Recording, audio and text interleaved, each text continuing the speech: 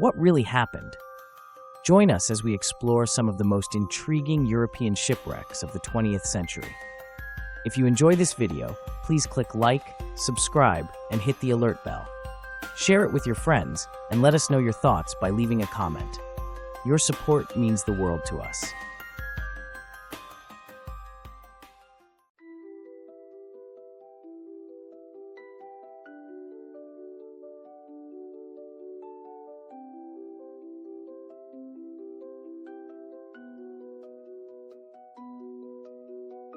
When we talk about Europe's 20th century shipwrecks, we're looking at a tapestry of history, everything from wartime losses to peacetime tragedies. What fascinates me most is how these wrecks encapsulate specific moments in time, but they also pose immense challenges for historians and archaeologists alike, particularly in terms of preservation. Would you agree, Alex? Absolutely, Chris. Preservation is a constant battle. The underwater environment is both a preserver and a destroyer. On one hand, deep water and low oxygen levels can protect artifacts for decades or even centuries. On the other, saltwater corrosion, marine organisms, and human interference can cause irreparable damage. The technical challenges of accessing these sites are significant as well, especially when they're located in deep or treacherous waters. That's a great point. One of the most notable examples is the wreck of RMS Lusitania. It sank during World War I off the coast of Ireland and has been a subject of debate for decades, not just about its historical implications, but also about how to study and preserve it. The wreck lies at a depth of around 300 feet, which makes it accessible to modern divers, but it's also deteriorating rapidly due to saltwater corrosion and fishing trawlers dragging nets across it. Have you had the chance to dive near the Lusitania? I haven't dived the Lusitania personally, but I've worked on similar wrecks in the North Atlantic, and the challenges are consistent. Depth and currents are major factors, but so is the legal status of the wreck. With the Lusitania, there's the added layer of ownership disputes and questions about whether it should be left undisturbed as a war grave. That's a dilemma we face with many wrecks from that era: how to balance respect for the dead with the cultural and historical value of studying the site. You've hit on something crucial there. Sensitivity is key, no doubt. But there's also the issue of looting. Many of these sites are plundered by treasure hunters or even casual divers. Artifacts that could provide valuable historical context are removed without documentation, and in some cases, human remains are disturbed. It's heartbreaking to see that happen, especially when you know how much effort goes into ethical underwater archaeology. We're working against the clock, but we're also working against human greed. That's infuriating, but sadly not surprising. Looting has been a problem for centuries, but it's exacerbated today by advanced technology. With modern sonar and remotely operated vehicles, even the deepest wrecks are no longer out of reach. Take the MV Wilhelm Gustloff, for instance. It's one of the most tragic shipwrecks of World War II, with an estimated 9,000 lives lost. It's supposed to be protected under international law, but divers have still managed to remove items from the site. How do marine archaeologists like yourself tackle such issues? It's a constant battle, Chris. One of the tools we have is legislation, like the UNESCO Convention on the Protection of the Underwater Cultural Heritage. It's designed to prevent unauthorized excavations, but enforcement is tricky, especially in international waters. Public awareness is another crucial element. If people understand the significance of these sites, they're less likely to disturb them. That's why outreach and education are such big parts of what we do. Still, it's frustrating to think about how many artifacts are lost before we even get a chance to document them. Outreach is indeed vital. I think back to the wreck of the Britannic, the sister ship of the Titanic. It was a hospital ship during World War I and sank in the Aegean Sea. Jacques Cousteau first explored it in the 1970s, but even then, much of the wreck had already been damaged by salvagers and natural forces. The Britannic is a perfect case study of how these wrecks can bridge maritime history and archaeology. The ship's design improvements, made after the Titanic disaster, tell us so much about how maritime safety evolved in the early 20th century.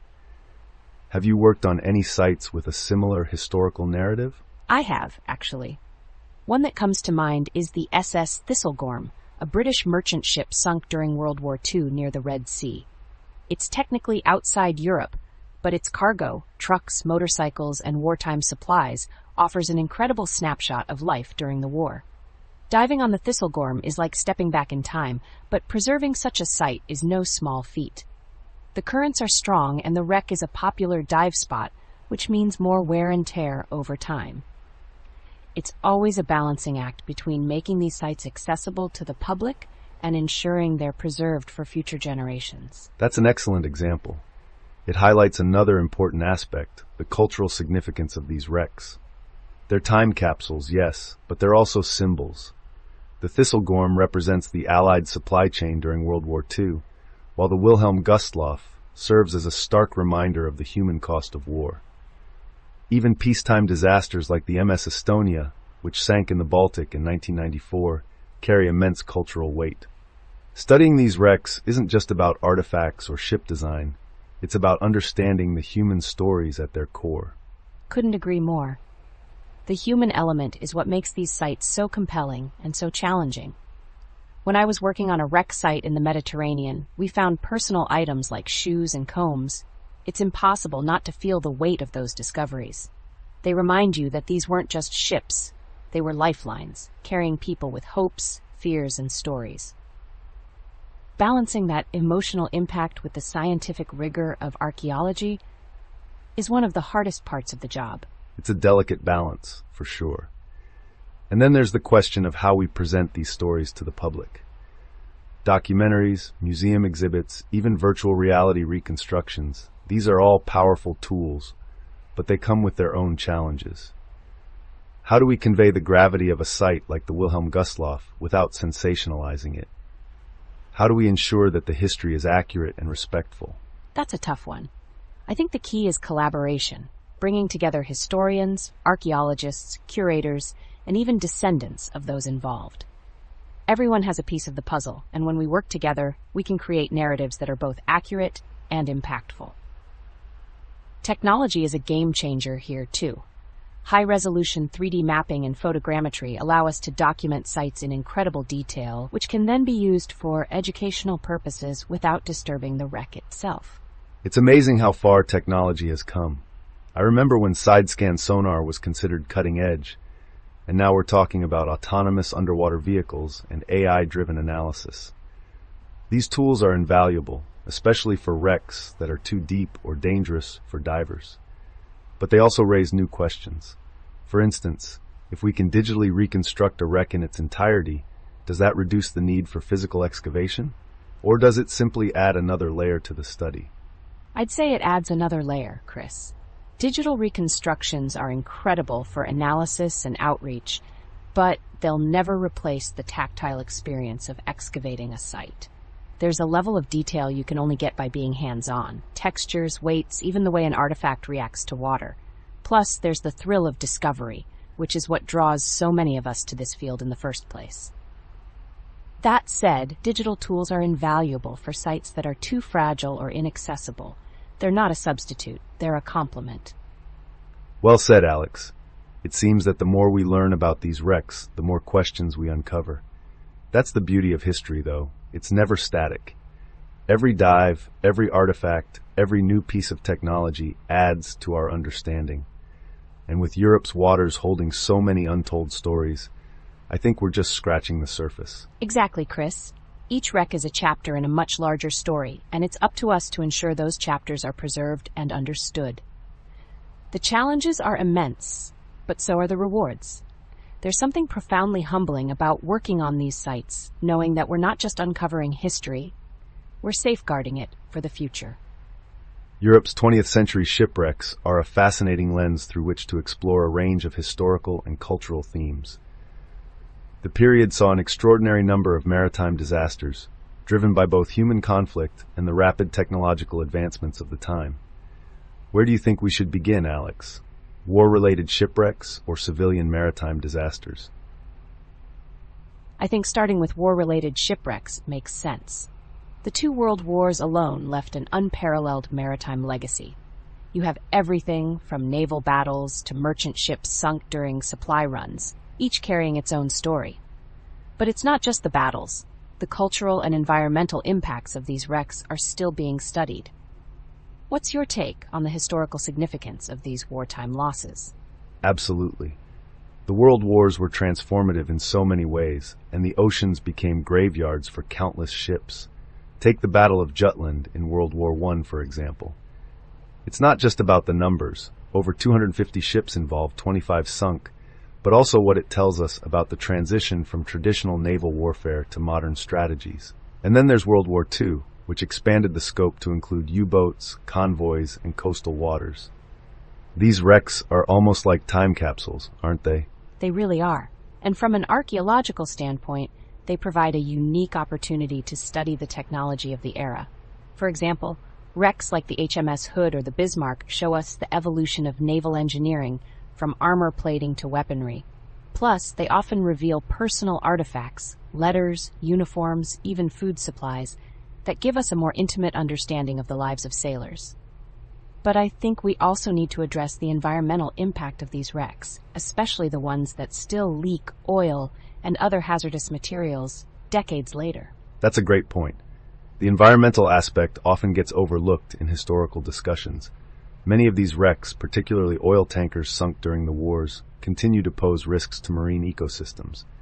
The SS Richard Montgomery in the Thames estuary, for example, still has thousands of tons of explosives on board. It's a ticking time bomb, both literally and environmentally. But shifting gears a bit, how do you see civilian disasters fitting into this narrative? Civilian shipwrecks are just as significant, if not more so, in terms of their cultural impact. Think about the Titanic. It's not in Europe, but it's a benchmark for understanding how maritime disasters capture public imagination. In Europe, you have the Lusitania, sunk in 1915. It wasn't just a tragedy, it had political ramifications and helped sway public opinion during World War I. Then there's the sinking of the Doña Paz in 1987, one of the deadliest peacetime maritime disasters. These events resonate on a human level, don't they? They do, and they also highlight the gaps in safety regulations over the years. The Titanic, for instance, led to major changes in lifeboat requirements and international maritime law. The Lusitania's sinking, while shocking, also underscored the risks of unrestricted submarine warfare. And let's not forget the Estonia disaster in 1994, arguably one of Europe's most significant modern shipwrecks. It prompted a re-evaluation of ferry safety standards across the continent. But what's your perspective on diving these wrecks? How do you balance the archaeological research with the ethical considerations? That's a tricky one. When you're diving to a shipwreck, especially one where lives were lost, you have to approach it with a lot of respect. It's not just an archaeological site, it's a grave.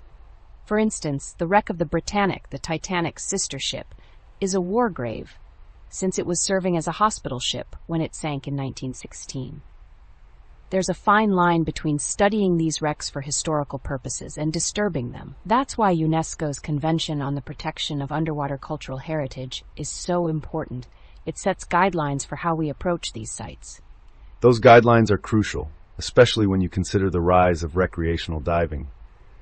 There's a growing market for wreck tourism, and while it can raise awareness, it also poses risks. Looting, accidental damage, and even the removal of artifacts for personal collections can strip these sites of their historical context. The SS Thistlegorm in the Red Sea is a prime example. Although not European, it's been heavily impacted by divers over the years. Do you think technology like remote-operated vehicles can help mitigate some of these issues? Definitely. ROVs and other advanced technologies are game changers for underwater archaeology. They allow us to explore and document wrecks in detail without physically disturbing them. High-resolution 3D mapping, for instance, can capture the entire site down to the smallest detail, which is invaluable for both research and preservation. We used these techniques on the wreck of the Wilhelm Gustloff, which sank in 1945. It's one of the most tragic maritime disasters in history, with over 9,000 lives lost. The wreck's depth and condition make it challenging to study, but technology has made it possible to learn more without causing harm. The Wilhelm Gustloff is a harrowing case, both for its scale and the circumstances surrounding its sinking. It was carrying refugees, soldiers, and crew when it was torpedoed by a Soviet submarine. That tragedy encapsulates so many of the themes we've been discussing. I think it comes down to a combination of factors. That's true. The Titanic has almost become a mythic tale, while other wrecks like the Lancastria or the Cap Arcona remain largely forgotten outside academic circles. And yet, each of these wrecks has lessons to teach us about resilience, failure, and even the evolution of maritime policy. I think part of our job as historians and archaeologists is to bring these lesser-known stories to light, but it's a delicate balance, isn't it? Too much focus, and you risk commercializing the tragedy. Too little, and the history is lost. Exactly. It's about finding that middle ground. That's why interdisciplinary collaboration is so important. Historians like you can provide the broader context, while archaeologists like me focus on the tangible evidence. And then there's the role of marine biologists, environmental scientists, and even local communities. Shipwrecks are more than just historical sites. They're ecosystems, cultural landmarks, and in some cases, symbols of collective memory. The more perspectives we bring to the table, the richer our understanding becomes. Well said. And speaking of collective memory, I think it's worth mentioning how shipwrecks can also serve as sites of reconciliation and remembrance. The wreck of the Royal Oak in Scapa Flow, for instance, is both a war grave and a place of pilgrimage. It's a reminder of the human cost of war, but also of the need to preserve these stories for future generations. How do you think we can best involve the public in the preservation and study of these sites without compromising their integrity? Public involvement is key, but it has to be done responsibly. Education is the first step, helping people understand why these wrecks matter and what they can teach us. Virtual reality and digital reconstructions are amazing tools for this. They allow people to explore a wreck without physically going there. Citizen science projects are another great way to engage the public. For example, divers can be trained to document wrecks in a way that contributes to research. It's about creating a sense of shared stewardship. Shared stewardship. That's a powerful concept. At the end of the day, these shipwrecks belong to all of us. They're a part of our collective history, and their preservation is a shared responsibility. Whether it's through advanced technology, public engagement, or international cooperation, I think we're moving in the right direction. It's a challenging field, but also an incredibly rewarding one. Absolutely. Every dive, every piece of research, every story uncovered, it all contributes to a deeper understanding of our past and, hopefully, a better future. Europe's 20th century shipwrecks are more than just remnants of tragedy. They're lessons, warnings, and in some cases, even sources of inspiration. I'm looking forward to diving deeper into this topic with you, both literally and figuratively. Shipwrecks are often referred to as time capsules of history, and for good reason.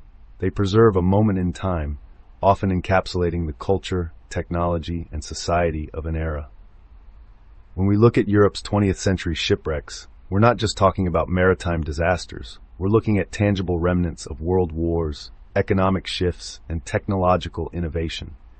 What's your take on that, Alex? I completely agree, Chris. Shipwrecks are unique because they provide direct, unaltered evidence of the past. Unlike buildings or land-based artifacts, which are often repurposed or altered over time, shipwrecks remain largely untouched once they settle on the seafloor.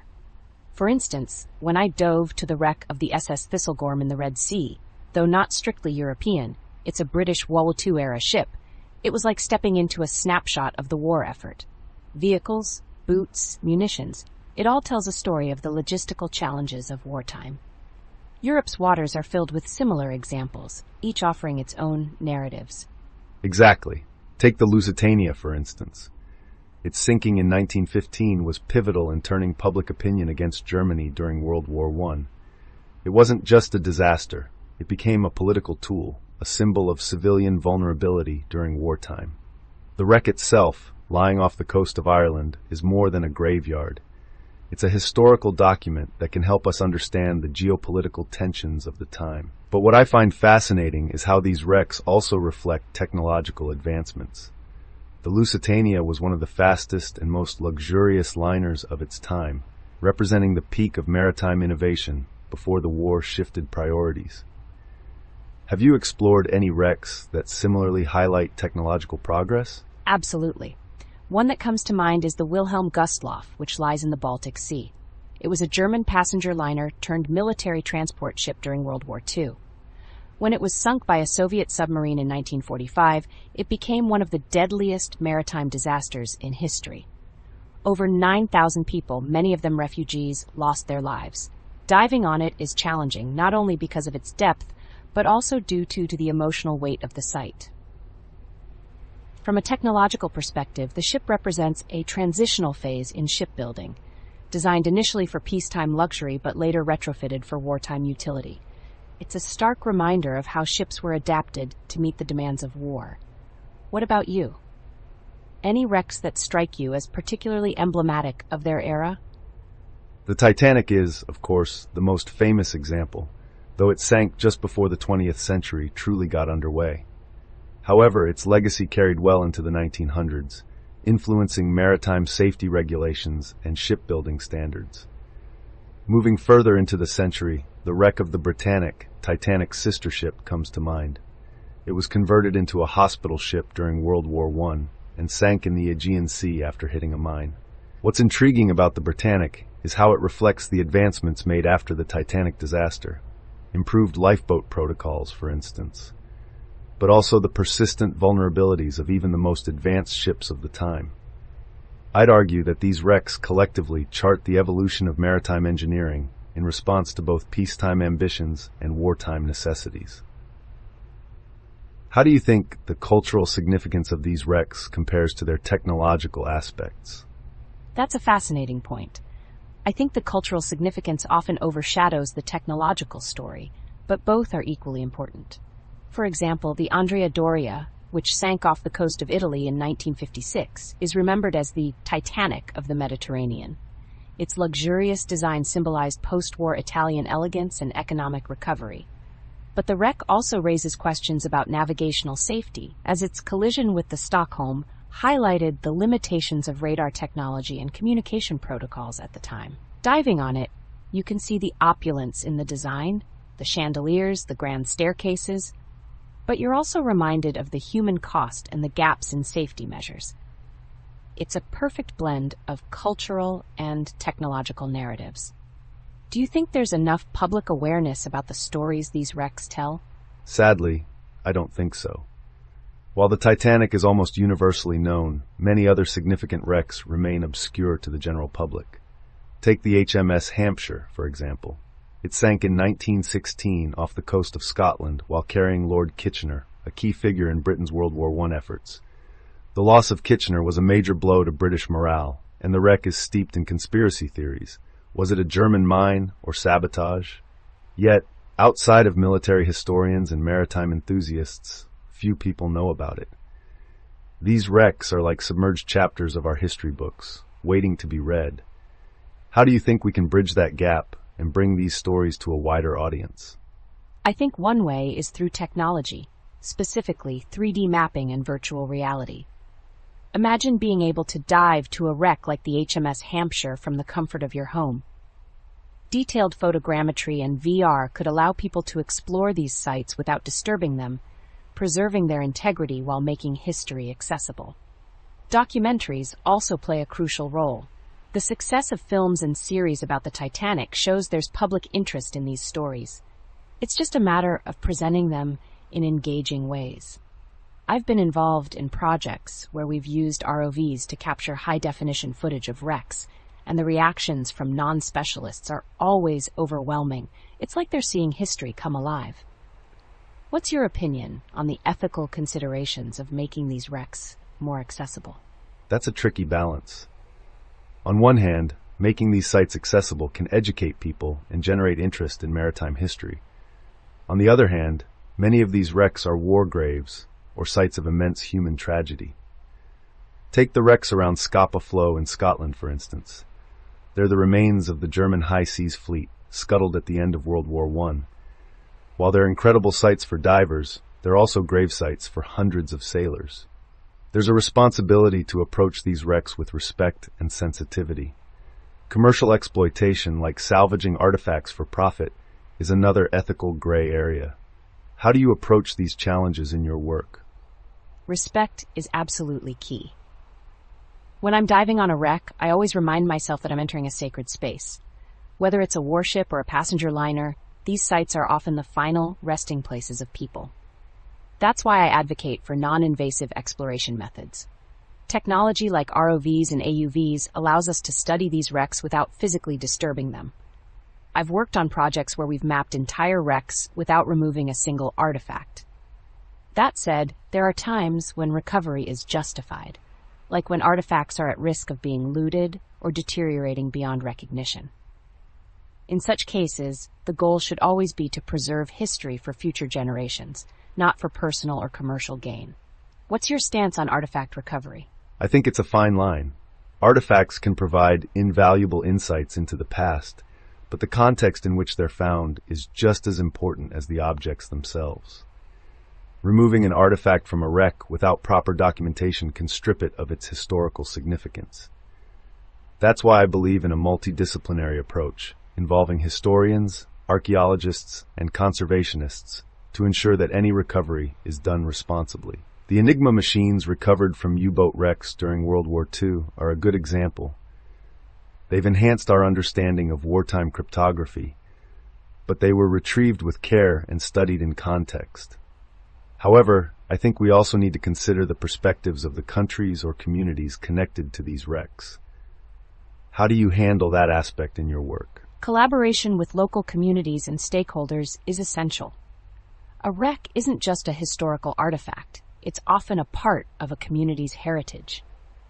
For instance, when we worked on a project involving a wreck in the North Sea, we partnered with local historians and fishermen who had stories and knowledge passed down through generations. Their input provided context that we never would have uncovered on our own. It's also about giving back, sharing findings with the community through exhibitions or public lectures. At the end of the day, these wrecks belong to humanity, but they also have specific cultural and emotional ties to the places where they rest. How do you see the role of international cooperation in preserving these sites? International cooperation is absolutely crucial, especially when you consider that many wrecks lie in contested waters or international zones. Agreements like UNESCO's Convention on the Protection of the Underwater Cultural Heritage are a step in the right direction, but enforcement is still a challenge.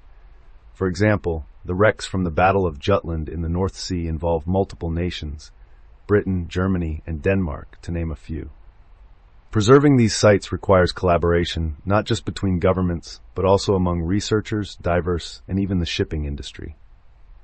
Unfortunately, issues like looting and illegal salvaging complicate matters.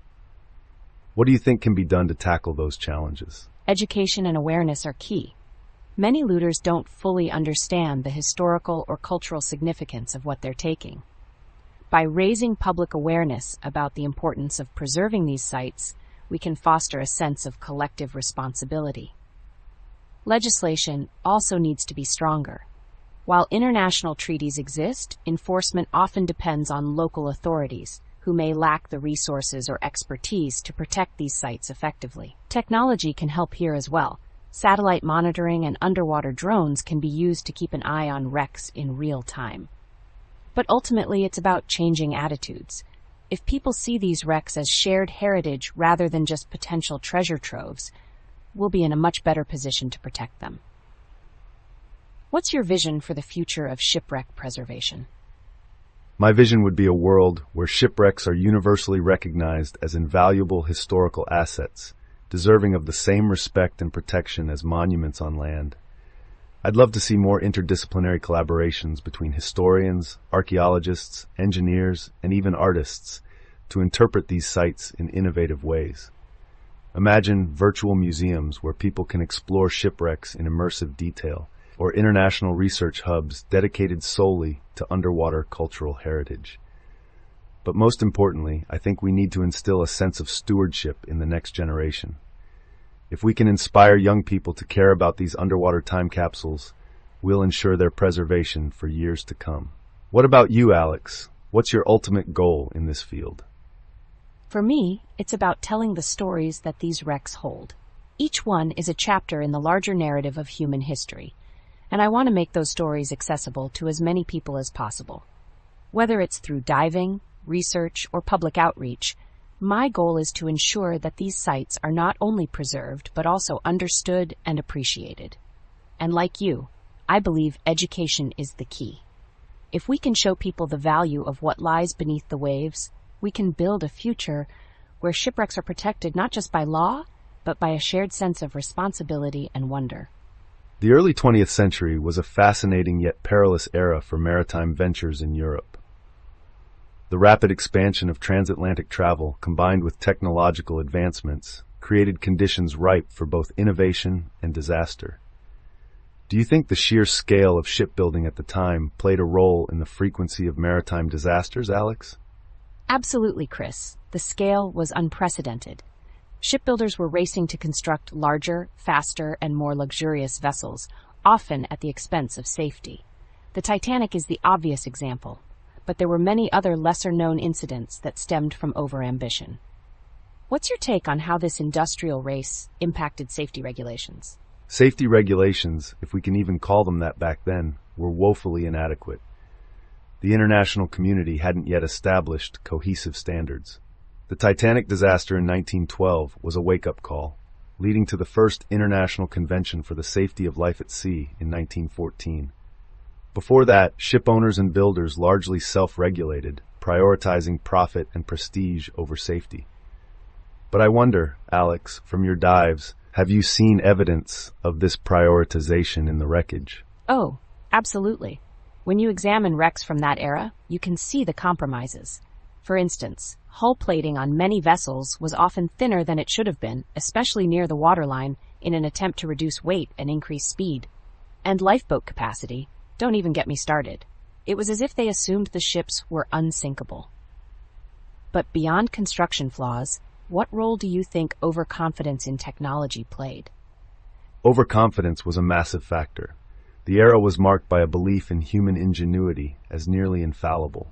Radiotelegraphy, for example, was a groundbreaking tool, but operators often assumed it would prevent all disaster scenarios.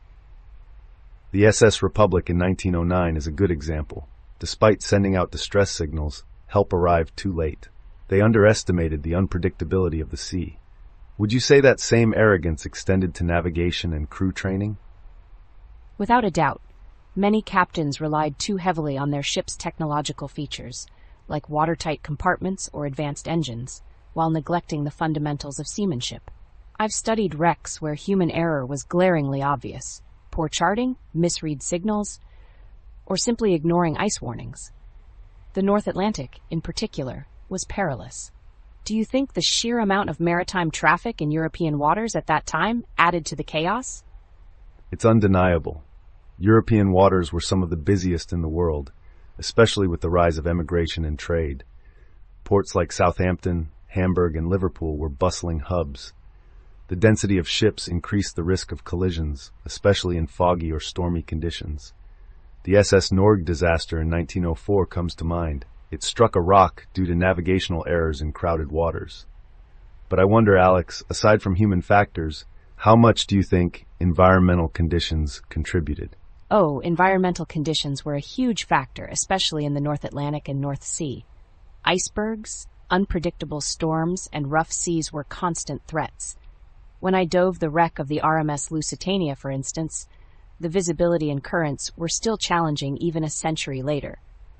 And let's not forget how climate patterns affected migration routes for icebergs. Do you think shipping companies underestimated these natural dangers? They absolutely did. It wasn't just the Titanic. There was a broader culture of dismissing nature's power. Shipping companies marketed their vessels as impervious to such risks, often ignoring or downplaying weather reports. The SS Valencia disaster off the Canadian coast in 1906 is another tragic example. Poor weather and navigation led to catastrophic loss of life. Moving away from natural conditions, how do you think geopolitics influenced maritime disasters during that period? Geopolitics had an undeniable impact. European nations were heavily invested in showcasing their naval and maritime dominance, which meant pushing boundaries in ship design and route expansion. Colonial trade routes were also heavily trafficked, often leading to overworked crews and poorly maintained ships. And during World War I, the introduction of submarine warfare turned even neutral waters into death traps. What's your perspective on how the war reshaped maritime safety? The war was a game changer. Submarine warfare, particularly Germany's use of U-boats, introduced a new level of danger. The sinking of the Lusitania in 1915 was a turning point, highlighting the vulnerability of even passenger liners in wartime. This period also saw the emergence of convoy systems as a safety measure, though they weren't foolproof. It's fascinating how the war forced innovations in navigation and ship design, but do you think these advancements carried over to the commercial sector post-war? Some did, but many were slow to trickle down. For instance, the use of sonar technology, which emerged during World War I, eventually influenced commercial shipping, but not immediately. Instead, economic pressures in the post-war years often led to corners being cut again. I've seen wrecks from the 1920s that still lacked basic safety features like sufficient lifeboats or reinforced hulls. Do you think the public outcry after major disasters like the Titanic had any lasting impact on this negligence? Public outcry did lead to some reforms, but implementation was uneven. The Titanic disaster led to the establishment of the International Ice Patrol, which was a crucial step forward. However, smaller shipping lines often ignored new regulations, especially in less scrutinized regions. It took repeated disasters to finally drive home the importance of safety. But I'm curious, Alex, from your fieldwork, do you think we've learned enough from these early 20th century tragedies? I'd like to say yes, but the reality is more complicated. Many lessons have been learned, especially regarding construction and safety protocols, but human error and overconfidence remain persistent issues. Diving to wrecks like the Andrea Doria, which sank in the 1950s, shows that some mistakes of the early 20th century were still being made decades later. It's a sobering reminder of how history can repeat itself when we're not vigilant. The early 20th century was a fascinating period for maritime activity in Europe, with a confluence of political, economic, and technological factors shaping the industry. To start, the rise of industrialization created an unprecedented demand for maritime trade, both within Europe and across the globe. Nations were competing to expand their merchant fleets, and shipbuilding became a critical industry. What do you think, Alex? Did this economic boom manifest in any particular patterns when it came to shipwrecks or underwater finds from the era? Absolutely, Chris. The sheer volume of maritime traffic during that time meant that accidents were almost inevitable. Many of the wrecks I've explored from the early 20th century are merchant vessels, steamships primarily, that were carrying coal, grain, or manufactured goods. It's interesting because the cargoes themselves often tell us so much about the trade routes and economic priorities of the time. For example, I've seen ships loaded with British coal en route to Scandinavia or German vessels carrying industrial machinery to Russia. Did you notice how geopolitics also started playing a bigger role in shaping maritime activity during this period? Definitely. The political landscape of Europe at the time was incredibly dynamic. The naval arms race between Britain and Germany, for instance, wasn't just about military power. It also had significant economic implications. Both nations were heavily investing in new ship designs, shipyards, and technology. The dreadnought battleships are the most famous examples, but the innovations trickled down to the commercial sector as well. You'd see advances in hull design, propulsion systems, and safety measures. However, the onset of World War I in 1914 completely disrupted maritime trade. How do you think that wartime disruption impacted the wrecks you've studied? Wartime wrecks are a unique category, that's for sure. I've investigated several ships sunk by German U-boats, and they often provide a stark contrast to peacetime wrecks.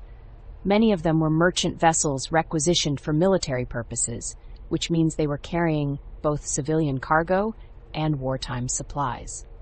It's also fascinating to see how quickly naval warfare adapted. For instance, the use of convoys became critical to protecting shipping lanes. Some wrecks even show evidence of hastily added defensive measures, like deck guns mounted on formerly unarmed ships. What I find intriguing is how maritime law and the concept of unrestricted submarine warfare played into all of this. What's your take on that? Unrestricted submarine warfare was a game changer, no doubt about it. It essentially blurred the lines between civilian and military targets, which had enormous consequences not just for the war effort, but also for public opinion. The sinking of the Lusitania in 1915, for example, was not only a maritime disaster, but also a political flashpoint. It brought neutral nations like the United States closer to entering the war. Economically, the loss of cargo ships on such a scale created shortages and drove up the cost of goods. It's a stark reminder of how interconnected maritime activity was with the broader political and economic systems. Do you ever see evidence of how these losses impacted local economies in the wrecks you've studied? Oh, absolutely. One of the most poignant examples is the wreck of the SS Laurentic, sunk in 1917 off the coast of Ireland.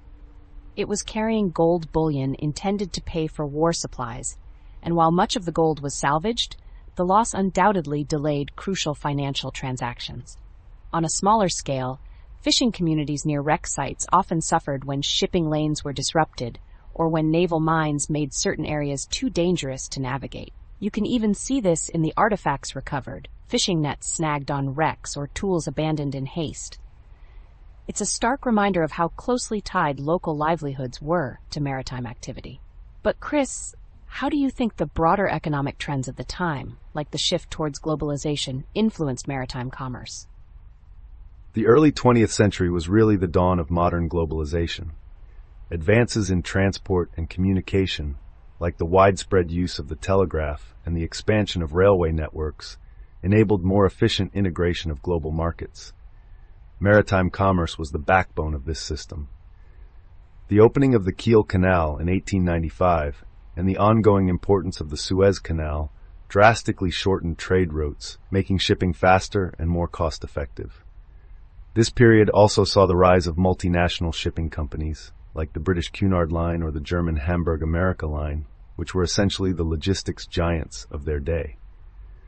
But with globalization came vulnerabilities. Do you find that the wrecks from this period often reflect the risks of over-reliance on maritime trade?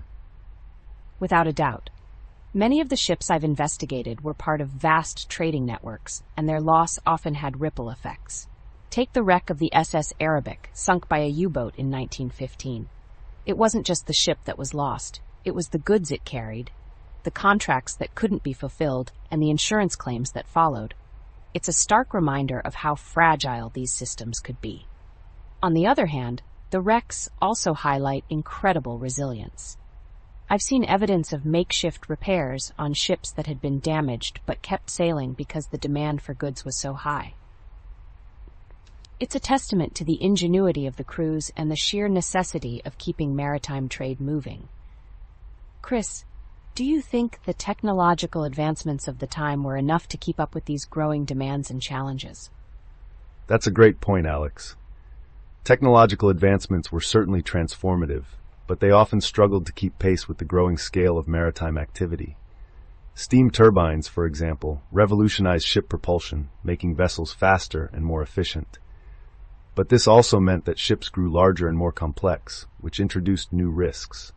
The Titanic is, of course, the most infamous example, a marvel of engineering that ultimately succumbed to human error and overconfidence. Safety regulations lagged behind as well. It took disasters like the Titanic to spur changes like the International Convention for the Safety of Life at Sea in 1914. Do you find that the wrecks you study often highlight these gaps between technological progress and practical application? Absolutely, Chris. The Titanic is a classic case, but there are countless lesser-known examples. I've worked on wrecks where you can see evidence of design flaws or inadequate safety measures, lifeboat shortages, poorly constructed bulkheads, or even the use of substandard materials. On the other hand, you also see the beginnings of modern safety practices. Some ships had early versions of watertight compartments or wireless telegraphy systems, which were cutting edge at the time. It's fascinating to see how these technologies were implemented and sometimes failed under real-world conditions. What's striking to me is how these lessons were learned and codified over time. Chris, do you think these maritime disasters had a lasting impact on international cooperation in the industry? They certainly did. Maritime disasters were often the catalysts for greater international collaboration. The Titanic, for instance, led to the establishment of the International Ice Patrol to monitor iceberg activity in the North Atlantic. Similarly, the widespread use of wireless telegraphy after the Titanic disaster revolutionized maritime communication. But it wasn't just about safety. There was also a growing recognition of the need for standardized practices in trade and navigation. The League of Nations, established after World War I, even had a mandate to address issues like piracy and maritime law. It's fascinating to see how these early efforts laid the groundwork for the modern systems we have today. How do you see the legacy of this era reflected in the wrecks you study, Alex? The legacy is everywhere, Chris. Many of the wrecks I study are essentially time capsules, preserving the technology, practices, and even the cultural attitudes of their time. You can see the transition from sail to steam, the shift towards larger and more specialized vessels, and even the impact of international regulations. For example, ships built after the Titanic disaster often have improved lifeboat provisions or reinforced hulls.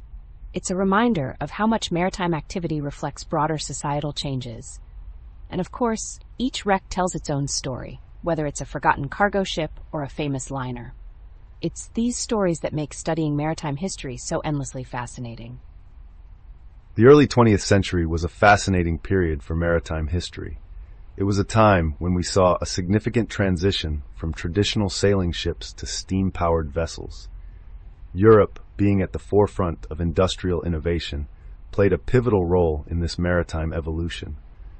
One of the key aspects was the rapid advancement in shipbuilding technology, particularly with the advent of steel hulls and more powerful steam engines. What's your take on how these advancements influenced shipwrecks of the era, Alex? Absolutely, Chris. The shift to steel hulls was revolutionary, but it wasn't without its challenges. From a marine archaeological perspective, steel ships present a unique decay process compared to wooden vessels. While wood deteriorates due to biological factors like shipworms, steel corrodes over time, especially in saline environments. This gives us a different lens through which to study wrecks. What's fascinating is how these technological advancements often outpaced the safety standards of the time. Take the Titanic, for example. State-of-the-art shipbuilding, but woefully inadequate lifeboat provisions. That's an excellent point, Alex. The Titanic is often the first ship that comes to mind when discussing early 20th century maritime disasters, and for good reason. It embodied the era's blend of ambition and hubris. The ship's design was revolutionary, yet the safety measures were based on outdated regulations that didn't account for the scale of modern vessels. The Board of Trade's lifeboat requirements were based on tonnage, not passenger capacity. This oversight proved catastrophic. Do you think there was a disconnect between the engineers and the policymakers of the time? Without a doubt, Chris. Engineers were pushing boundaries, designing ships that were larger and faster than ever before. However, the regulatory frameworks were lagging behind, stuck in a mindset suited for smaller, less complex vessels. It's almost as if the policymakers underestimated the risks that came with scaling up. Diving to wrecks like the Titanic or the Britannic provides tangible evidence of this disconnect. You can see how safety features were almost an afterthought in some areas. But what's also interesting is how public perception of safety influenced these decisions. People believed these ships were unsinkable. How do you think that belief impacted safety priorities? The unsinkable reputation certainly played a role in complacency. It was a marketing triumph, but a safety disaster. The White Star Line heavily promoted the Titanic's design features, like its watertight compartments, without fully addressing the limitations of those features. This created a false sense of security, both for passengers and the crew. The belief that a ship was unsinkable likely influenced how resources were allocated, more towards luxury and less towards safety. Yet ironically, it was precisely this luxury that made these ships iconic. What kind of artifacts have you come across in your dives that reflect this duality? Oh, plenty, Chris. One of the most striking examples is the fine china and silverware recovered from wrecks like the Titanic. These artifacts showcase the opulence that was prioritized over practical safety measures. The attention to detail in these items is incredible, but it's a stark contrast to the simplicity and inadequacy of sea of safety equipment like lifeboats or life jackets. Another example is the ornate fixtures from first-class cabins, beautiful, but they serve as a reminder of what was valued at the time. When you compare these to the remains of the ship's structural components, it's clear where priorities lay. From your perspective, how did this focus on luxury influence the broader maritime industry? It set a precedent that luxury was synonymous with progress. The early 20th century was a competitive era for shipping companies, especially in transatlantic travel. Lines like White Star and Cunard vied for dominance, not just in speed, but in providing the most luxurious experience. This competition drove innovation, but it also diverted attention from safety. The Lusitania, for instance, was both fast and luxurious, yet it lacked sufficient measures to protect passengers in case of emergency. The emphasis on luxury created a culture where the experience overshadowed the risks. How do you see that reflected in the wreck sites you've explored? It's evident in almost every wreck from that era. The starkest contrast is between the first-class and third-class accommodations. First-class sections often contain remnants of fine furnishings and personal belongings that speak to the wealth and status of their occupants. Meanwhile, the third-class areas are far more utilitarian, but even there, you can see how little attention was given to safety. What's also intriguing is the layout of these ships, how the design often made it more difficult for third-class passengers to access lifeboats. It's a sobering reminder of the social hierarchies of the time. Have you noticed how these hierarchies played out in the historical records of maritime disasters? Definitely, Alex. The class divide is a recurring theme in the narratives of maritime disasters. In the case of the Titanic, for example, survival rates differed dramatically between classes. Only about 25% of third-class passengers survived, compared to over 60% of first-class passengers. This disparity can be attributed to a combination of factors, including access to lifeboats and the crew's prioritization of first-class passengers. These records are invaluable for understanding the societal norms of the time. They also highlight how these norms influence ship design and emergency protocols. From an archaeological standpoint, have you uncovered evidence of these class dynamics in your dives? Absolutely, Chris. The physical layout of ships often tells the story of these class divisions. On ships like the Titanic, you see clear barriers between first-class and third-class areas, locked gates, separate staircases, and isolated compartments. These weren't just physical barriers, they were symbolic of the societal structures of the time. In exploring these spaces, you can almost feel the inequities that played out during those final moments. The artifacts we recover also reflect this divide: expensive jewelry and personal effects from the first-class areas versus more modest belongings in third-class sections. It's a poignant reminder of how deeply ingrained these hierarchies were. How do you think these dynamics influenced the aftermath of such disasters? They had a profound impact, both socially and legally. The stark differences in survival rates fueled public outrage and led to calls for reforms in maritime safety.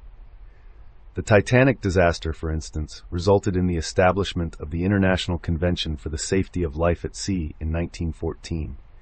This was a watershed moment, as it introduced mandatory lifeboat provisions, regular lifeboat drills, and better communication protocols. However, it's worth noting that these changes came at a high human cost. The class dynamics of these tragedies also sparked broader discussions about social inequality, which had lasting effects beyond the maritime industry. Do you think these reforms were effective in addressing the root causes of such disasters? To some extent, yes, but they were just the beginning. The reforms addressed immediate safety concerns, like lifeboat capacity and wireless communication, but they didn't fully tackle the cultural mindset that prioritized profit and prestige over safety. Even after the Titanic, we saw disasters like the Lusitania and the Empress of Ireland, which revealed lingering gaps in safety practices. From an archaeological perspective, these later wrecks show incremental improvements, like better lifeboat deployment systems, but also persistent flaws. It's a reminder that progress is often slow and reactive. What's your view on how these lessons shaped the maritime landscape in the decades that followed? The early 20th century set the stage for a more regulated and safety-conscious maritime industry. But as you said, it was a gradual process. The interwar period saw further advancements, particularly with the introduction of radar and improved ship design. However, the lessons of the early 20th century weren't fully internalized until much later. Disasters like the sinking of the Andrea Doria in 1956 showed that even in the mid-20th century, human error and inadequate safety measures could still lead to tragedy. The early 1900s were a time of great innovation but also great hubris, and that tension continues to resonate in maritime history. What do you think modern marine archaeology can teach us about this era? Modern marine archaeology provides a unique opportunity to revisit these lessons with a fresh perspective. By studying shipwrecks from the early 20th century, we can better understand the interplay between technology, culture, and industry. These wrecks are time capsules that reflect the priorities and values of their time, both the triumphs and the failures. They remind us that progress is a double-edged sword, and that innovation must always be tempered with caution. As we continue to explore these wrecks, we not only honor the memories of those who perished, but also gain insights that can inform the future of maritime safety. The early 20th century was a transformative period for maritime activity in Europe. Industrial growth fueled an unprecedented expansion of both passenger liners and cargo ships. The sheer scale of shipbuilding during this era was remarkable, driven by advancements in steam power and steel hull construction. What's your take on how these advancements shaped the underwater landscape we explore today? Oh, absolutely, Chris. The industrial boom left a profound legacy beneath the waves. The switch from wooden to steel-hulled ships dramatically increased the longevity of wrecks on the seafloor, making them more accessible to marine archaeologists like me. Some of the most iconic wreck sites, such as the Titanic or the Britannic, owe their preservation to these technological advancements. But I'm curious, how do you see the rise of passenger liners influencing societal dynamics of the time? Great question. The advent of passenger liners like the Lusitania or the Mauretania revolutionized transatlantic travel. Suddenly, the world felt smaller and migration surged. Millions of Europeans emigrated to the Americas through these steamships, fostering cultural exchanges and economic opportunities. These liners were also symbols of national pride, each country vying to build the fastest, most luxurious ships. But I imagine that also means more artifacts left on the seabed. What kinds of cultural evidence have you encountered in your dives? Quite a bit, actually. Passenger ships often carried personal items that tell us a lot about the lives of those on board. For example, we've found everything from monogrammed luggage to children's toys preserved in the depths. Even the layout of the wrecks themselves can offer clues about social hierarchies. First-class sections tend to be more opulent, while steerage areas reveal the stark contrast. It's fascinating how these ships became microcosms of the societies they served. But cargo ships must have been critical too, right? Did they play just as significant a role in shaping the maritime landscape? Definitely. Cargo ships were the lifeblood of industrial Europe, transporting raw materials like coal, iron, and textiles across continents. Ports like Liverpool, Hamburg, and Rotterdam became bustling hubs of trade and commerce. These vessels also supported colonial enterprises, ferrying goods between Europe and its colonies. The sheer volume of maritime traffic increased the risk of collisions and accidents, which in turn has contributed to the number of wreck sites you now study. Do you find that cargo wrecks offer different insights compared to passenger liners? They do. Cargo wrecks often tell us about the economic backbone of a particular era. For instance, we've identified ships carrying war materials from the World Wars, which highlight the militarization of maritime trade routes. Others reveal smuggling activities or even experimental technologies, like early refrigeration systems for transporting perishable goods. It's not just the cargo itself, though. The ship designs are often more utilitarian, reflecting their primary purpose. Speaking of design, how did shipbuilding techniques evolve during this period to meet the demands of both passenger and cargo vessels? Shipbuilding underwent a revolution in the early 20th century. The widespread adoption of the triple expansion steam engine allowed ships to travel farther and faster while steel hulls provided greater durability and capacity. Shipyards like Harland and Wolff and Blohm & Voss became powerhouses of innovation.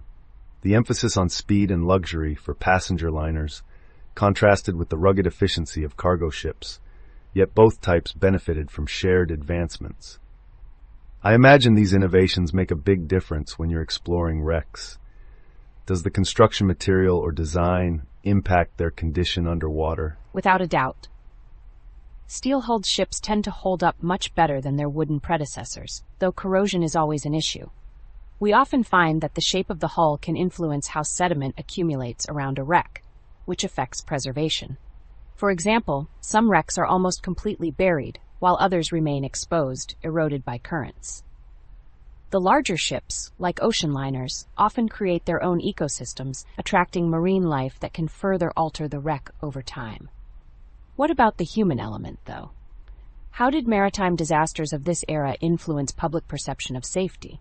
Maritime disasters had a profound impact on public consciousness, particularly high-profile ones like the sinking of the Titanic in 1912. That tragedy was a wake-up call, leading to significant reforms like the International Convention for the Safety of Life at Sea, SOLAS, in 1914.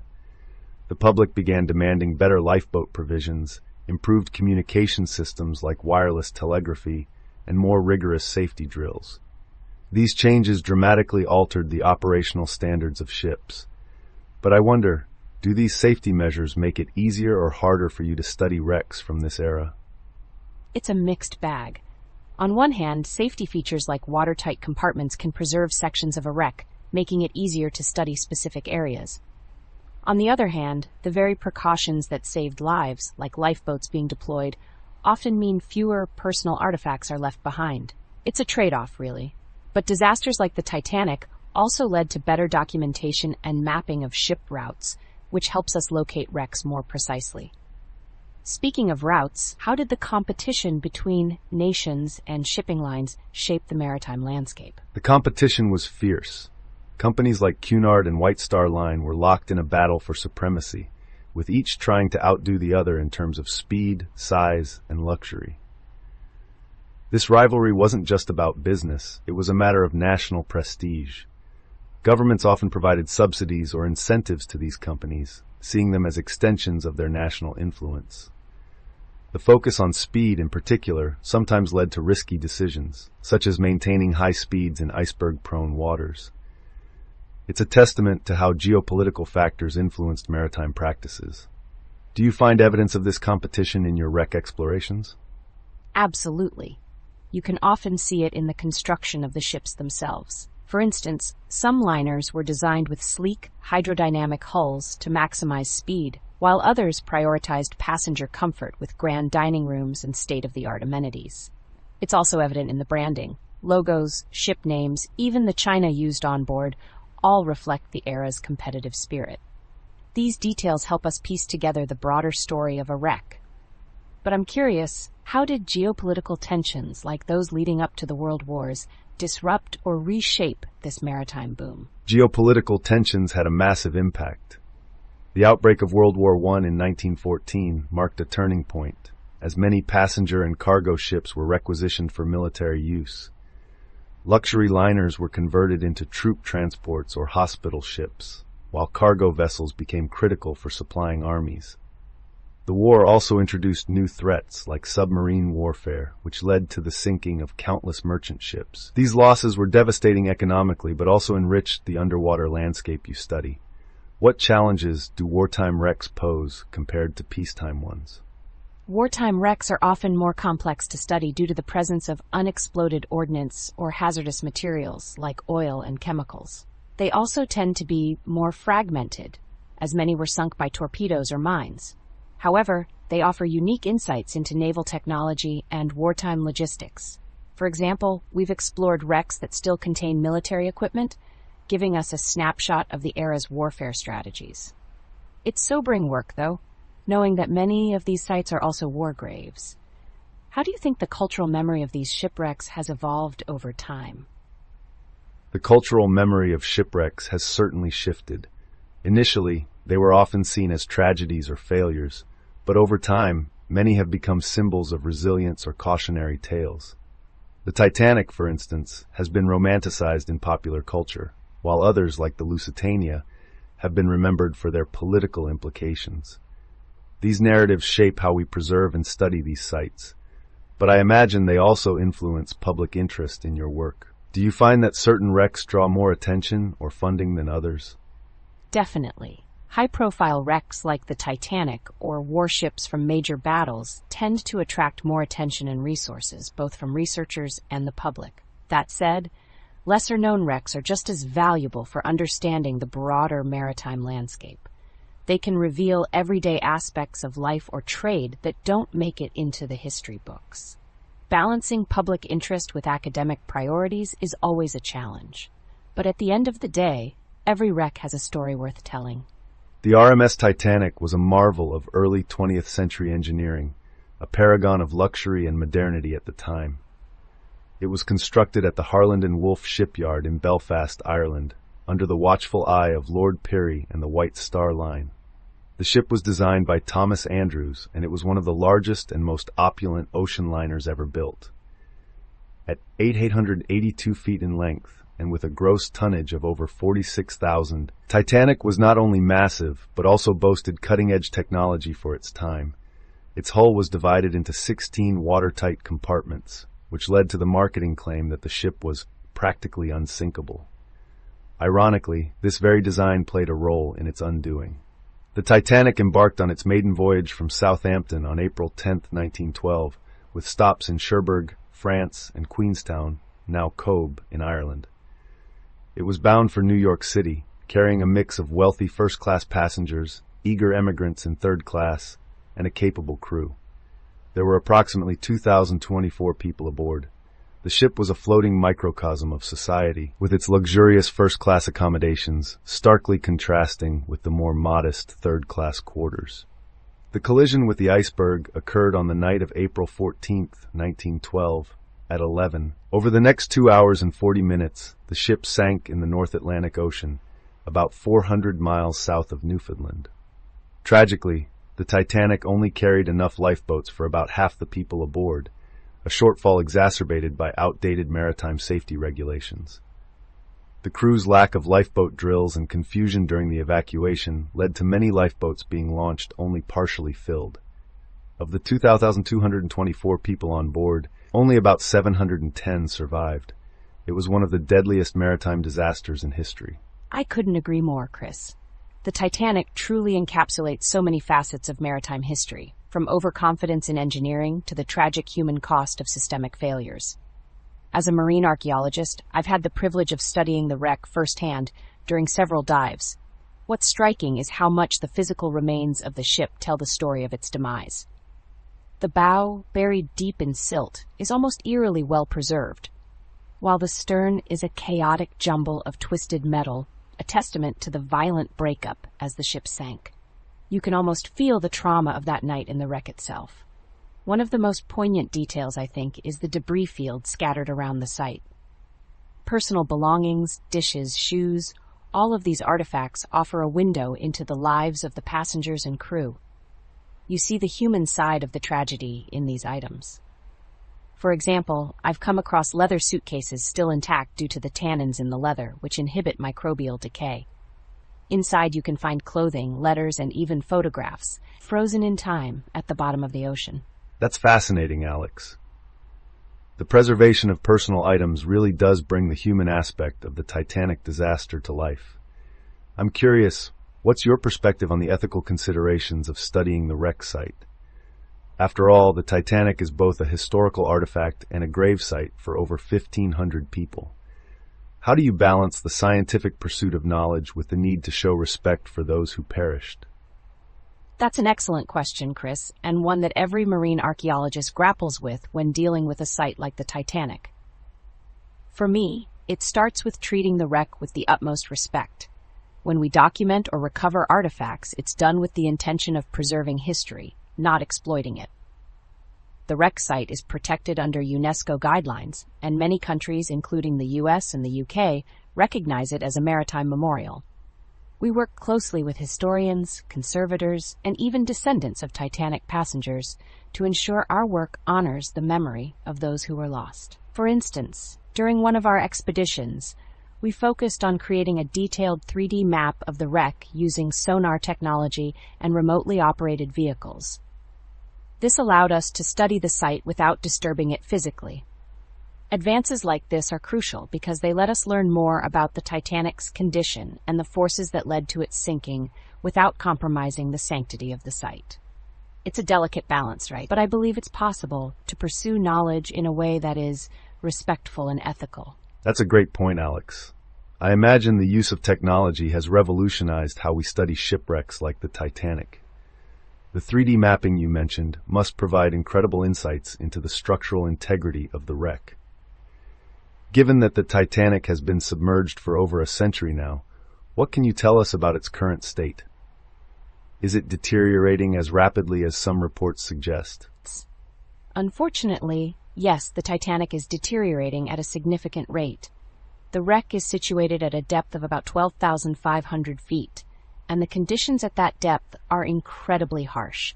The pressure is immense, and the water temperature hovers just above freezing. But the biggest factor contributing to the deterioration is the activity of metal-eating bacteria, specifically Halomonas titanici. These microbes are consuming the iron in the ship's structure, leading to the formation of rusticles, those icicle-like formations you see hanging from the wreck.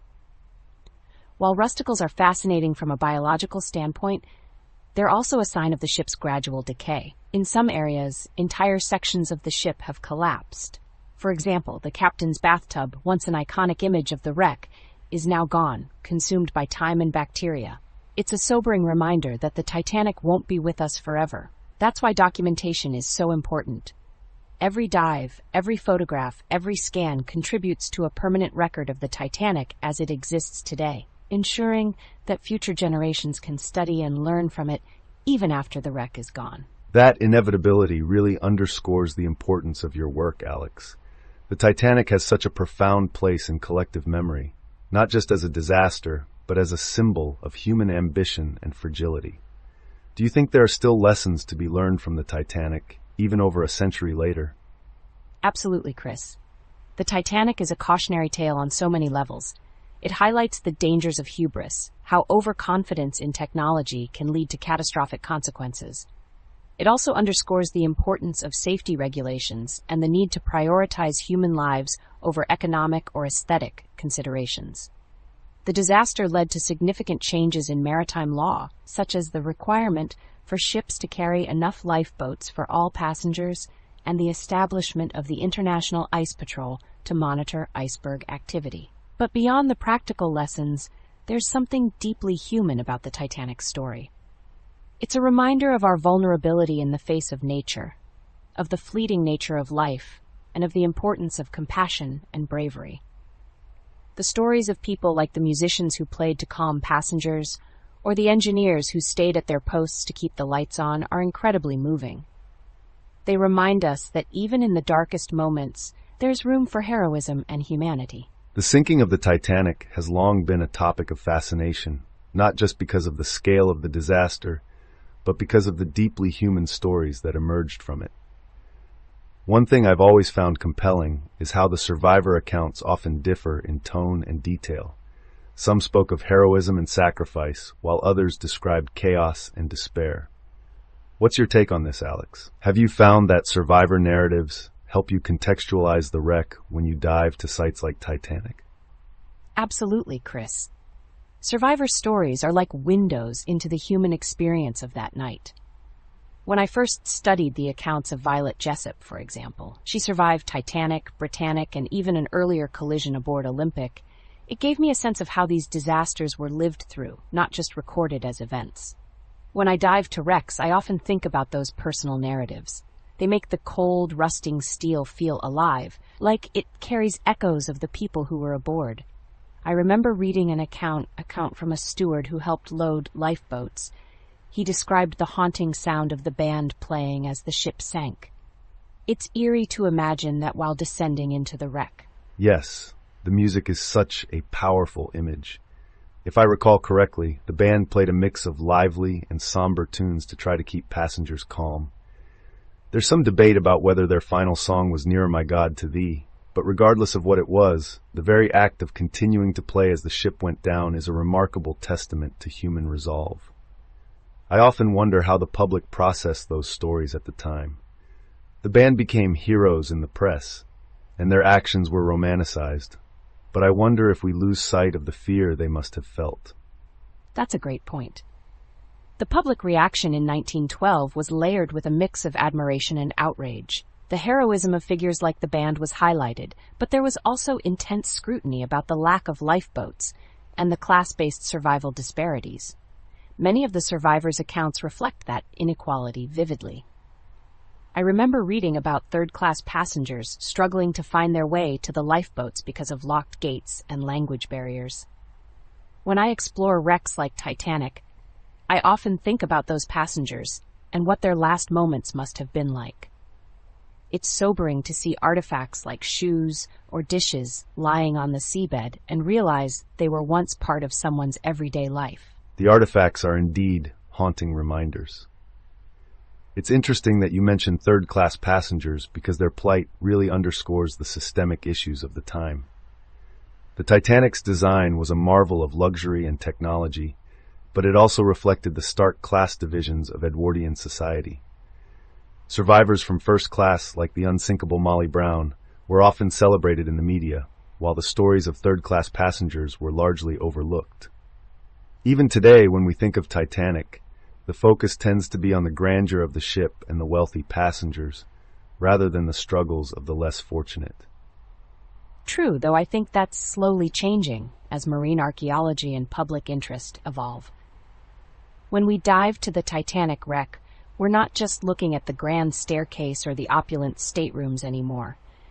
There's a growing focus on the steerage accommodations and the cargo holds. It's as if the wreck is finally telling the stories of those who didn't make it into the history books. I've seen plates stamped with the White Star Line logo and even children's toys among the debris. Each of those objects feels like a fragment of someone's life, a clue to a story that was never fully told. Indeed, and I think that's where the work of historians and archaeologists dovetails so beautifully. The survivor testimonies provide context, while the physical artifacts offer tangible evidence of those narratives. Take the lifeboat situation, for example. Many survivors describe the lifeboats leaving half full, yet we've recovered items from the seabed that suggest the lifeboats were hastily provisioned with whatever was at hand, indicating a level of panic and disorganization. It's those little details that bring the historical record to life and help us understand the tragedy in all its complexity. And let's not forget the public's reaction to those lifeboats.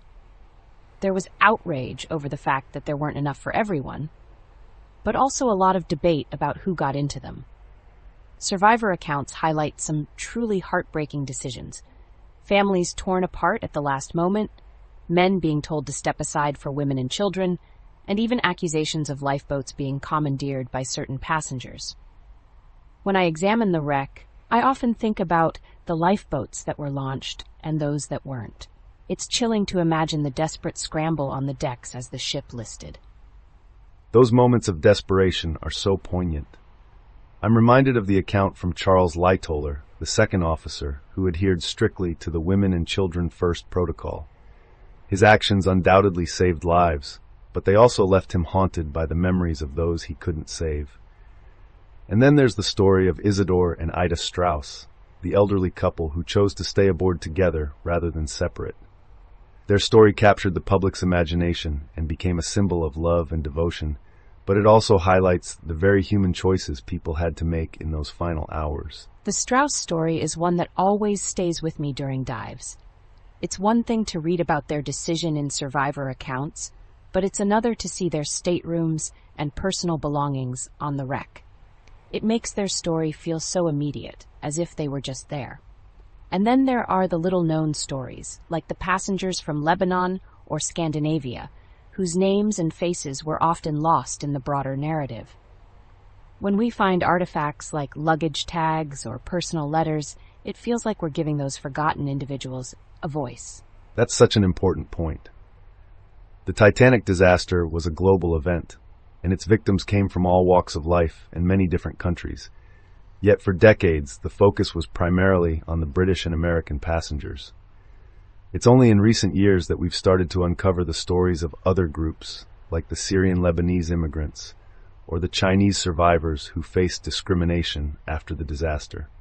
Their stories add so much depth to our understanding of the event, and I think they challenge us to reconsider how we memorialize tragedies like this. Absolutely. Diving to the wreck is a constant reminder of that diversity. It's fascinating to think about how the Titanic was a microcosm of early 20th century society, its inequalities, its aspirations, and its failures. Every object we recover, every survivor story we revisit, helps to paint a fuller picture. And I think that's why the Titanic continues to captivate us. It's not just a story about a ship, it's a story about humanity in all its complexity. Well said, Alex. The Titanic is a reminder of both our greatest achievements and our deepest flaws. And as historians and archaeologists, it's our job to keep exploring those layers, to ensure that every story is heard and every voice remembered. It's a daunting task, but also a profoundly rewarding one. I couldn't agree more, Chris. Every dive, every artifact, every story, it all brings us closer to understanding the people behind the tragedy. And as long as there are stories to uncover, I think the Titanic will continue to teach us something about ourselves. The sinking of the RMS Titanic is arguably one of the most infamous maritime disasters in history. Over a century later, it continues to captivate public imagination. From a historian's perspective, it's not just about the disaster itself, but the way it reflects the technological, social, and cultural attitudes of the Edwardian era. Wouldn't you agree, Alex? Absolutely, Chris. As a marine archaeologist, I'm constantly struck by how the Titanic serves as a time capsule of 1912. The wreck preserves not only the ship's physical structure, but also thousands of artifacts that tell us about the lives of the passengers, from the wealthiest first-class travelers to the immigrants in steerage. It's an unparalleled site for studying the intersection of class, technology, and human ambition. It's fascinating how those artifacts have become windows into the past. I imagine that recovering them must present significant challenges. After all, the wreck lies almost 12,500 feet below the surface of the North Atlantic. Could you elaborate on the techniques and technologies involved in exploring such a remote and harsh environment?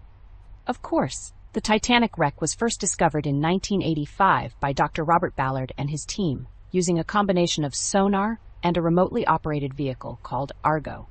Since then, technology has advanced dramatically. Today, we rely on remotely operated vehicles, ROVs, and autonomous underwater vehicles, AUVs, equipped with high-definition cameras, sonar mapping systems, and robotic arms.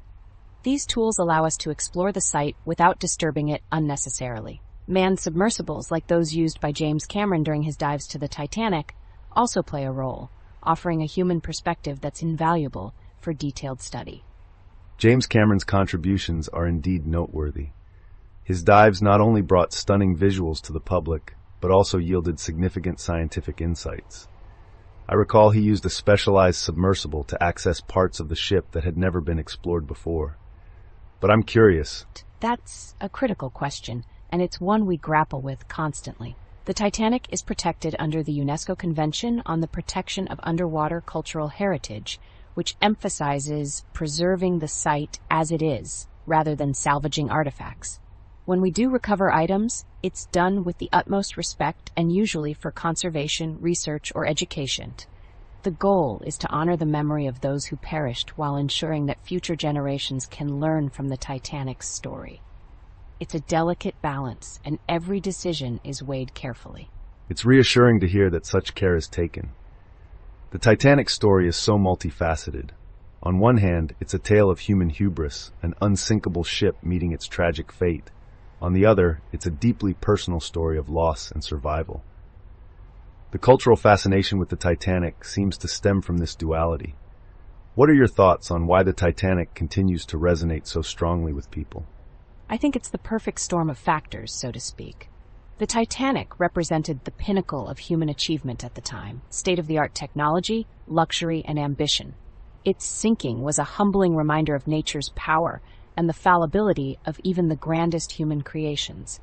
Add to that the poignant individual stories of heroism, sacrifice, and tragedy, and you have a narrative that's both epic and deeply personal.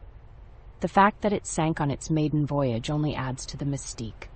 And then there's the element of class, which is so vividly illustrated in the Titanic's design and the survival rates. The wealthy had far better odds of surviving than those in third class, which reflects the stark social inequalities of the time. Have you come across any artifacts or sections of the wreck that particularly highlight this divide? Definitely. For instance, the opulence of the first-class sections is still evident in the remains of the grand staircase and the fine china bearing the White Star Line emblem. Contrast that with the more utilitarian design of the third-class cabins. Simple bunk beds, shared facilities, even the personal belongings recovered tell a story. Jewelry and expensive clothing from first-class passengers stand in stark contrast to the more modest items, like handmade tools or worn shoes, found in steerage areas. It's remarkable how objects can tell such vivid stories. And speaking of stories, the rediscovery of the Titanic in 1985 reignited global interest. It seems like every decade brings a new wave of Titanic-related media, books, documentaries, even James Cameron's blockbuster film. How has this constant spotlight affected the wreck site itself? The media attention has been a double-edged sword. On one hand, it's helped raise awareness about the importance of preserving underwater cultural heritage. On the other hand, it's led to increased human activity at the site, including some unauthorized dives. The wreck is deteriorating rapidly due to natural processes like salt corrosion and deep-sea currents, but human interference can accelerate this. That's why international agreements and responsible exploration are so crucial. The deterioration is indeed a pressing issue. From a historical standpoint, it's bittersweet. While the wreck is a poignant reminder of the past, it's also a finite resource. Do you think there will come a day when the Titanic is no longer recognizable? And if so, how should we prepare for that eventuality? That day might come sooner than we'd like. Rusticles, those icicle-like formations of rust created by bacteria, are consuming the ship at an alarming rate. Some estimates suggest the wreck could collapse entirely within a few decades. To prepare, we're using advanced 3D mapping and photogrammetry techniques to create highly detailed digital models of the wreck. These models will not only preserve the Titanic's appearance for future study, but also allow virtual exploration, ensuring the ship's legacy endures even after the physical structure is gone. That's a brilliant use of technology, preserving history in a digital format. It reminds me of how we digitize historical documents and archives. But there's something uniquely haunting about the Titanic as a physical site, a blend of history, archaeology, and human emotion. Do you think that's part of why people are so drawn to it, even after all these years? Absolutely. The Titanic is more than just a shipwreck. It's a symbol. It represents human innovation and the limits of that innovation. It's a site of tragedy and resilience. When people see images of the wreck or visit exhibitions featuring recovered artifacts, they're not just looking at objects. They're connecting with a moment in time, with the lives of those who were aboard. It's that emotional connection that keeps the Titanic alive in our collective memory. And it's a connection that seems to transcend generations. You mentioned exhibitions. Those have played such a significant role in sharing the Titanic's story with the public. Do you think there's anything more we can do to ensure that the lessons of the Titanic are passed down to future generations? Education is key. Exhibitions and documentaries are fantastic tools, but we also need to integrate the Titanic story into broader discussions about maritime history, engineering, and ethics. What went wrong with the Titanic? Complacency, overconfidence, lack of preparedness are lessons that are still relevant today. By framing the Titanic as part of a larger narrative, we can ensure its story continues to inform and inspire. That's a powerful point. The Titanic is not just a relic of the past, but a lens through which we can examine our present and future. Thank you for sharing your insights, Alex. It's always a privilege to discuss history and archaeology with someone who's been so intimately connected to such an iconic site. The privilege is mine, Chris. It's discussions like these that remind me why the Titanic story matters so much. It's not just about the ship, It's about humanity. It's fascinating to consider how the Titanic, despite being labeled unsinkable, became a tragic turning point for maritime safety. The sheer scale of the disaster shocked the world and forced the industry to reevaluate its priorities. What strikes me most is how it highlighted the hubris of the time. The lack of sufficient lifeboats, for instance, was a glaring oversight that stemmed from overconfidence in engineering. Absolutely. And from an archaeological perspective, when you analyze the wreckage, that overconfidence is almost palpable. The design of the ship, while innovative, didn't prioritize survivability in the event of a catastrophic failure. The lifeboats were seen more as tools for ferrying passengers to rescue ships than as essential survival equipment. It's chilling to think how different the outcome might have been if they had simply doubled the number of lifeboats. Indeed.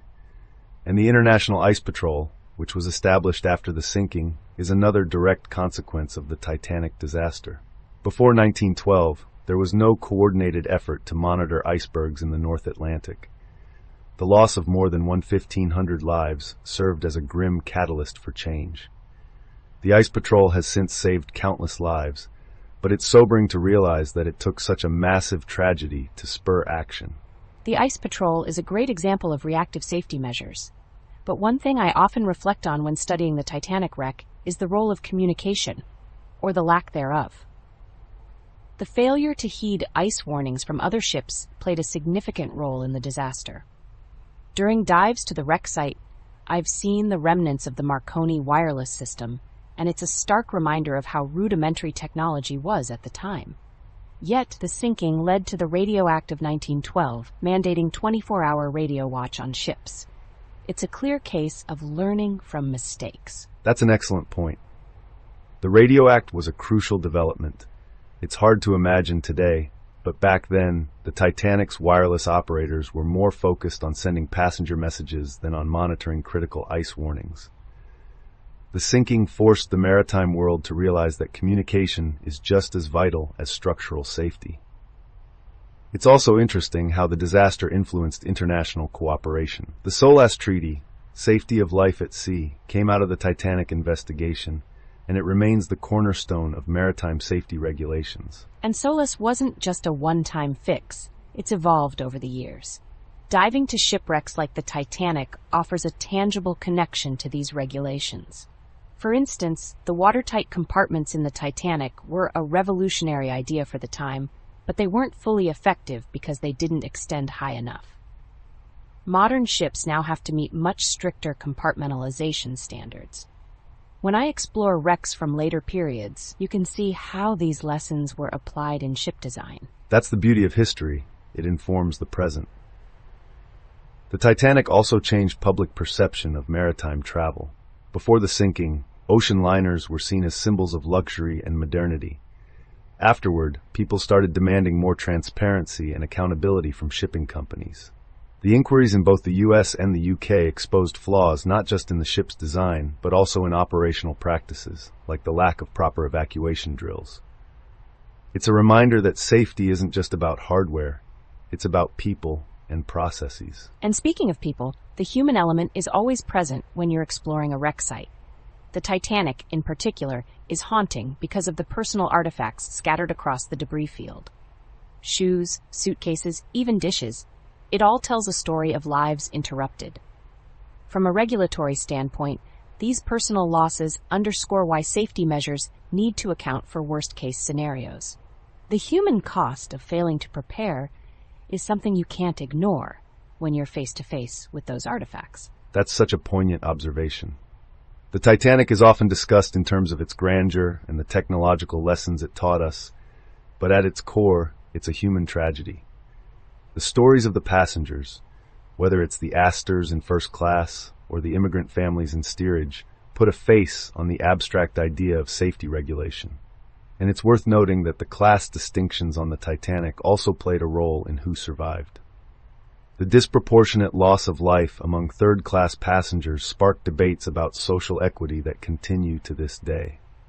True, and those class differences are evident in the wreck itself. The first-class areas are far more intact, given their location in the ship, while the third-class quarters are heavily damaged and scattered. It's almost symbolic of how unequal the disaster was. Diving to the site, you can't help but think about how these disparities influenced maritime policy. Modern regulations require equal access to life-saving equipment, regardless of ticket class, a direct response to the Titanic's legacy. And let's not forget the role of cultural memory. The Titanic disaster has been immortalized in books, movies, and documentaries, keeping its lessons alive for over a century. It's one of those rare historical events that continues to resonate across generations. The public fascination with the Titanic ensures that its impact on maritime safety isn't forgotten. It's a powerful example of how storytelling can drive change. It's also a reminder that history is never static. Each dive to the Titanic wreck yields new insights, not just about the ship, but about the era it represents. As technology improves, we're able to study the site in greater detail, uncovering nuances that were previously overlooked. The Titanic isn't just a relic, it's a living classroom for archaeologists, historians, and engineers alike. Its lessons are far from exhausted. Wartime shipwrecks are some of the most fascinating and tragic remnants of the world wars. Take World War II, for example. The sheer number of wrecks scattered across the oceans is staggering. One of the most notable examples is the SS Athenia, the first British ship sunk by Germany in the war. It was torpedoed by U-30 on September 3, 1939, just hours after Britain declared war on Germany. This marked the beginning of a deadly era for merchant and military vessels alike. What's your take on the role U-boats played in creating these wrecks, Alex? U-boats were absolutely pivotal in shaping the maritime landscape during World War II. Their stealth and ability to strike without warning made them a nightmare for Allied shipping. The Battle of the Atlantic was essentially a chess game between U-boat wolf packs and Allied convoys. One wreck I've personally explored is the SS Thistlegorm, a British merchant ship sunk in the Red Sea by German bombers in 1941. Although it wasn't a U-boat attack, it exemplifies the vulnerability of supply lines. What I've always found intriguing about U-boat tactics is their use of wolf packs. Coordinated attacks at night were devastating, weren't they? Absolutely. The wolf pack strategy was a game changer. It allowed U-boats to overwhelm convoy defenses by attacking en masse. The sinking of the SS City of Benares in 1940 is a harrowing example. The ship was carrying evacuee children from Britain to Canada when it was torpedoed by U-48. Over 250 people, including 77 children, lost their lives. The psychological impact of these attacks was immense. It wasn't just about the loss of ships and cargo, but also the human toll and the fear it instilled. You've dived on U-boat wrecks before, right? What's it like to be face-to-face with these remnants of wartime strategy? It's a haunting experience, to say the least. One of the U-boats I've dived on is U-869, also known as the U-Hoo wreck, before it was identified. It lies off the coast of New Jersey and was likely sunk by its own torpedo due to a malfunction. The eerie thing about U-boat wrecks is how intact they often are, as if frozen in time. You can still see the torpedo tubes, the periscope, even personal items like dishes and boots. It's a stark reminder of the human lives involved. Many of these vessels became tombs for their crews. And then there's the role of minefields, which I know you've studied extensively. How did they factor into the maritime carnage of the war? Minefields were an invisible menace that claimed thousands of ships, both military and civilian. Take the HMS Royal Oak, for example. It was sunk in 1939 by a German U-boat in Scapa Flow, but not before navigating through a heavily mined area. Mines didn't discriminate. They were as likely to destroy a hospital ship as a battleship. The sheer scale of mine-laying operations during the war was astonishing. The Germans deployed over 100,000 mines in British waters alone, and the Allies countered with their own extensive minefields. Clearing these mines after the war was a monumental task. Have you encountered mine-damaged wrecks in your dives, Alex? I have, and they're often some of the most fragmented wrecks you'll find.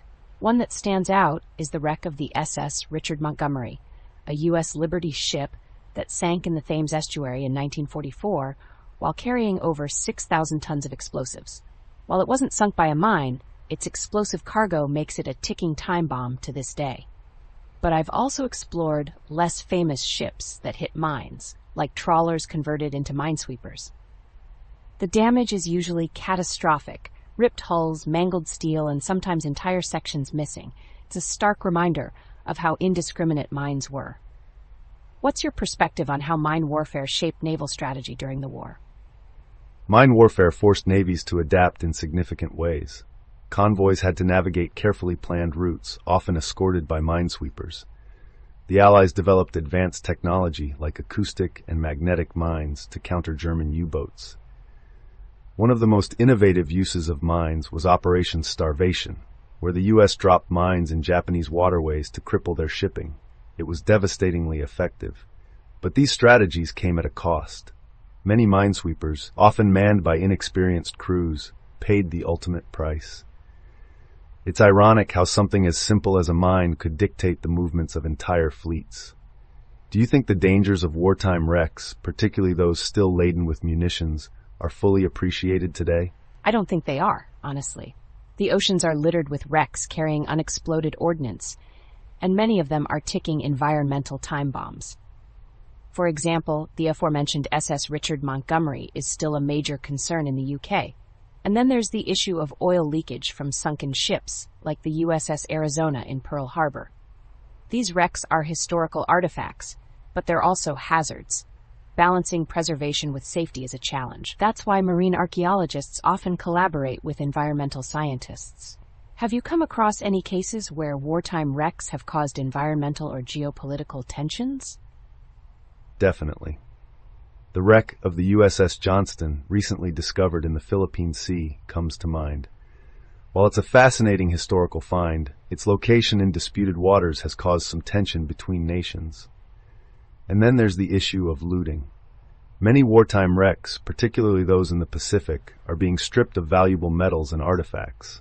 It's a double-edged sword. It's always about respect first. These wrecks are often war graves, and that's something we never forget. Before any dive, we research the ship's history, its crew, and the circumstances of its sinking. Once we're on site, we try to document without disturbing. Photogrammetry is an amazing tool for this. It allows us to create detailed 3D models without physically touching the wreck. If we do recover artifacts, it's only with permits and for conservation or education purposes. The goal is to tell the story of these ships and the people who served on them.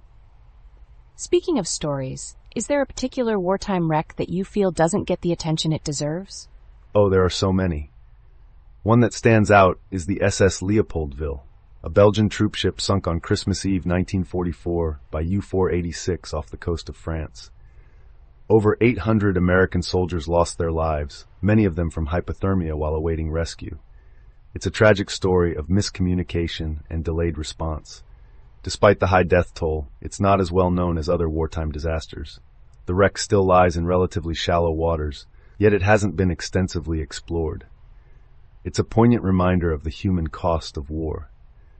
Are there any wrecks you've dived on that you feel carry a particularly powerful story? One that left a lasting impression on me is the wreck of the USS Indianapolis. While I haven't dived on it personally, it's far too deep. I've studied it extensively and spoken to colleagues who have been involved in its documentation. The Indianapolis was torpedoed by a Japanese submarine in 1945 after delivering components for the atomic bomb. Of the nearly 1,200 crew on board, only 316 survived, many of them suffering from shark attacks and exposure. The wreck was discovered in 2017, and it's a haunting testament to the perils of war at sea. The story of the survivors is one of both tragedy and resilience. Do you think these wrecks hold lessons for future generations? Without a doubt. Wartime shipwrecks are more than just relics, their history frozen in time. They remind us of the sacrifices made and the horrors of war.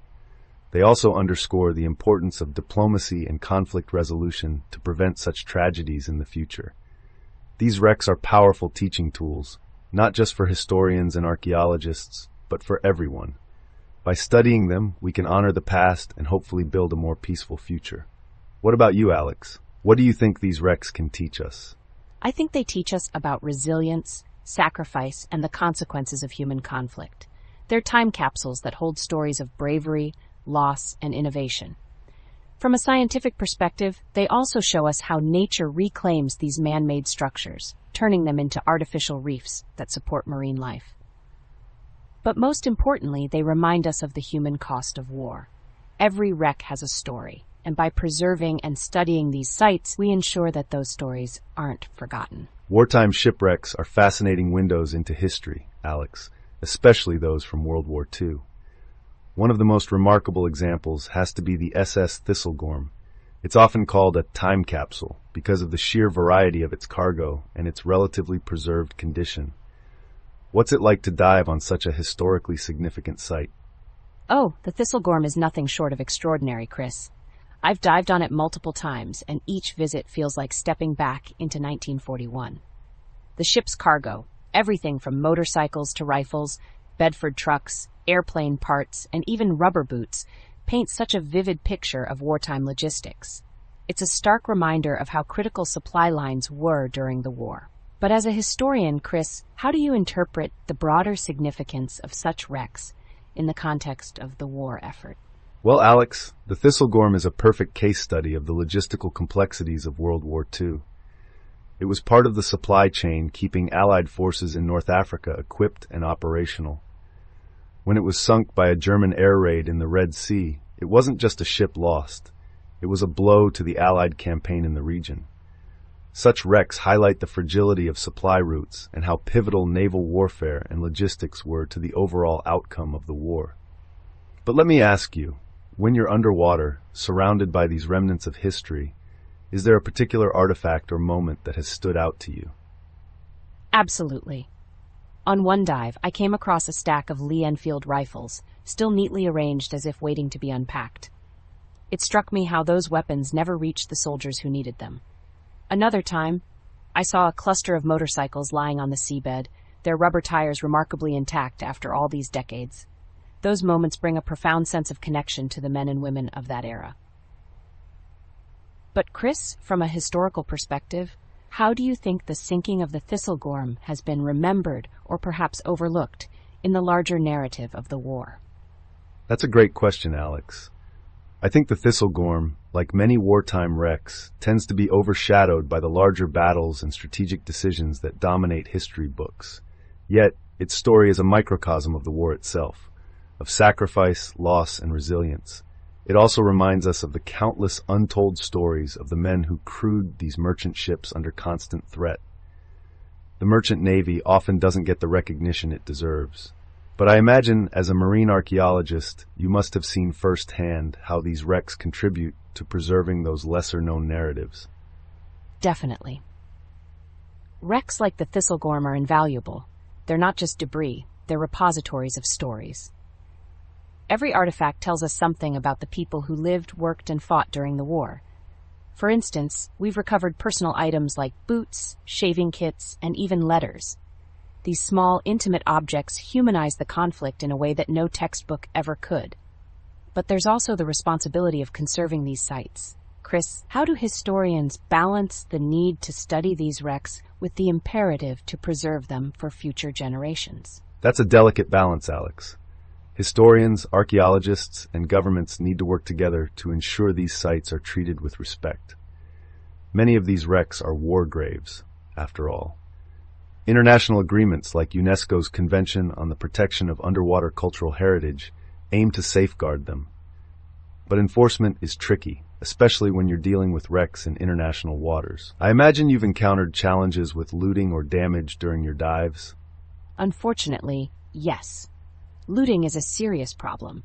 The Thistlegorm, for instance, has seen its share of plundering over the years. Artifacts been taken by divers who don't understand or don't care about their historical significance. Then there's natural deterioration, which is another challenge. Saltwater, currents, and marine life all take their toll. Preserving these sites often feels like a race against time. But Chris, do you think there's enough public awareness about the importance of these wrecks as historical sites? I'd say awareness is growing, but there's still a long way to go. Documentaries and books have helped bring attention to wrecks like the Thistlegorm, but many people don't realize just how many wartime shipwrecks are out there, each with its own story. Education is key. If people understand the historical and cultural value of these sites, they're more likely to support preservation efforts. I'd imagine you've seen how public interest can sometimes be a double-edged sword, though. Absolutely. Increased interest can lead to more funding and resources for preservation, but it can also mean more unregulated diving and, sadly, more looting. That's why it's crucial to strike a balance between accessibility and protection. Some wrecks, like the Thistlegorm, are popular dive sites, which is great for raising awareness, but it also means they're under constant threat from human activity. Chris, do you think there's a way to better integrate shipwreck preservation into broader historical conservation efforts? I think there's definitely room for improvement, Alex. Shipwrecks are often seen as the domain of maritime historians and archaeologists, but they're integral to understanding broader historical narratives. Collaboration is key, bringing together historians, archaeologists, conservationists, and even governments to create comprehensive preservation strategies. But it's not just about preserving the wrecks themselves. It's also about documenting their stories. That's where your work as a marine archaeologist becomes so critical. How do you go about ensuring these stories are recorded and shared? It's a multi-step process. We start with detailed documentation, mapping the site, photographing artifacts in situ, and creating 3D models. Then there's the research phase, where we connect the physical evidence to historical records. Finally, we work on sharing these stories with the public, whether through academic publications, museum exhibits, or even virtual reality experiences that allow people to dive on the wrecks without leaving dry land. But Chris, as someone who specializes in maritime disasters, what do you think is the most important lesson we can learn from wrecks like the Thistlegorm? That's a tough question, Alex, because there's so much we can learn. Perhaps the most important lesson is the human cost of war. These wrecks are silent witnesses to the sacrifices made by countless individuals. They also remind us of the fragility of human endeavors, how even the most robust ships can be brought down by the chaos of war. But they're also symbols of resilience and ingenuity, showcasing how people adapted to unprecedented challenges. What about you, Alex? From your perspective, what's the most valuable insight these wrecks offer? For me, Chris, it's the tangible connection to history. When you're underwater touching a piece of a ship that was sunk decades ago, it feels like you're bridging the gap between past and present. These wrecks remind us that history isn't just something that happened, it's something that's still with us, shaping our world in ways we might not even realize. And I think that's why it's so important to keep diving, researching, and sharing these stories, so they're never forgotten. The sinking of the Lusitania in 1915 remains one of the most significant maritime disasters of World War I. Its impact on public opinion, particularly in the United States, is often credited with shifting the narrative of the war. Alex, from your perspective as a marine archaeologist, have you had the chance to study the wreckage up close? I have, Chris. The Lusitania lies off the southern coast of Ireland, and despite its depth around 300 feet, it has been extensively studied by divers and remotely operated vehicles. The wreck is fascinating not only because of its historical significance, but also because of the controversy surrounding what it was carrying at the time of its sinking. Ah, yes, the munitions debate. The Germans justified their attack by claiming the Lusitania was transporting war materials. Officially, it was a passenger liner, but post-war investigations revealed it did carry a small cargo of ammunition. That revelation, however, didn't come to light until much later. What's the evidence on the site itself? The evidence is there, but it's subtle. Divers and researchers have found remnants of rifle cartridges and shell casings, which support the claim that the Lusitania wasn't just a civilian vessel. But to me, what's more striking is the state of the wreck itself. The torpedo hit caused a massive secondary explosion, which some have attributed to the munitions on board. That explosion and subsequent sinking were so rapid that many of the lifeboats couldn't even be deployed. It's hard to fathom the chaos on board. Over 1,100 people lost their lives in less than 20 minutes. What's often overlooked, though, is how this single event fueled anti-German sentiment in the United States. The British used the tragedy as a propaganda tool, emphasizing the civilian casualties, especially the women and children. That's true. And from an archaeological standpoint, it's interesting how the wreck has become a symbol of that propaganda war as much as a physical artifact of the conflict itself. I've always found it ironic that the Lusitania was such a technological marvel of its time, yet it became a victim of the very advancements in warfare that World War I epitomized. Absolutely. The Lusitania's design was revolutionary, quadruple screw turbines, a top speed of 25 knots, but it wasn't built to withstand the kind of threats submarines posed. The emergence of the U-boat as a dominant weapon changed the game entirely.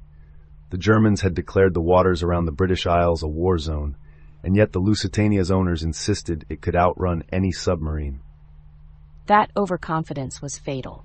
The U-20, which fired the torpedo, didn't have to chase it down. The Lusitania was running a straight course, and submarines were expert at lying in wait. It's a grim reminder of how quickly naval warfare advanced during the war. Have you looked into how the Lusitania's sinking influenced naval strategy afterward? Certainly. The sinking underscored the vulnerability of civilian and unarmed vessels in a conflict where the lines between combatants and non-combatants were increasingly blurred.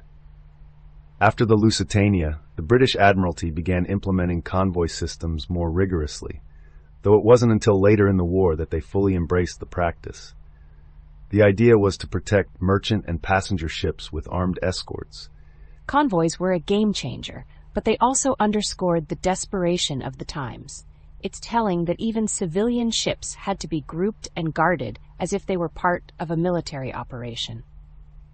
And speaking of blurring lines, did you know there's evidence that the British may have deliberately used the Lusitania as bait to provoke the Germans into attacking?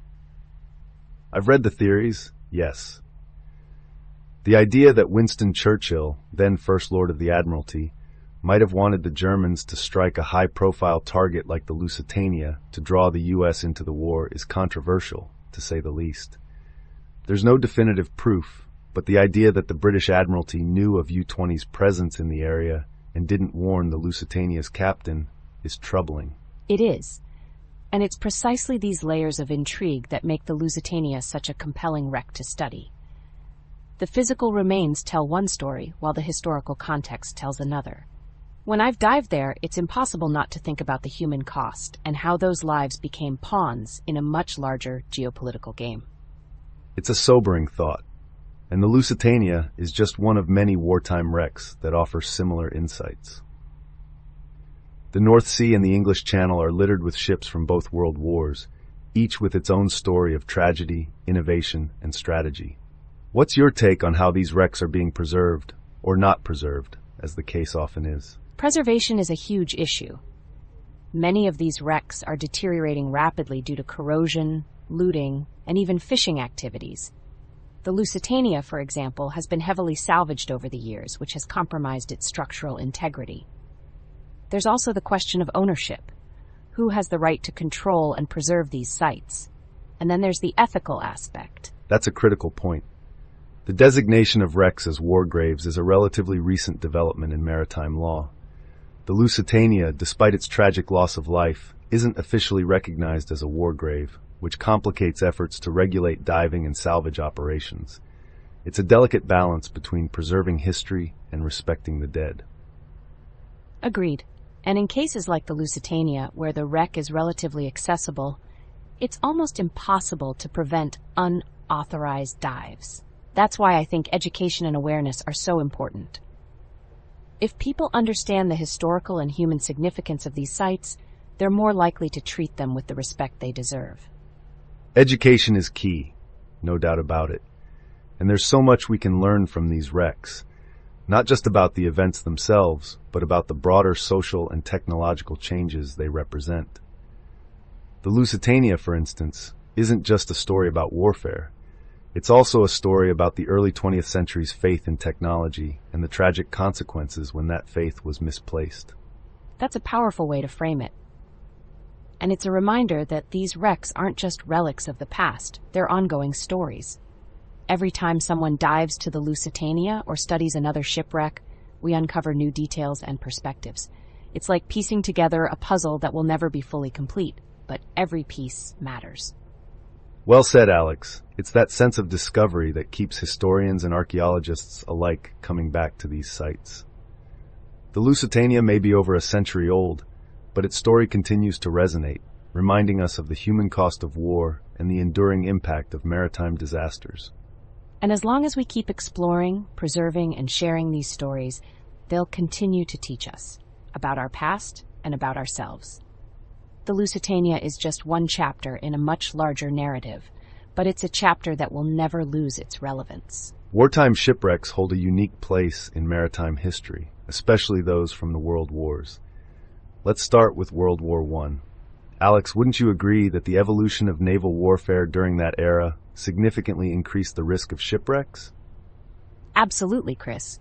The transition to modern naval strategies and technologies during World War I was a game changer. Submarines, for instance, played a pivotal role in how ships were lost.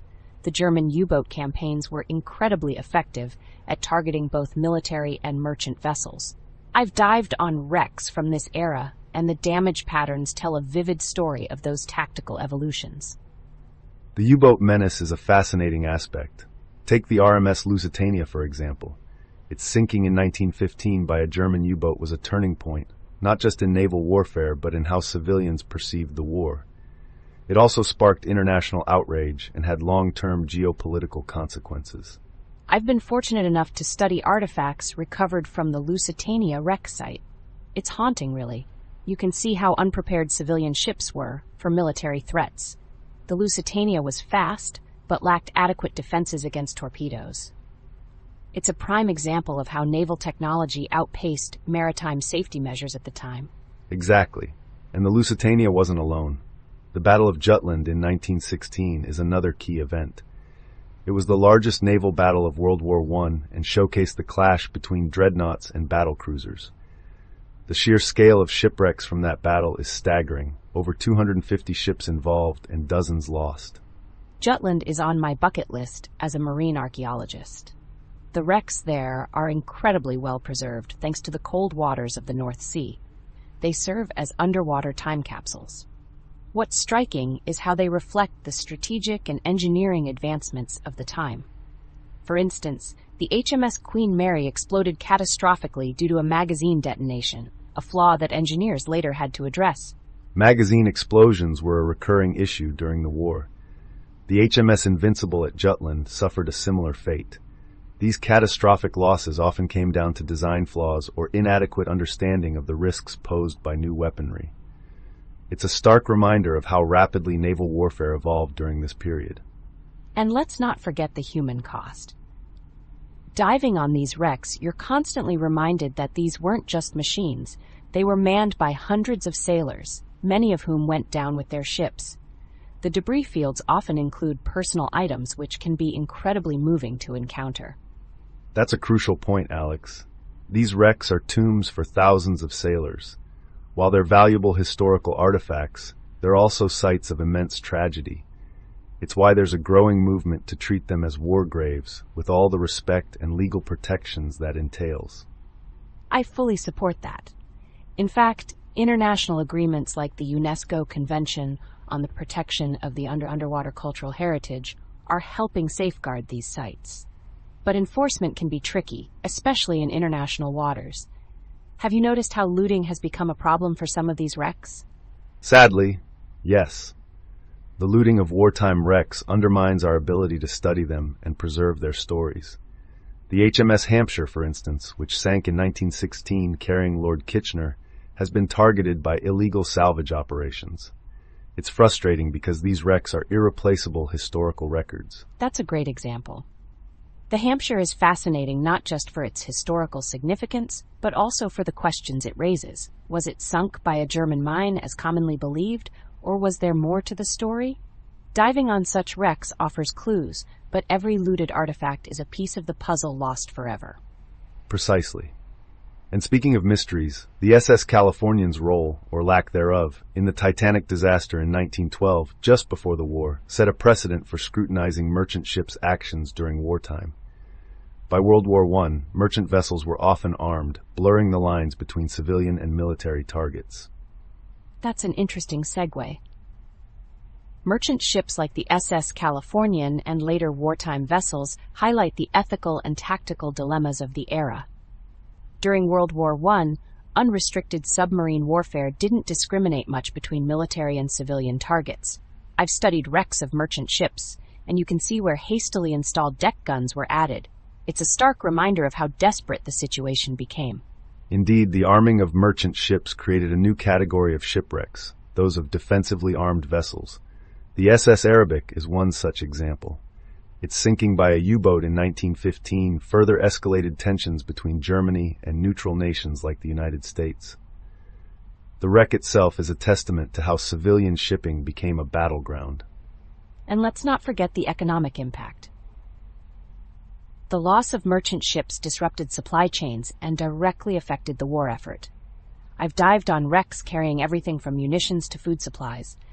Each one tells a story of how critical maritime logistics were and still are in wartime. That brings us to another aspect. Environmental concerns are a huge part of modern underwater archaeology. When I've worked on projects near wrecks like the Laurentic, we've had to balance historical research with efforts to mitigate environmental damage. It's a complex issue because you don't want to disturb the wreck unnecessarily, but you also can't ignore the ecological risks. It's a delicate balance, no doubt.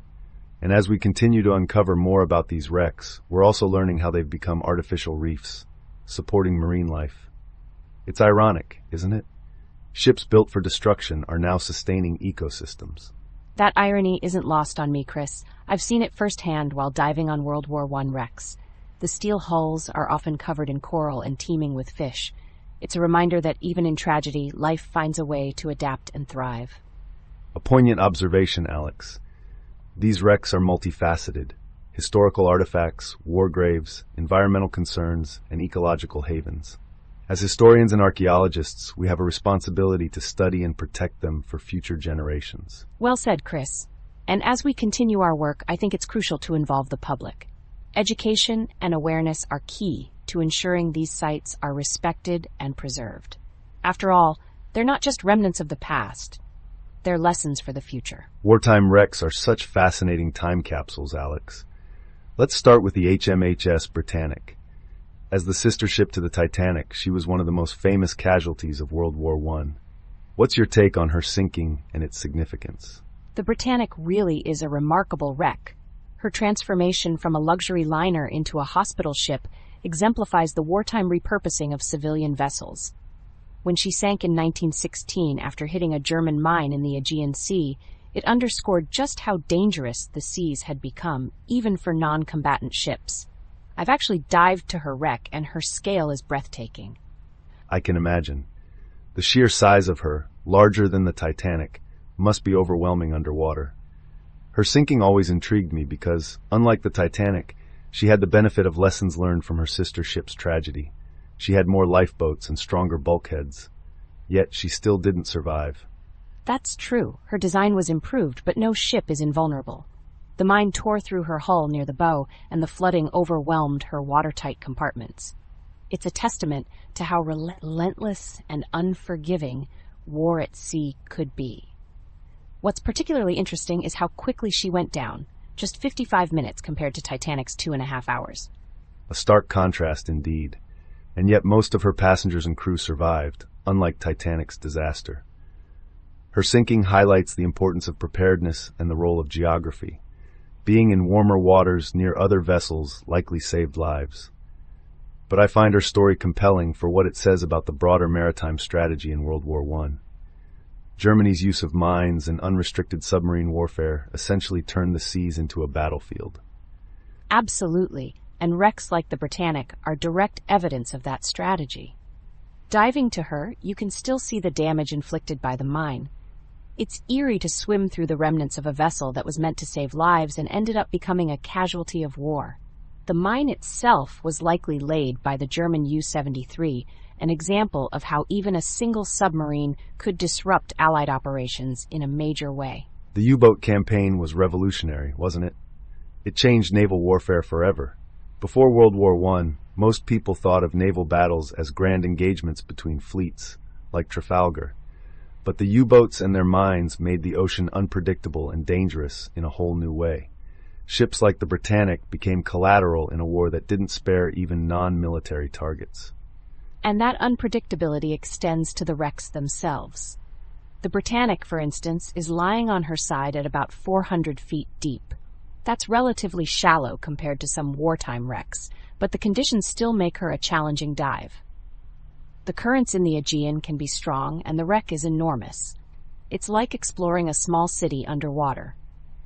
I've read that parts of her are remarkably well preserved. Her status as a protected war grave also adds another layer of complexity to exploration, doesn't it? There's a delicate balance between studying these wrecks and respecting them as sites of historical and human tragedy. Definitely. When I've dived to the Britannic, I've always been mindful of her history and the lives lost. There's a profound sense of reverence that comes with being in such a place. But these wrecks are also invaluable to our understanding of history.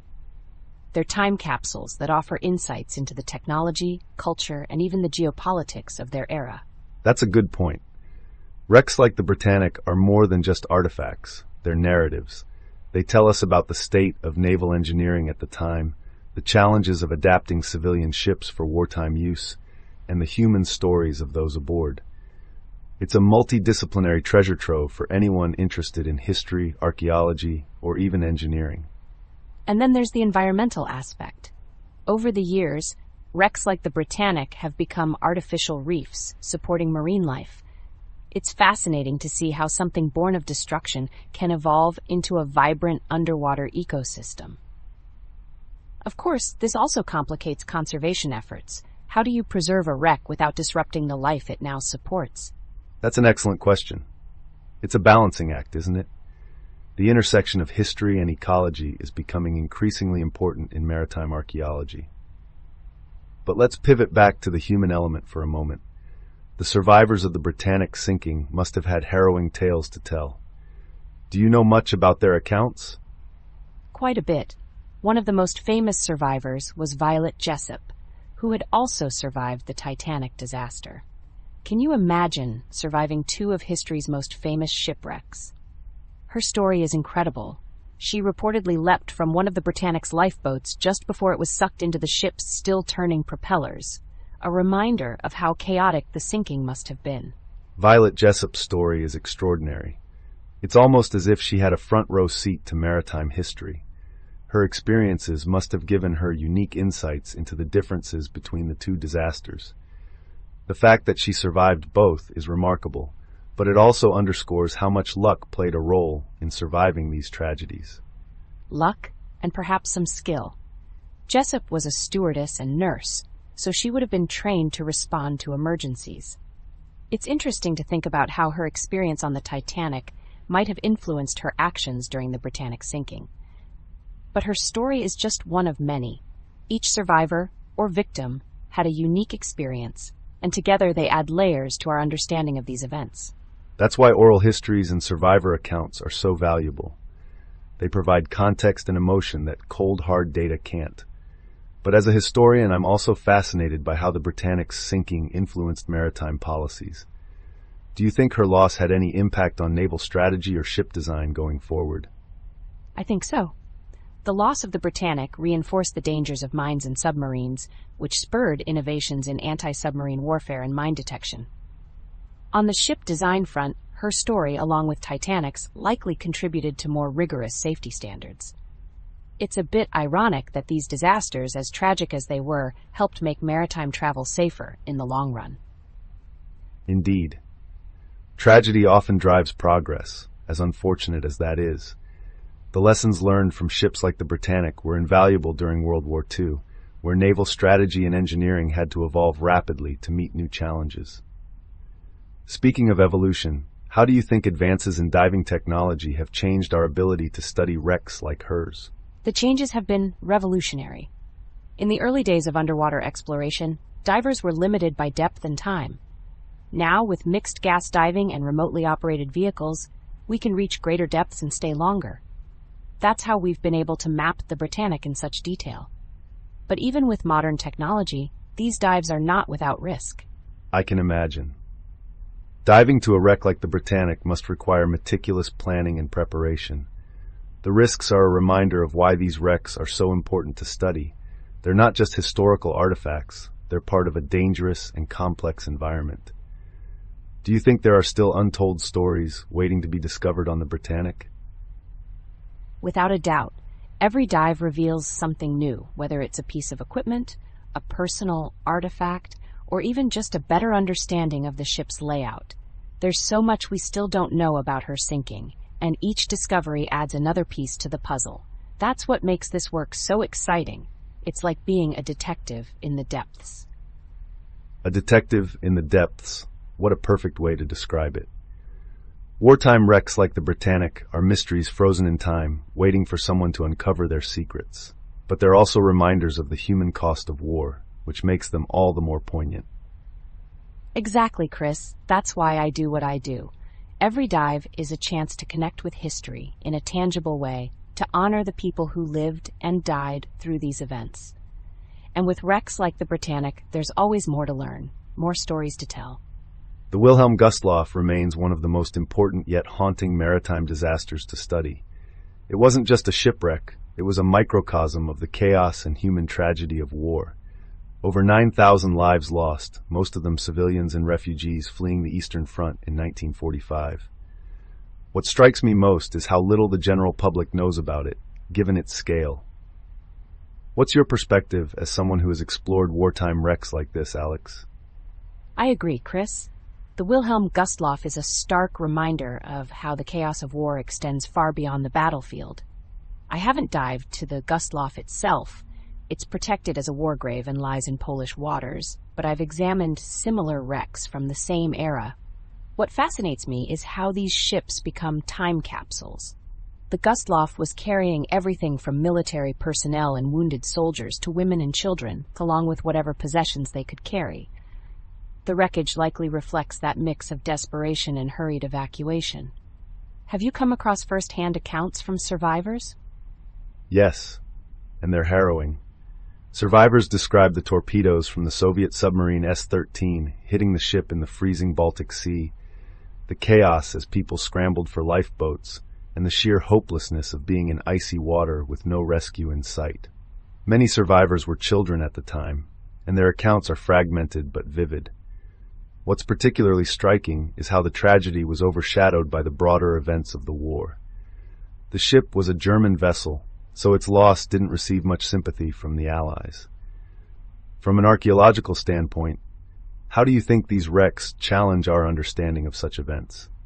They force us to reconsider the human cost of war, especially the civilians caught in the crossfire. When we explore wrecks like the Wilhelm Gustloff, we don't just see twisted steel and scattered artifacts, we see evidence of lives interrupted.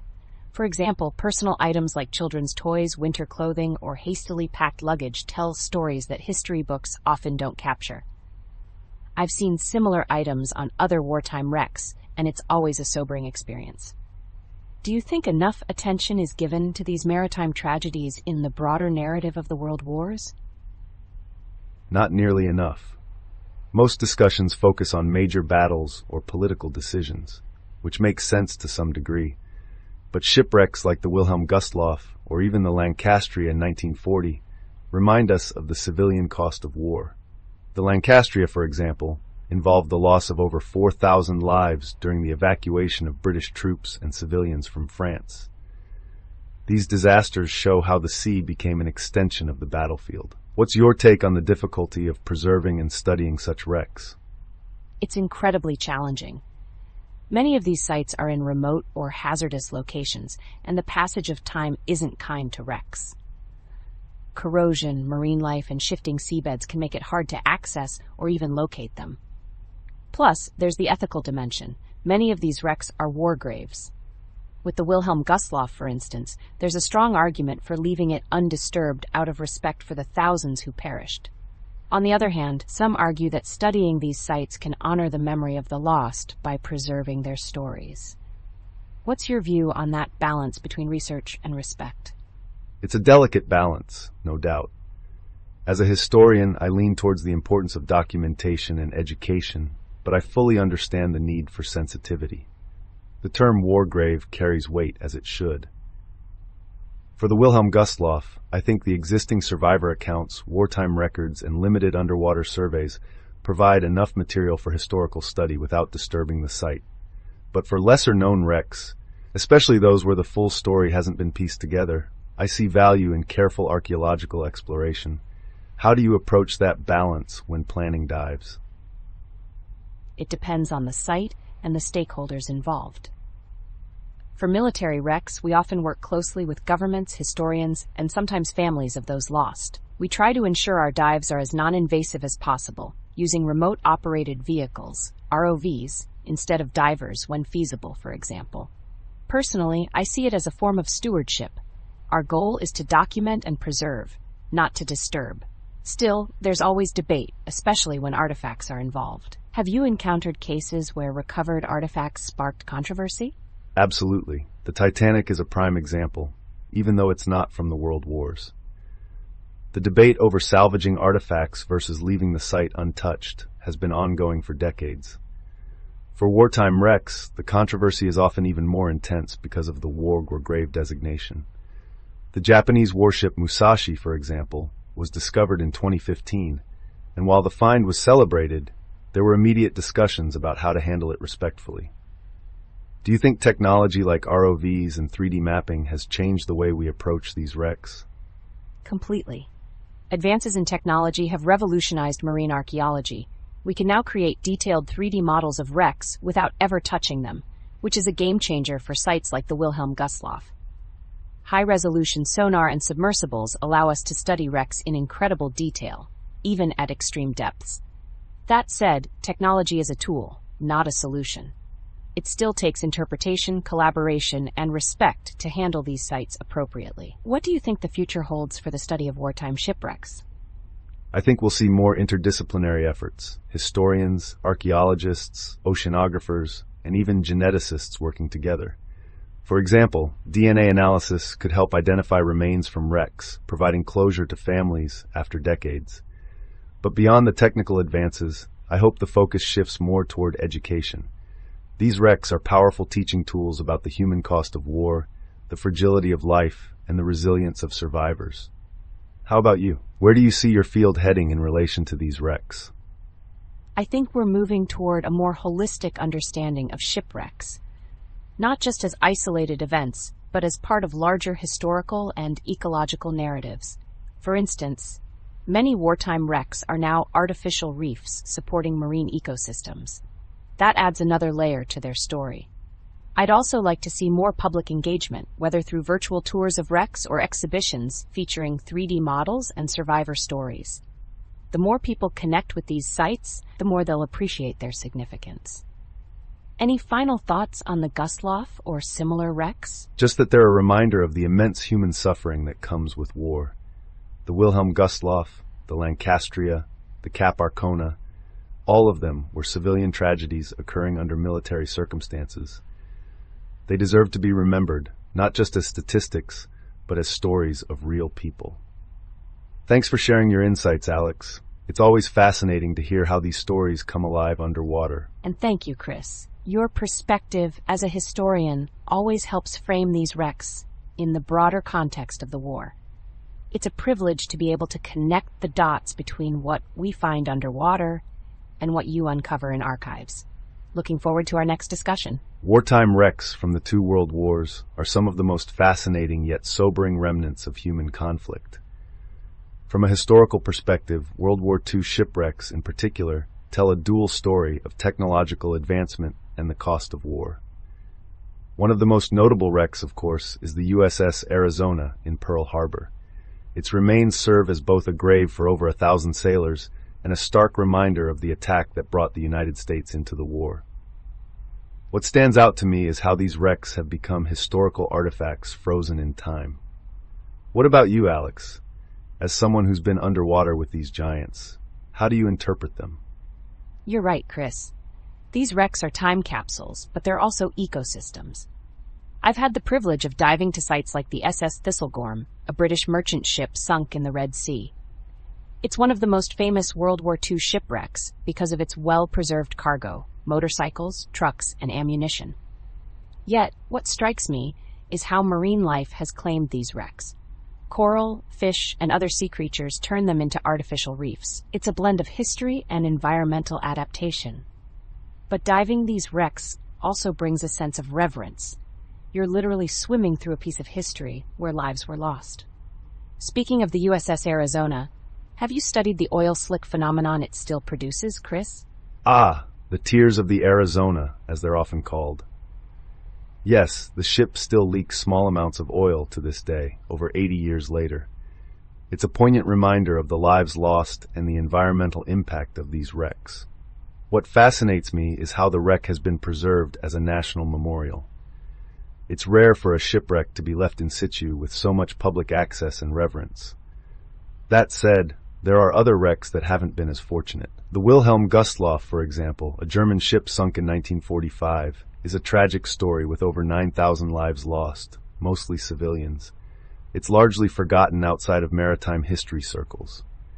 Alex, have you ever explored wrecks with such complex human stories? The human stories are what make these dives so emotional. I haven't been to the Wilhelm Gustloff, but I've dived near the wreck of the Awa Maru, a Japanese ship sunk in 1945. It was supposed to be protected under the Geneva Convention as a relief ship, yet it was torpedoed by an American submarine. Nearly everyone on board died, over 2,000 people. What's eerie is that it's often called the Titanic of the East because of the scale of the loss. These wrecks aren't just artifacts, they're grave sites. It's a challenge as an archaeologist to balance research with respect, especially when salvaging artifacts. Chris, how do you think historians and archaeologists can best navigate that ethical tightrope? That's a critical question. I believe it starts with a clear set of guidelines. A shipwreck isn't just a source of historical data, it's also a war grave for many. The UNESCO Convention on the Protection of Underwater Cultural Heritage is a good framework, emphasizing preservation in situ when possible. However, there's also the issue of looting. Many World War II wrecks in Southeast Asia, for instance, have been illegally salvaged for scrap metal, which is heartbreaking. The HMAS Perth and the USS Houston in the Java Sea are prime examples. They've been stripped of materials, desecrating the sites. This is where collaboration between historians, archaeologists, and governments is crucial.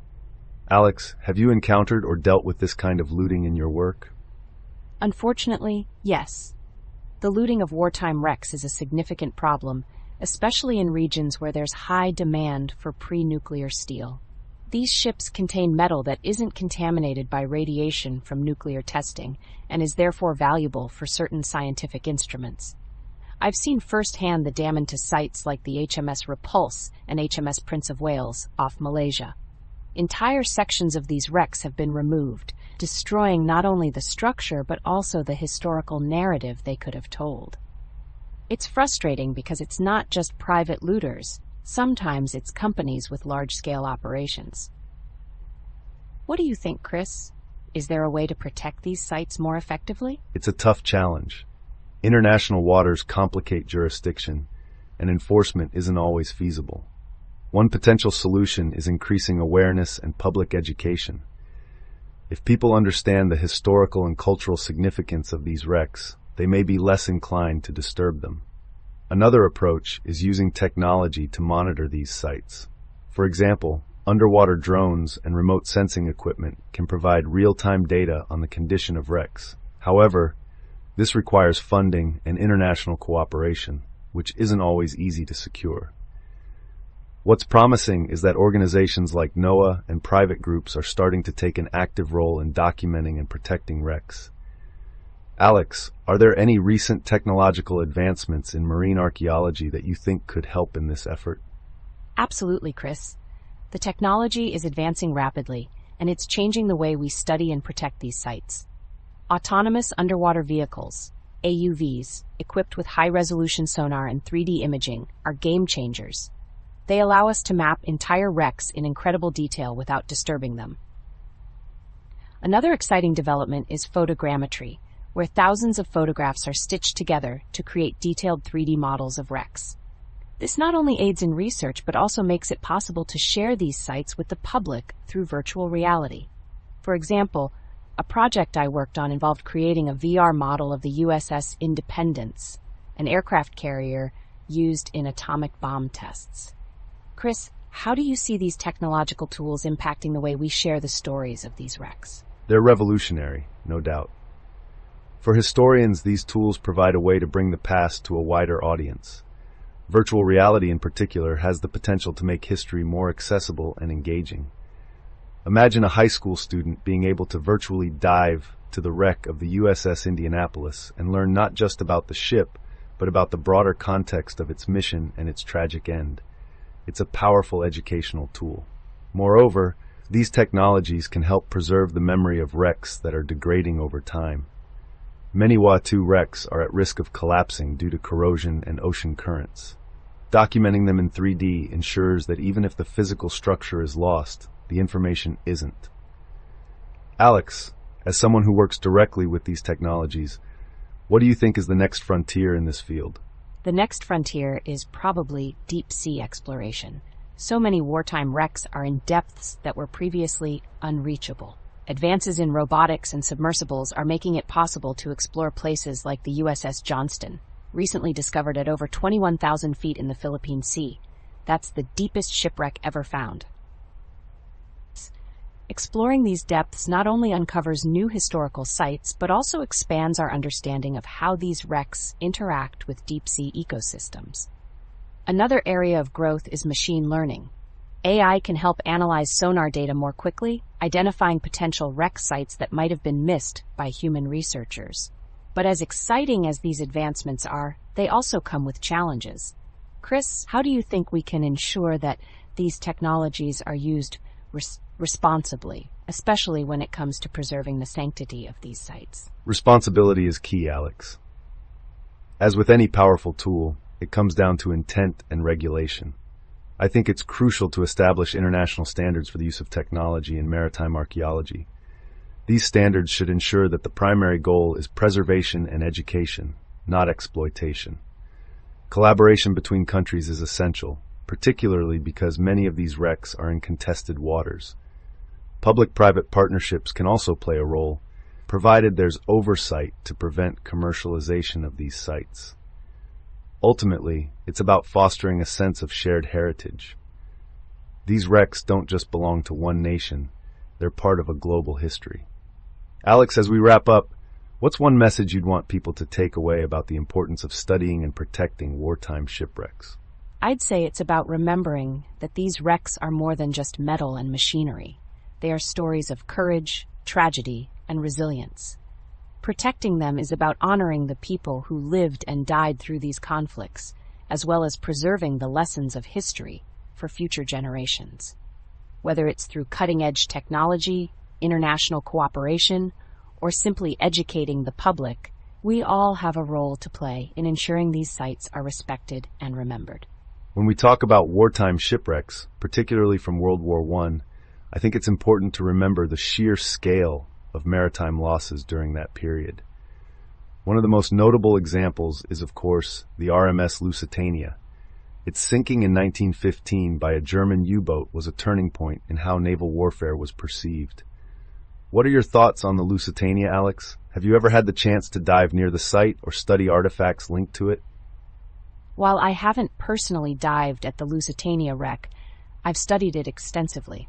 The site itself is off the coast of Ireland, and as you know, it's in relatively shallow waters, which has made it a focal point for both marine archaeologists and treasure hunters.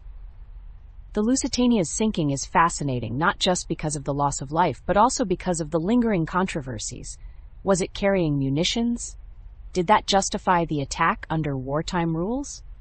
Those questions make it a textbook case for the complexities of defining civilian versus military targets during wartime. The munitions theory is still hotly debated, isn't it?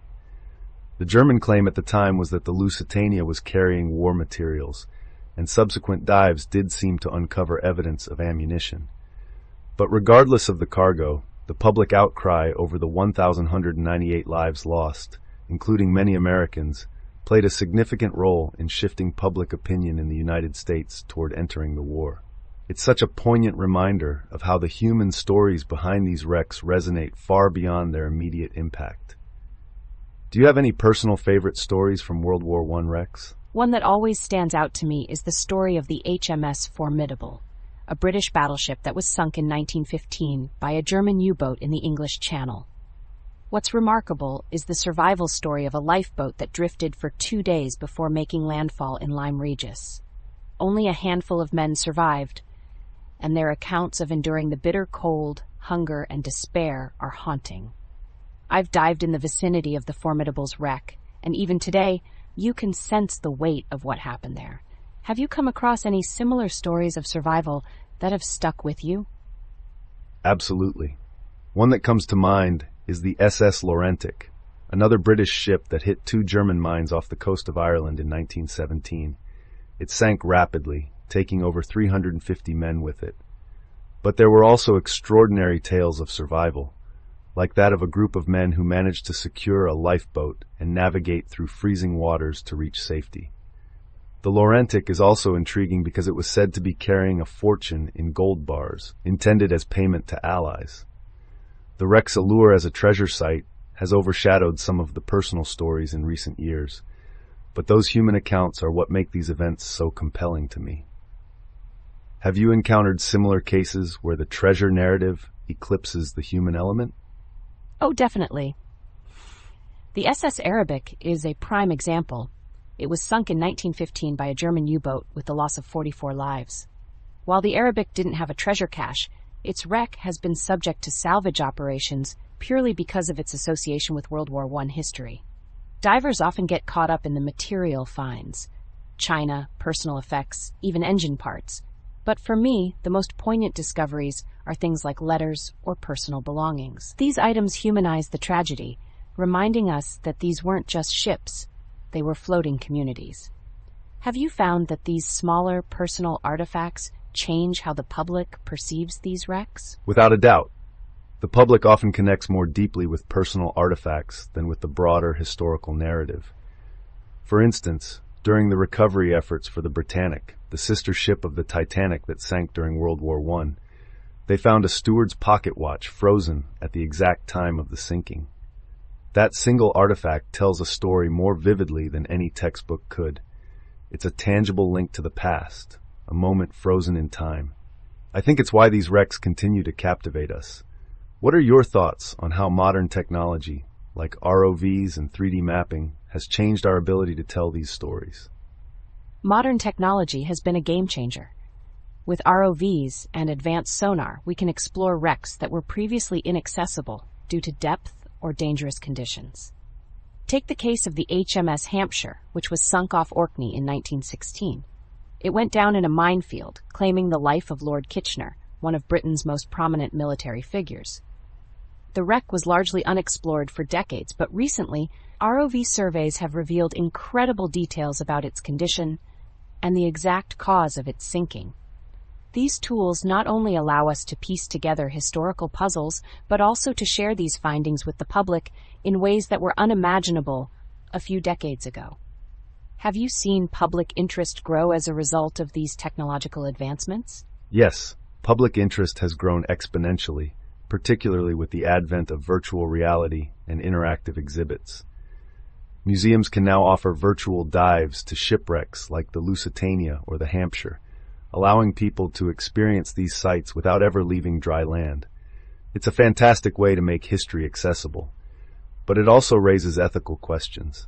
For instance, should we be visiting these wrecks when many of them are still war graves? How do you approach that balance in your work as a marine archaeologist? That's a question we grapple with constantly. Many of these sites are indeed war graves, and they deserve our utmost respect. For instance, the wreck of the SMS Szent István, an Austro-Hungarian battleship sunk in 1918, is treated with great reverence. Divers are required to follow strict ethical guidelines, and there's a strong emphasis on preservation over recovery. Personally, I believe technology should be used to document and share the story of these wrecks without disturbing them. It's a fine line, but the more we emphasize education and remembrance, the more likely we are to strike the right balance. What's your take on this, especially given the historian's perspective? I completely agree with the need for respect and education. These wrecks are not just historical artifacts, they're the final resting places of thousands of men, women, and even children. That's why I think it's so important to tell the full story, not just the military or technical aspects, but also the human side. For example, the SS Mendi, a troop ship carrying South African soldiers, sank in 1917 after a collision in the English Channel. The men aboard were part of the South African Native Labour Corps, and their story is one of immense bravery and tragedy. It's only in recent years that their contributions have been widely recognized. Do you think we're doing enough to highlight the diverse stories behind these wrecks? We're making progress, but there's still a long way to go. The story of the SS Mendi is a perfect example. For decades, it was overshadowed by other wartime losses, but now it's finally being acknowledged as a significant part of World War I history. As marine archaeologists, we have a responsibility to ensure that the stories we uncover are inclusive and representative of all those who were affected. That's why I'm so passionate about working with historians like you. It's through collaboration that we can truly do justice to these wrecks and the people connected to them. The Torrey Canyon disaster in 1967, Alex, was a pivotal moment in maritime history. It was Europe's first major oil spill, and the environmental devastation it caused was unprecedented at the time. Have you had the chance to study this wreck or its aftermath in your work as a marine archaeologist? Absolutely, Chris. The Torrey Canyon is a fascinating case, both as the physical wreck and as a symbol of human error and environmental negligence. It ran aground on the Seven Stones Reef near Cornwall, spilling over 100,000 tons of crude oil into the sea. The impact on marine life and coastal ecosystems was catastrophic. I've dived in areas affected by oil spills, and even decades later, you can still see the lingering effects in the sediment and marine biodiversity. That's exactly what makes it such a critical event to study.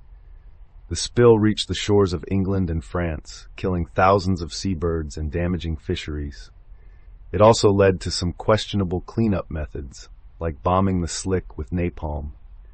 It's hard to imagine the logic behind that decision today, but it shows how unprepared authorities were to handle such a disaster. The napalm bombing was a desperate measure, and it did more harm than good in the long run.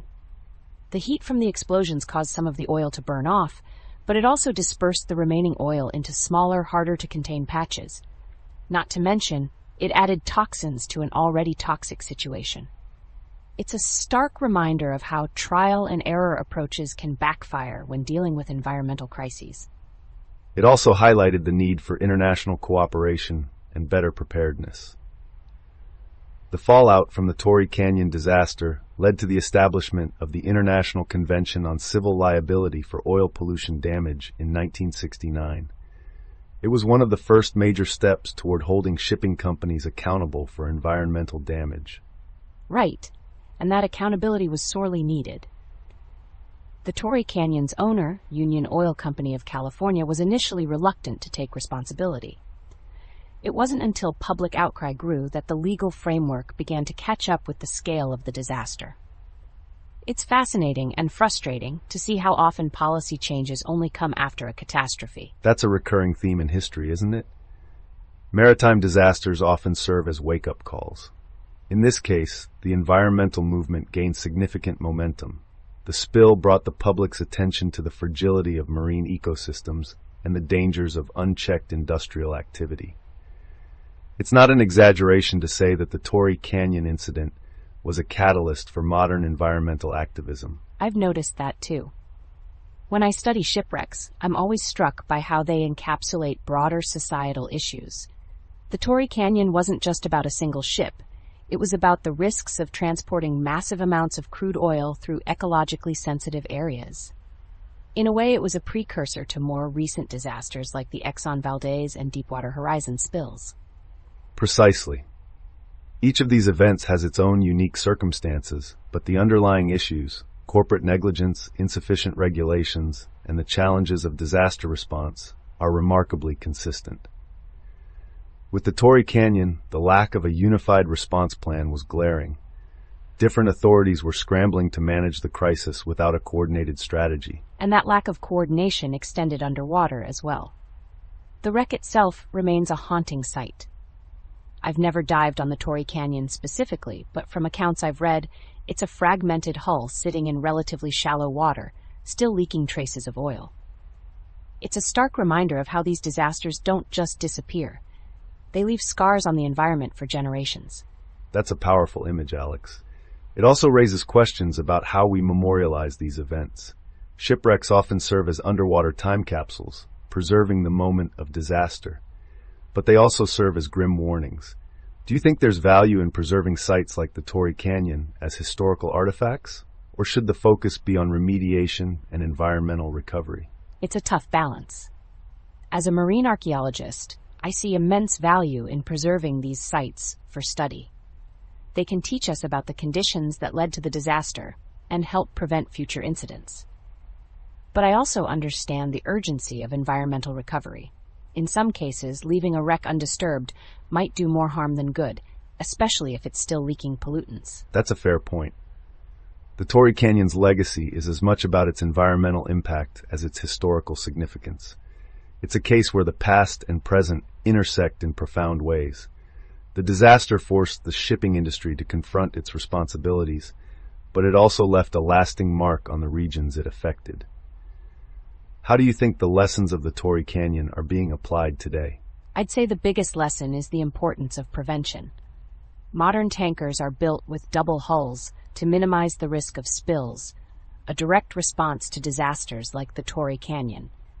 International agreements like MARPOL have also tightened regulations on oil transportation, but there's still room for improvement. Climate change and the push for more Arctic shipping routes are creating new risks that we're only beginning to understand. The Arctic routes are a major concern. The environmental stakes are even higher in those fragile ecosystems. It's a reminder that history doesn't just repeat, it evolves. The challenges we face today might look different from those of 1967, but the underlying need for vigilance and accountability remains the same. Exactly. And that's why studying these historical disasters is so important. They provide a roadmap showing us what went wrong and how we can do better. The Torrey Canyon may be a relic of the past, but its lessons are as relevant as ever. The sinking of MS Estonia in 1994 is one of the most devastating peacetime maritime disasters, Alex. Over 850 lives were lost, and the tragedy exposed severe safety flaws in passenger ferry operations.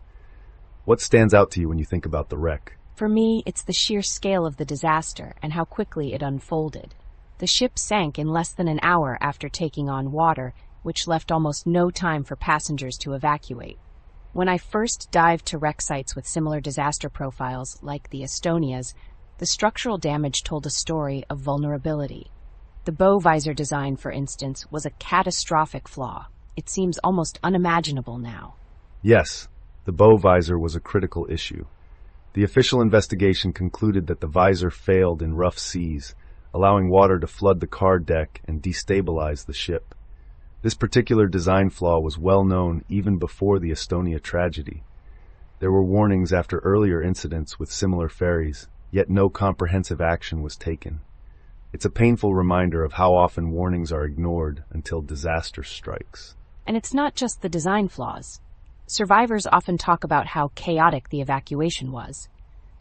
Emergency exits were hard to access, and the crew reportedly lacked the training to manage such a rapid crisis. When I've interviewed survivors from other wrecks, they frequently describe the same sense of confusion and the failure of safety protocols. Were there similar survivor accounts with the Estonia? Absolutely. Survivor testimonies from that night are harrowing. Many described the ship tilting so rapidly that moving through corridors became impossible. Some were thrown out of their bunks by the list, and others had to make life-and-death decisions about whether to stay inside or risk freezing in the open sea. The Baltic waters were frigid, and hypothermia claimed many lives, even among those who made it to lifeboats or rescue rafts. It's heartbreaking to think about how many might have survived if emergency measures had been more effective. From the wrecks I've explored, you often see personal items, shoes, bags, even children's toys, scattered across the seabed. They're a haunting reminder of the human toll. Did the Estonia investigation shed light on why the evacuation was so poorly managed? The official report highlighted multiple failings. The crew wasn't properly trained for a rapid evacuation.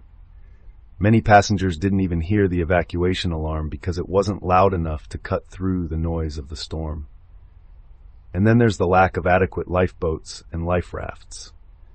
The ship was technically compliant with international safety regulations, but those regulations failed to account for the specific challenges of a disaster in rough seas at night. That's a recurring theme with maritime disasters, isn't it? Ships often meet the minimum safety requirements on paper, but those standards don't always translate to real-world survivability. I've seen it myself when diving to wrecks. Some of the lifeboats that were supposed to be state-of-the-art are either inaccessible or unusable when the ship lists or sinks quickly. Did the Estonia tragedy lead to any meaningful changes in regulations? It did, but not without controversy. The International Maritime Organization, IMO, introduced stricter safety measures for passenger ferries, including better training for crew, improved evacuation procedures, and design changes to prevent water ingress. However, these changes came too late for the Estonia passengers. And let's not forget the political ramifications. There's still ongoing debate about whether the official cause of the sinking tells the full story. Right, the conspiracy theories. I've read some of them. Claims about secret military cargo, possible underwater explosions, and even sabotage. When I was working on a project in the Baltic, I heard locals discuss these theories with a surprising degree of conviction. Do you think there's any merit to them, or are they just a byproduct of the tragedy's magnitude? It's hard to say definitively. The official investigation attributed the sinking to the bow visor failure, but skeptics argue that certain aspects of the disaster weren't fully investigated. For instance, divers who examined the wreck later reported seeing damage inconsistent with the official explanation. And then there's the secrecy surrounding the cargo manifest. Some believe the ship was carrying military equipment, which has fueled suspicions of a cover-up. I've seen similar suspicions arise with other wrecks, especially those that involve international waters or politically sensitive cargo. The secrecy doesn't always mean foul play, but it does complicate efforts to achieve closure. When I've dived on wrecks suspected of carrying illicit cargo, the lack of transparency has often made it harder to piece together the full story. Have there been recent developments with the Estonia investigation? Yes, in fact. In 2020, a new documentary revealed previously unseen damage on the hull of the wreck, which raised fresh questions about the official findings. This prompted the Estonian government to reopen the investigation. It's a reminder that maritime disasters aren't just historical events. They continue to evolve as new evidence comes to light. What fascinates me is how these reinvestigations can reshape our understanding of a disaster, even decades later. That's the beauty and frustration of marine archaeology, Chris. The underwater environment preserves wrecks in ways that land-based sites can't, but it also hides them behind layers of sediment, corrosion, and sometimes political barriers. Diving to the Estonia wreck today would be challenging, not just because of the depth and conditions, but also because of its designation as a maritime grave. It's a protected site, isn't it? Exactly. The wreck is considered a grave site, and there are strict regulations against disturbing it. Many families of the victims oppose further exploration, fearing it would desecrate the resting place of their loved ones. It's a delicate balance between respecting those wishes and pursuing the truth. As a marine archaeologist, how do you navigate that ethical dilemma? It's one of the toughest parts of the job.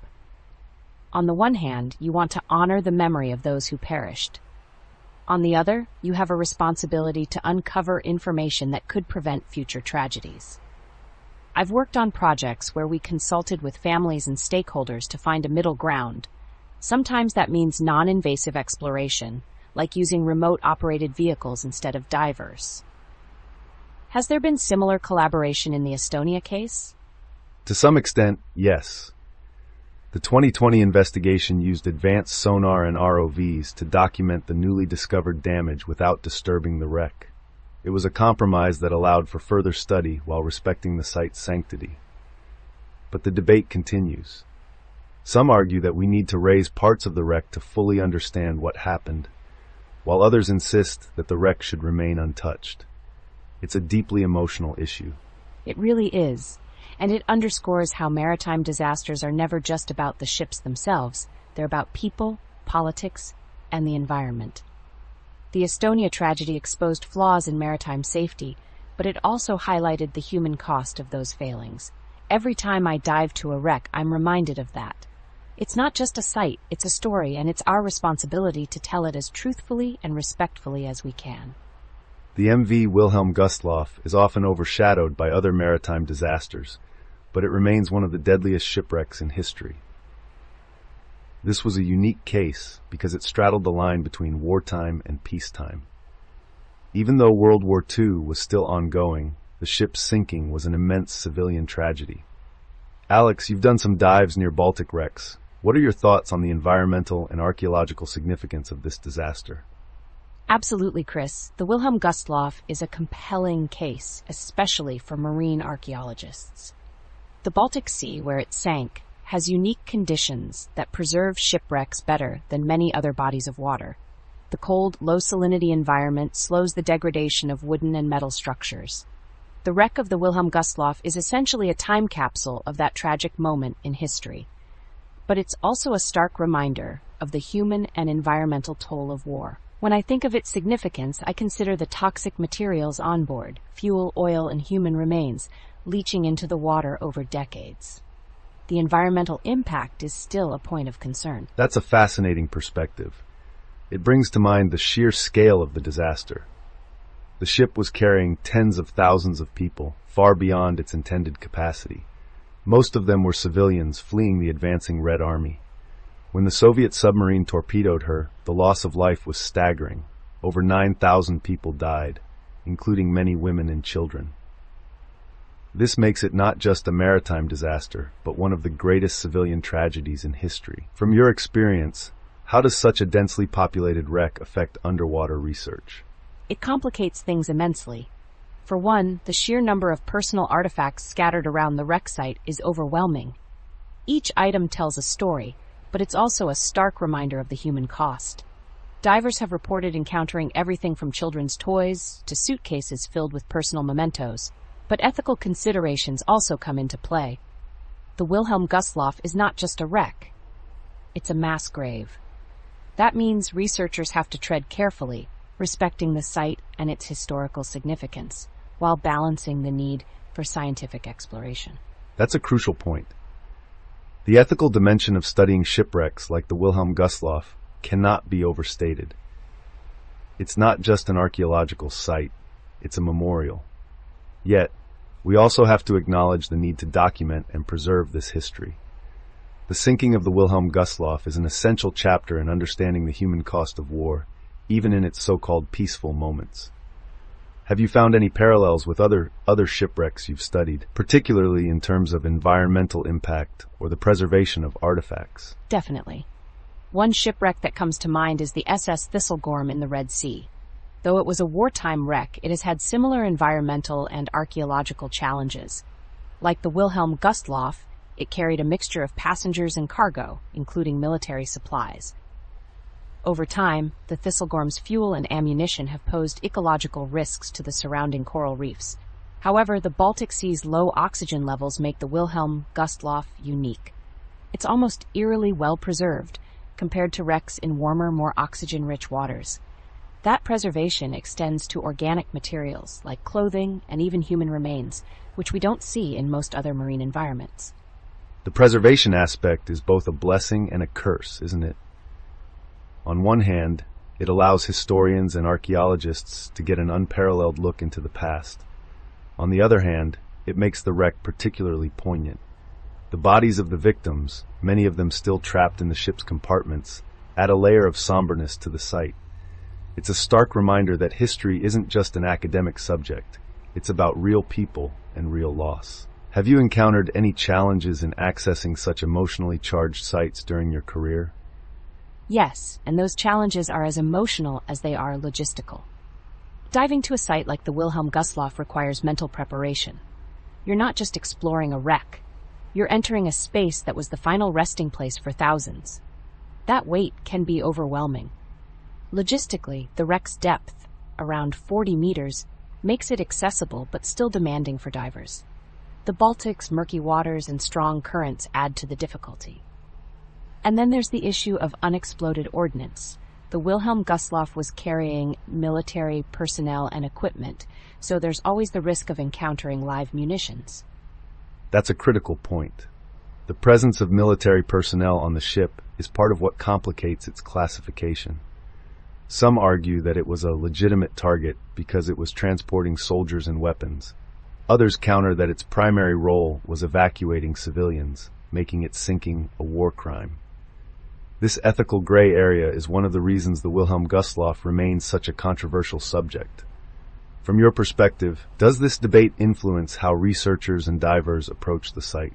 It absolutely does. The debate over the ship's status adds a layer of complexity to every decision we make. For example, should we prioritize documenting the military aspects of the wreck, the weapons and equipment, or focus on the civilian artifacts? And then there's the question of access.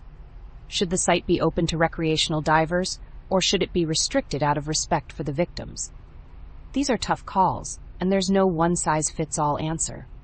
In my experience, most researchers try to strike a balance, but it's not always easy. That balance is indeed tricky. It's a microcosm of the broader challenges we face in studying maritime disasters. We're not just looking at history, we're grappling with its ethical, environmental, and emotional dimensions. The Wilhelm Gustloff is a particularly stark example, but it's far from the only one. I wonder, Alex, do you think there's a way to use such wrecks to educate the public about the complexities of history and the importance of preservation? I think there is, but it requires a nuanced approach. Public interest in shipwrecks is often driven by their dramatic stories, the sinking, the loss of life, the mystery, but we can use that interest as a gateway to deeper discussions. For instance, the Wilhelm Gustloff can teach us about the human cost of war, the ethical dilemmas of targeting civilian vessels, and the long-term environmental impacts of maritime disasters.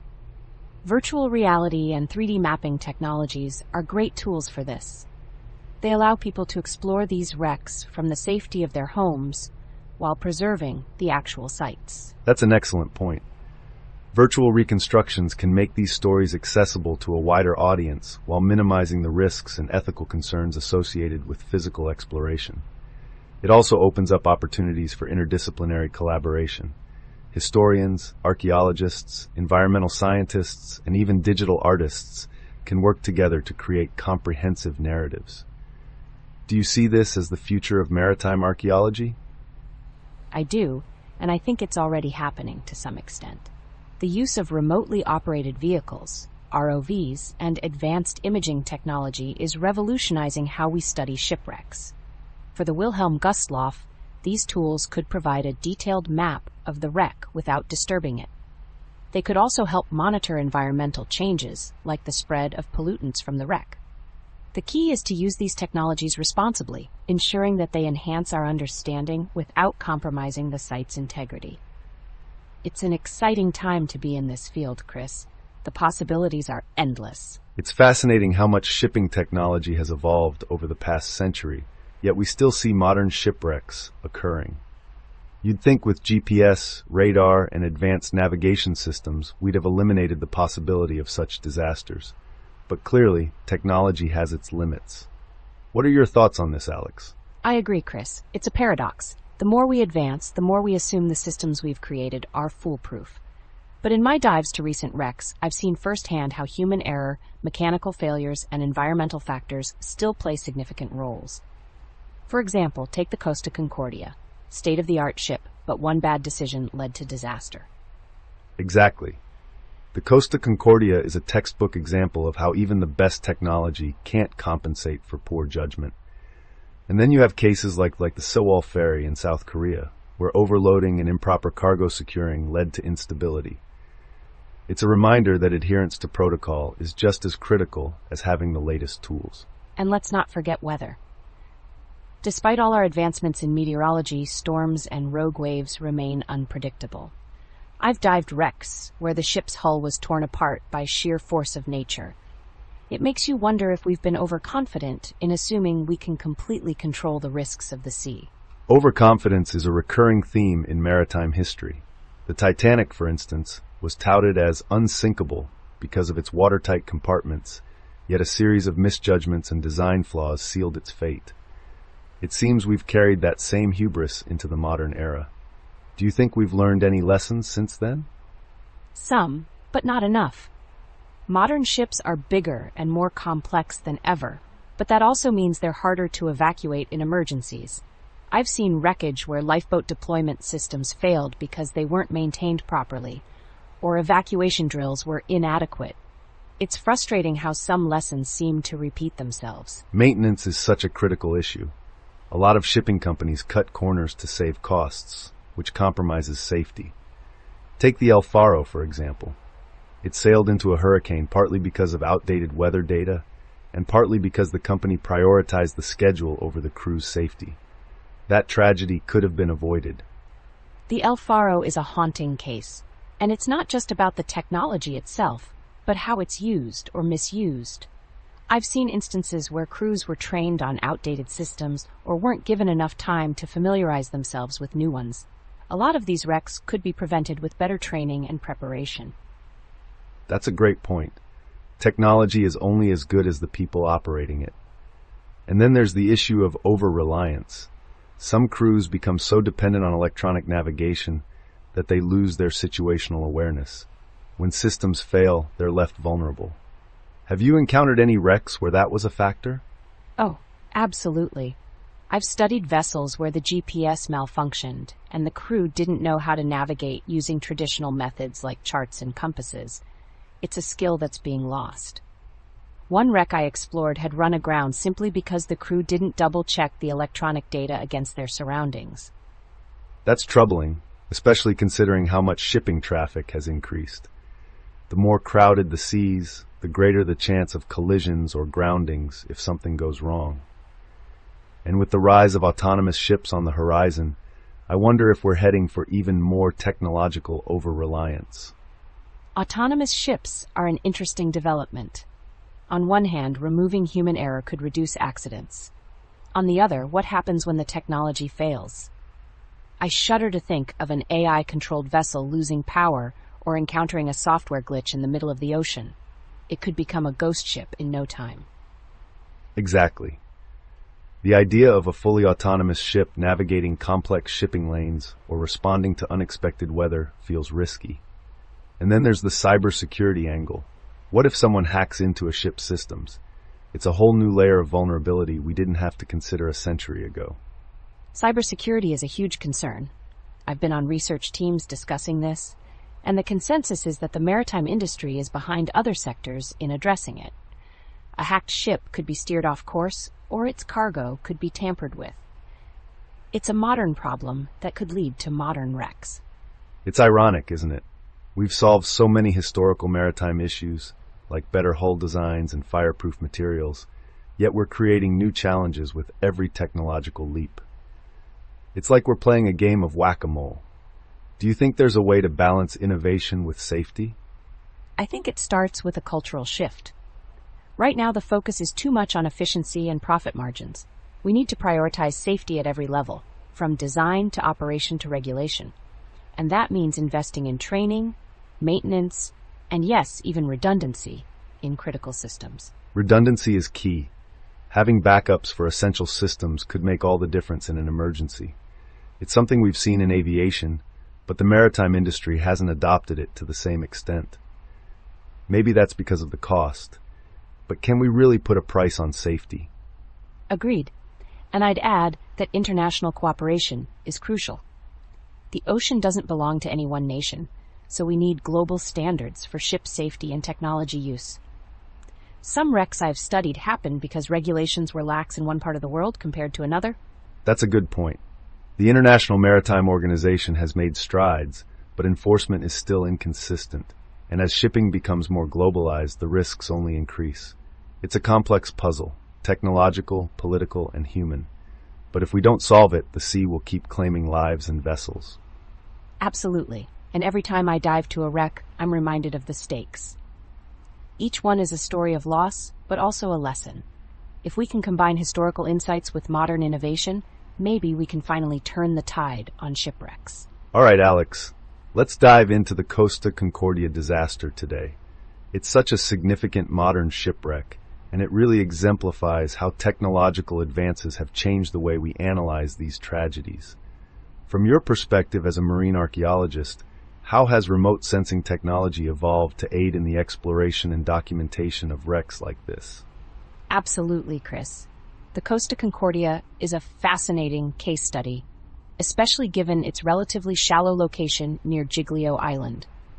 Remote sensing technologies such as multi-beam sonar and side-scan sonar played a huge role in mapping the wreck site. These tools allow us to generate highly detailed, three-dimensional images of the underwater environment, which is critical when you're dealing with something as massive and complex as a capsized cruise ship. I find it remarkable how precise those technologies have become. Back in the earlier days of shipwreck exploration, we relied heavily on rudimentary sonar and even manual dives, which left so much room for error. But now, with multi-beam sonar, we can see every contour of the seafloor and the vessel itself. Do you think these advances have made the exploration process faster, or is it more about accuracy? A bit of both, honestly. The speed at which we can gather data has definitely improved, but the real game changer is the accuracy. For example, when the Costa Concordia was being stabilized and eventually salvaged, engineers needed precise maps of the underwater terrain. Multi-beam sonar provided that level of detail, showing not just the ship's position, but also the surrounding seabed's topography. That data was critical for installing the underwater platforms used to refloat the ship. Speaking of refloating, the Costa Concordia operation was one of the most ambitious salvage efforts in history. It makes me wonder how much the robotics side of things contributed. Were ROVs, remotely operated vehicles, a significant part of the process? Oh, absolutely. ROVs were indispensable. They were used extensively to inspect the hull, assess damage, and even assist with the placement of the massive hydraulic jacks and flotation devices. What's incredible is how ROVs today can operate at depths and under conditions that would be impossible for human divers. Even though the Costa Concordia was in relatively shallow waters, the underwater currents around Giglio Island made it dangerous for divers to spend extended time at the wreck site. ROVs bridged that gap. That's fascinating, and I assume the ROVs were also equipped with high-definition cameras and sensors to provide real-time feedback to the salvage teams. Exactly. High-definition video feeds allowed the engineers and archaeologists to monitor the operation in real time, which was crucial for such a delicate and high-stakes endeavor. Some ROVs were even equipped with manipulator arms to move debris or install equipment.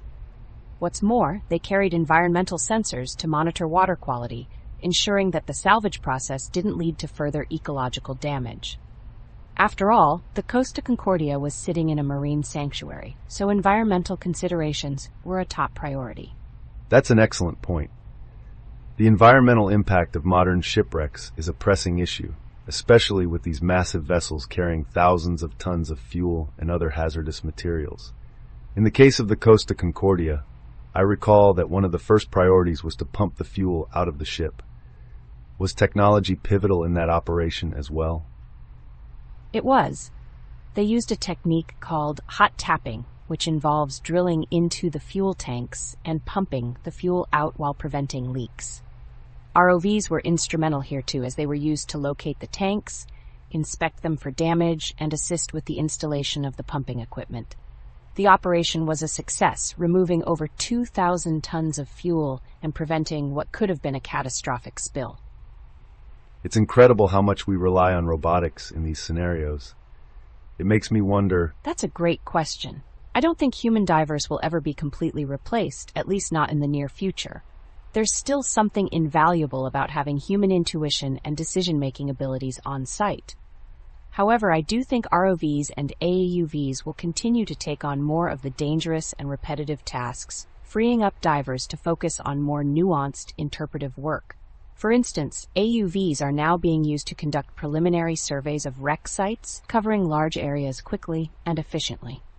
Once the wreck is located and mapped, divers can then concentrate on detailed investigations. That makes sense. And speaking of detailed investigations, I imagine the Costa Concordia was also a goldmine for historians and archaeologists. Beyond the salvage operation, What was uncovered in terms of artifacts or evidence that might provide insights into life aboard the ship or the events leading up to the disaster? The Costa Concordia was unique in that it wasn't an ancient wreck, so the artifacts recovered were mostly modern, personal belongings, furnishings, and equipment. However, these items still tell a story. For example, examining the damage to certain parts of the ship helped forensic teams reconstruct the sequence of events during the sinking. Moreover, some of the recovered items, like life jackets and emergency equipment, were analyzed to evaluate how effectively safety protocols were implemented, or, in some cases, how they failed. That's a critical aspect of modern shipwreck studies, isn't it? They're not just about recovering artifacts, but also about learning lessons to improve maritime safety. What do you think was the most significant safety lesson learned from the Costa Concordia? I think the disaster highlighted the importance of crew training and emergency preparedness. One of the major criticisms was how chaotic the evacuation process was. Many passengers reported not receiving clear instructions, and some crew members seemed unprepared to handle the crisis. Since then, there's been a push for stricter regulations on crew training and emergency drills. On the technological side, there's also been an emphasis on improving ship design to make evacuation routes more intuitive and accessible. It's a sobering reminder of how much is at stake when things go wrong at sea.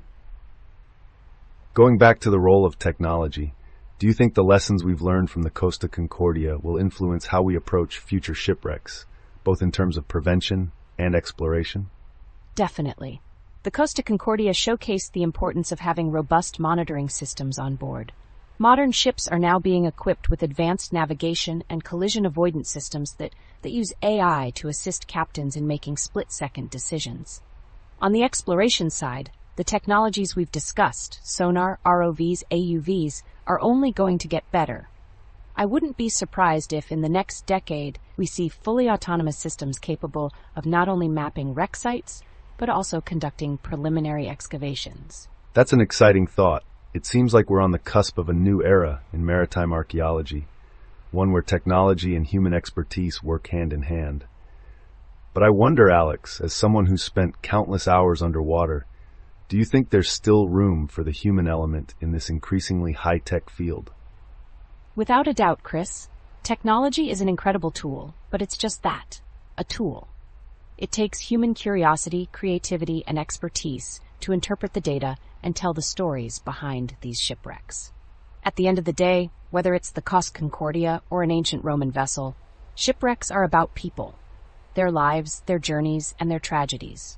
And that's something no robot or AI can ever fully replace. The Costa Concordia disaster in 2012 was a stark reminder that even in an age of advanced maritime technology, human error remains a critical factor in shipwrecks.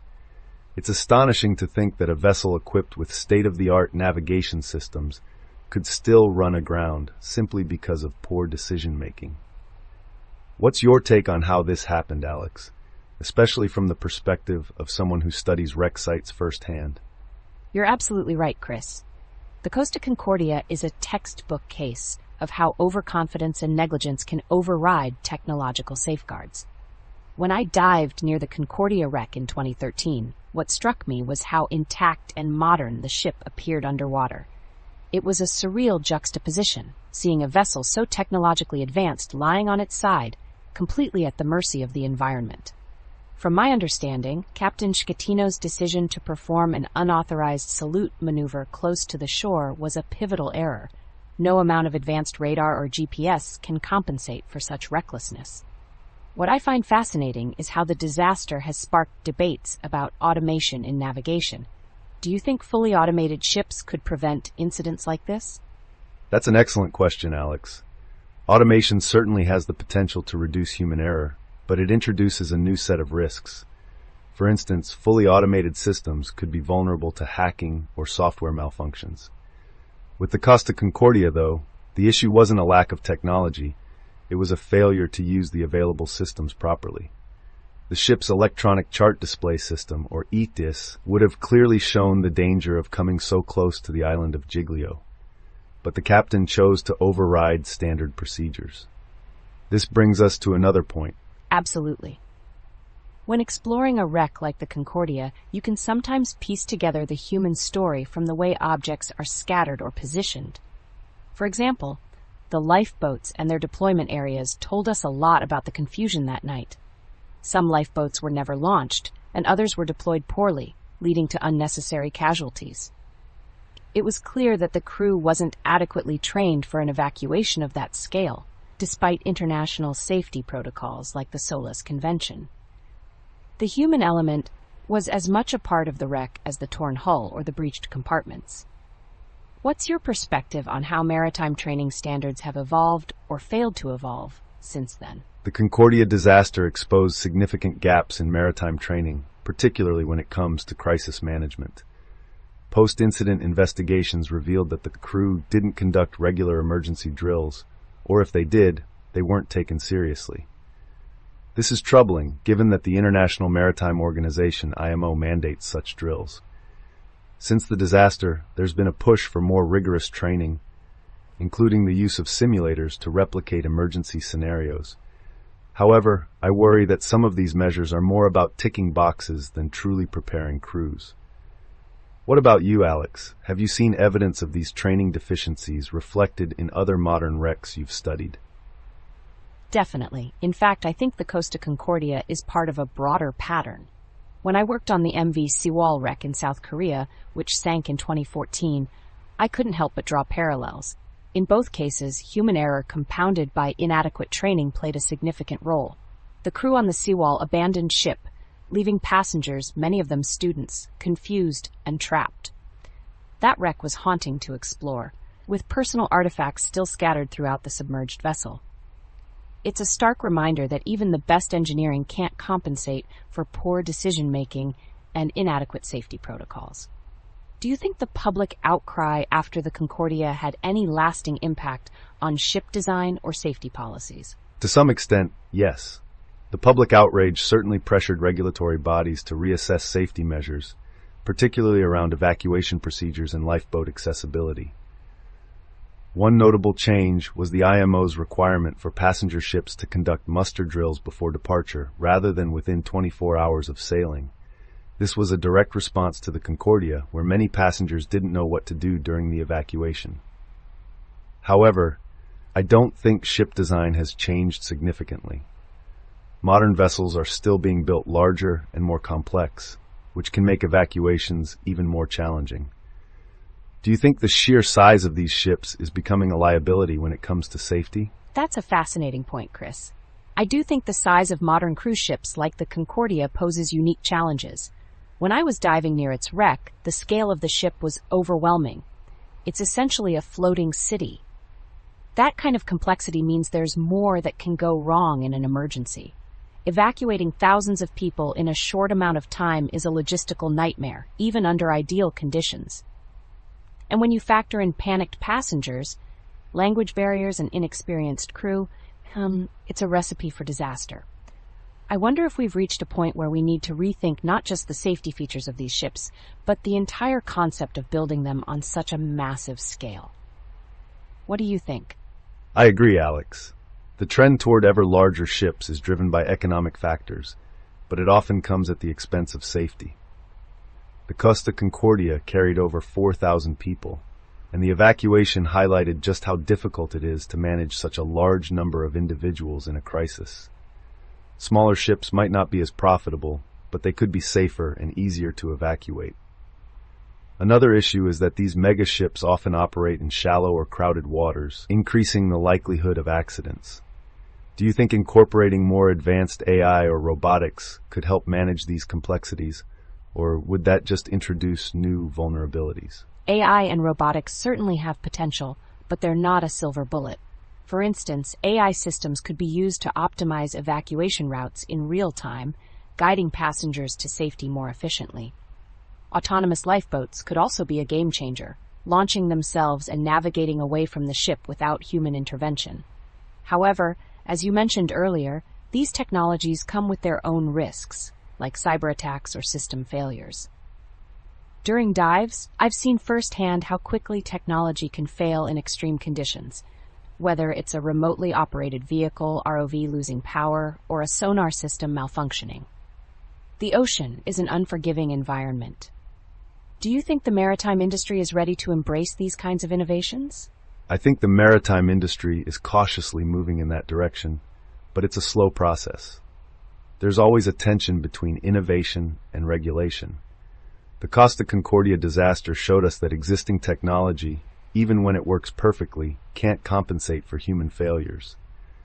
So while innovations like AI could enhance safety, they'll need to be integrated into a broader culture of accountability and preparedness. The real challenge is ensuring that technological advances don't give crews a false sense of security. What's your perspective on the balance between human and technological elements in modern shipwrecks? It's a delicate balance, and the Costa Concordia is a perfect example of what happens when it tips too far in either direction. Technology is a tool, not a replacement for good judgment and proper training.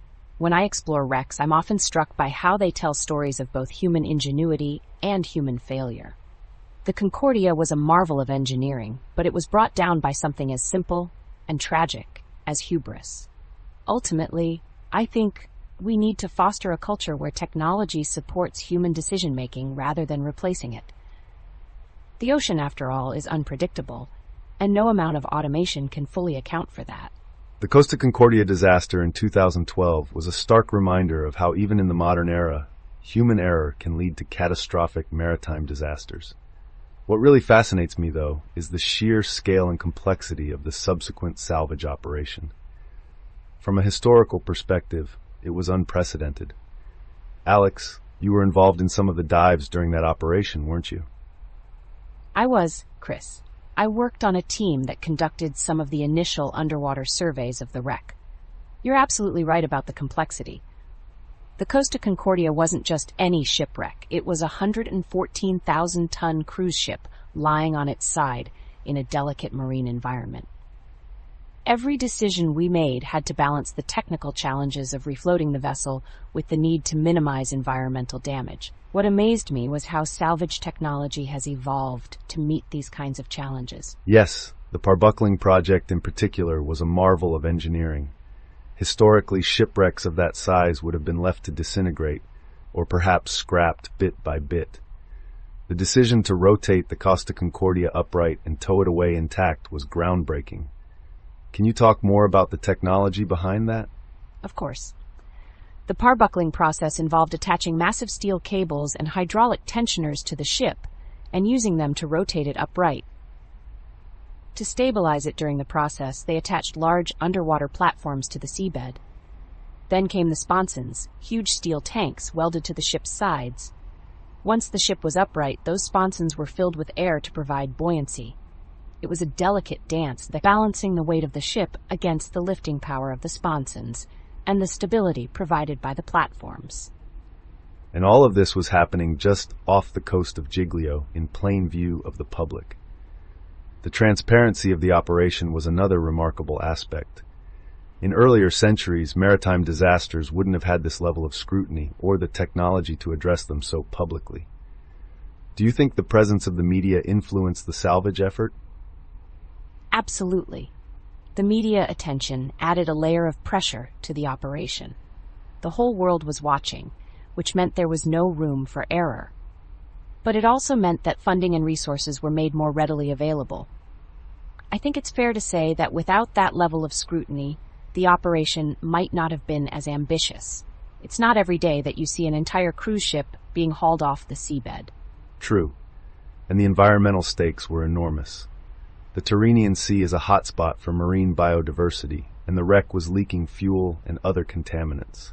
Historically, we've seen cases where shipwrecks caused long-term ecological damage, like the Exxon Valdez spill in 1989. But in the Costa Concordia's case, the response seemed to prioritize environmental protection from the outset. That's right. One of the first priorities was to pump out the remaining fuel from the ship's tanks. Specialized teams used hot water injection systems to liquefy the heavy fuel oil and then pump it out through flexible hoses. It was a race against time to prevent further leakage. And let's not forget the debris field. Divers like me spent months cataloging and recovering thousands of objects from the seabed. everything from furniture to personal belongings. Each piece had to be carefully documented for both environmental and legal reasons. That brings up another interesting point: how the legal landscape has evolved with modern shipwrecks. Historically, there was often a finders keepers mentality when it came to salvaging wrecks. But with the Costa Concordia, the legal framework was much more complex. There were multiple stakeholders, from the ship's owners to the Italian government and international environmental organizations. How did that complexity play out in your work? It was a logistical maze, to say the least. Every artifact we recovered had to be reported to the Italian authorities, and many were eventually returned to their rightful owners. The ship itself was the property of Costa Cruises, but the Italian government had jurisdiction over the salvage because it occurred in their waters. Then there were the insurance companies, which were deeply involved because of the enormous costs involved, nearly $1.2 billion by the time the operation was complete. It was a far cry from the old days of maritime salvage, where salvors could claim ownership of whatever they recovered. Speaking of costs, the economics of the operation were staggering. Over $1 billion for a single shipwreck. Historically, that kind of expenditure would have been unthinkable. It makes me wonder, are we entering a new era where technological capacity and public pressure are reshaping how we deal with maritime disasters? I think we are. The Costa Concordia set a new standard for what's possible in terms of salvage and environmental remediation. Advances in robotics, materials science, and underwater imaging played a huge role. For example, we used remotely operated vehicles, ROVs, equipped with high-definition cameras and sonar to map the wreck site in incredible detail. That data was crucial for planning every stage of the operation. And as technology continues to evolve, I think we'll see even more sophisticated approaches to shipwreck recovery in the future. It's fascinating to think about how far we've come. Compare this to the Titanic, for instance. When it sank in 1912, the technology to even locate the wreck didn't exist until the 1980s, and salvaging it was out of the question. It's still sitting on the seabed today. If the Titanic sank in 2012 instead of 1912, do you think we'd have been able to recover it? That's an interesting thought experiment, Chris. If the Titanic had sunk today, I think we would have the technology to at least attempt a recovery. But the depth of the wreck, nearly 4,000 meters, would still pose enormous challenges. The Costa Concordia was in relatively shallow water, which made the salvage operation feasible. At Titanic's depth, the pressure and cold would make it much more difficult. Still, advances in deep-sea robotics and engineering are closing that gap. Who knows what might be possible in another 50 years? And then there's the question of whether we should recover wrecks like the Titanic at all. There's an argument to be made for leaving them as historical sites, especially when they serve as underwater memorials. The Costa Concordia was different because it was an environmental hazard and a navigational obstacle. But in other cases, the ethical considerations can be just as complex as the technical ones. I agree. The Costa Concordia was a practical necessity, but not every wreck needs to be raised. In my line of work, we often talk about preservation in situ, leaving wrecks where they are, and protecting them from further degradation. Wrecks can be time capsules, offering unique insights into the past. But they're also incredibly fragile. Even something as simple as touching a piece of wood or metal can cause irreversible damage, especially in older wrecks like the Titanic. Which brings us back to the role of technology. The ability to document wrecks in high detail without disturbing them is one of the most exciting developments in maritime archaeology. With tools like photogrammetry and 3D modeling, we can create virtual representations of wrecks that preserve their current state indefinitely. Did you use any of those techniques during the Costa Concordia operation? We did. Photogrammetry was a game changer for us. By stitching together thousands of high-resolution images, we created a detailed 3D model of the entire wreck site. That model was used not only for planning the salvage operation, but also for documenting the wreck's condition before and after each phase. It's a powerful tool for both archaeology and engineering. And as the technology improves, I think we'll see it become standard practice for almost every underwater project. It's remarkable to think about how far we've come, and how much further we still have to go. The Costa Concordia may have been a disaster, but it also pushed the boundaries of what's possible in maritime engineering and archaeology. It's a case study that future historians and engineers will be examining for decades to come. Absolutely, Chris. It's a reminder that even in the face of tragedy, there's an opportunity to learn and innovate. The Costa Concordia operation set a new benchmark for salvage and environmental recovery, and I'm proud to have been a part of it.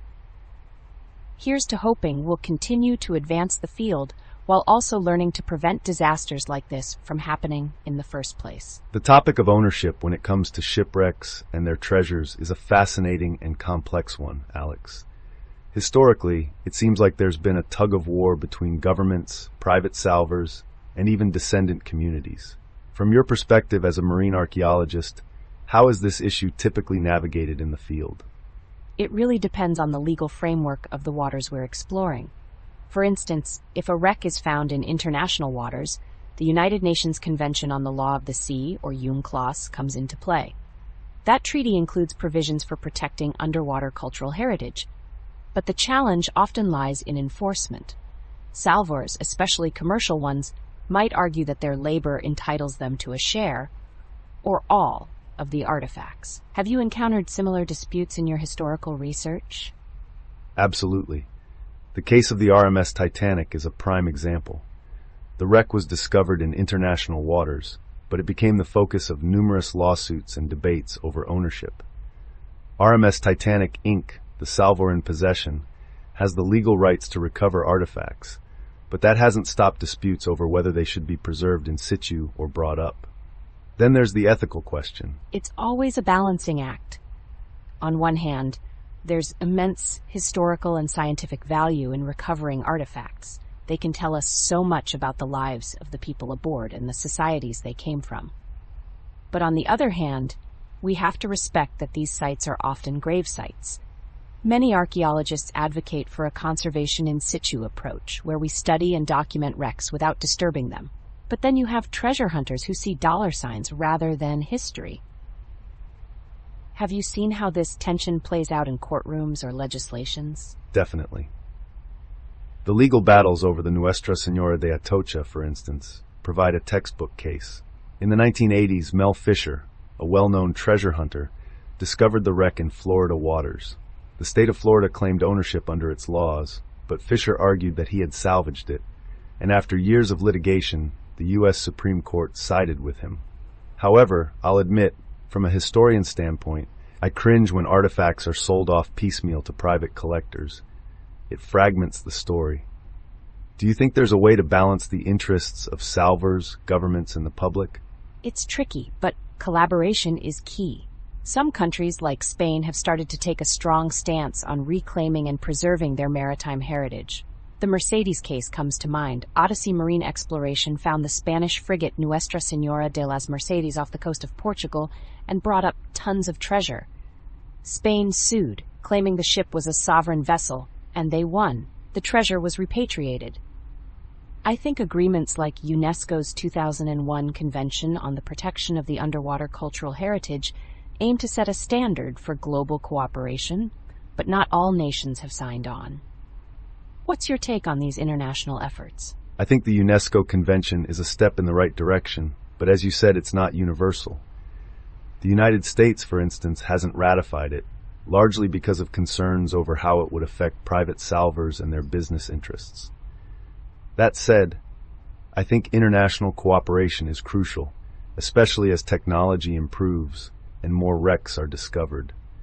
The deeper we go, the more we're going to need a unified ethical and legal framework. Have you seen technological advancements change the way we approach these wrecks? Oh, absolutely. ROVs and AUVs, remotely operated vehicles and autonomous underwater vehicles, have revolutionized how we explore deepwater wrecks. They allow us to map sites in incredible detail without ever disturbing them.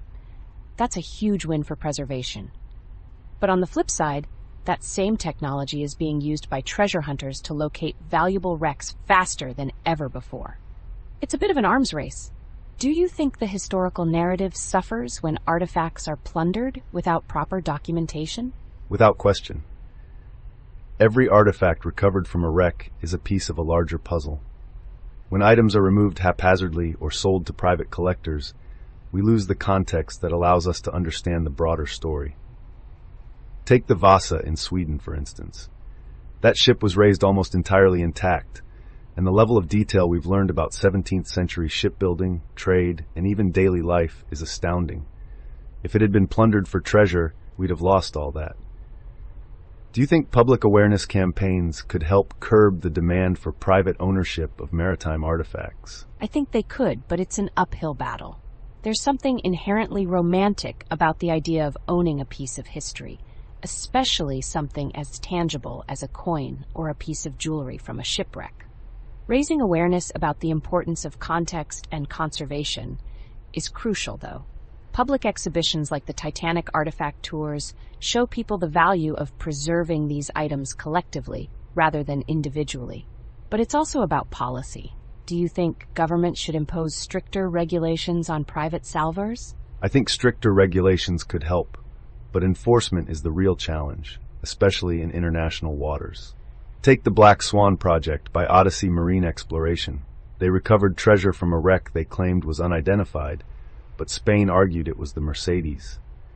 That led to years of legal battles and ultimately the treasure being returned to Spain. But not every nation has the resources to pursue such cases. How do you think smaller nations can protect their underwater heritage? It's tough for smaller nations, especially those with extensive coastlines but limited resources. Partnerships with universities, NGOs, and even private companies can help. For example, there's been success in using citizen science initiatives, where local divers and fishermen report wrecks or artifacts they come across. It's not a perfect solution, but it's a start. Plus, training local archaeologists can ensure that cultural heritage is managed by people who have a stake in it. Do you think the idea of heritage for humanity could gain more traction in this field? I think it's an ideal we should strive for, but human nature and national interests often complicate things. The Elgin Marbles debate on land is a good parallel. Who really owns history? The nation where it was found, or humanity as a whole? Underwater, that debate gets even murkier. For instance, should a wreck like the Titanic belong to humanity, given its global significance, or to the nation under whose flag it sailed? It's a philosophical question as much as a legal one. How do you see these philosophical debates influencing the practical work you do? They're always in the back of my mind, honestly. Every time I dive on a wreck, I'm reminded that these aren't just archaeological sites. They're stories, lives, and histories frozen in time. Balancing the desire to unlock those stories with the responsibility to preserve them is a constant challenge.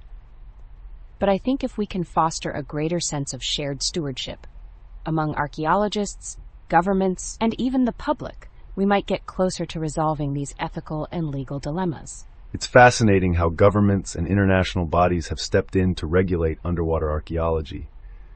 The UNESCO Convention on the Protection of the Underwater Cultural Heritage has been a major milestone. But Alex, as someone who's actively working in the field, how do you see its effectiveness in practice?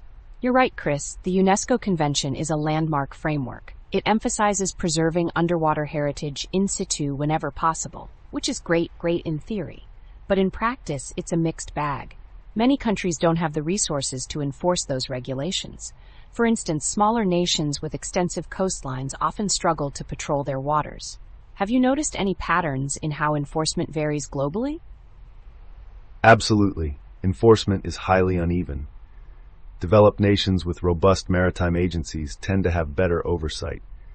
Take the UK, for example, where the Protection of Wrecks Act has been relatively successful in safeguarding historically significant sites. In contrast, regions like Southeast Asia face challenges because of rampant looting and treasure hunting. The disparity often comes down to funding and political will. But I wonder, Alex, how does this uneven enforcement affect your work as a marine archaeologist? It complicates things immensely. When I dive in international waters or in nations with lax regulations, there's always the risk of encountering treasure hunters or salvagers. Sometimes they even operate under the guise of legitimate archaeology. It's frustrating because their activities can destroy layers of historical context that we'll never get back. On the other hand, I've also seen instances where local communities are empowered to protect sites. Have you studied how grassroots involvement plays into the legal frameworks? Grassroots involvement is crucial, especially in regions where governments lack the resources to act. Community-led initiatives can be extremely effective in deterring looting. For example, in the Philippines, local fishermen have been enlisted to monitor underwater heritage sites, but integrating these efforts into broader legal frameworks can be tricky. How do you think we can better align local efforts with international regulations? That's a tough question. One approach is through education and training. If local communities understand the historical and cultural value of these sites, they're more likely to protect them. Partnerships between international archaeologists and local stakeholders can also help. I've worked on projects where we trained local divers to document sites, and that created a sense of ownership. But there's always the issue of funding. How do you see international bodies addressing the financial gap? That's where organizations like UNESCO could step up with dedicated funding programs. They already provide some technical assistance, but a targeted fund for underwater heritage could go a long way. Additionally, private-public partnerships might be worth exploring.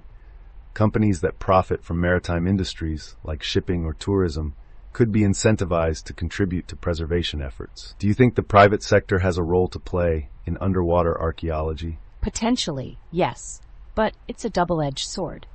While private sector funding can provide much-needed resources, it often comes with strings attached.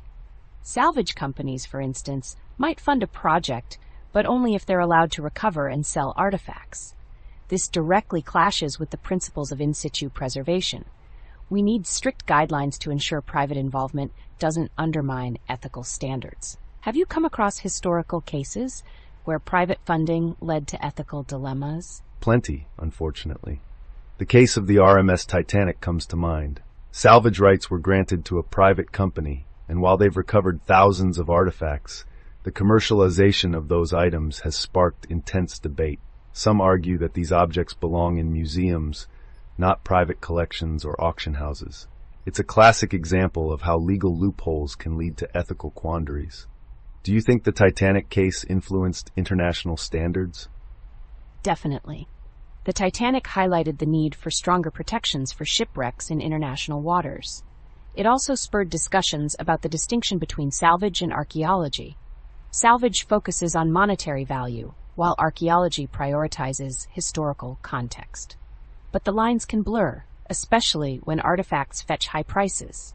How do you think we can better enforce the principle of shared heritage in such cases? Shared heritage is a powerful concept, but enforcing it requires international cooperation. Nations need to agree on common standards for how artifacts are handled and displayed. The idea of artifact sharing agreements, like loaning artifacts for exhibitions, might help. This way, the global community can benefit without compromising ethical standards. But enforcement will always be a challenge in international waters. Do you find working in these unregulated areas particularly challenging? It's incredibly challenging. In international waters, you're essentially dealing with a legal void. It's like the Wild West down there. Without clear jurisdiction, anyone with enough resources can exploit these sites. I've seen modern treasure hunters strip wrecks of artifacts, destroying vital clues in the process. The lack of accountability is disheartening. How do you think we can motivate countries to collaborate on this issue? It might come down to diplomacy and incentives. Offering technical support or sharing research data could encourage collaboration. Another approach could be tying underwater heritage to broader environmental initiatives. Many shipwrecks serve as artificial reefs, so protecting them benefits marine ecosystems. Framing heritage preservation as part of a larger environmental effort might attract more interest.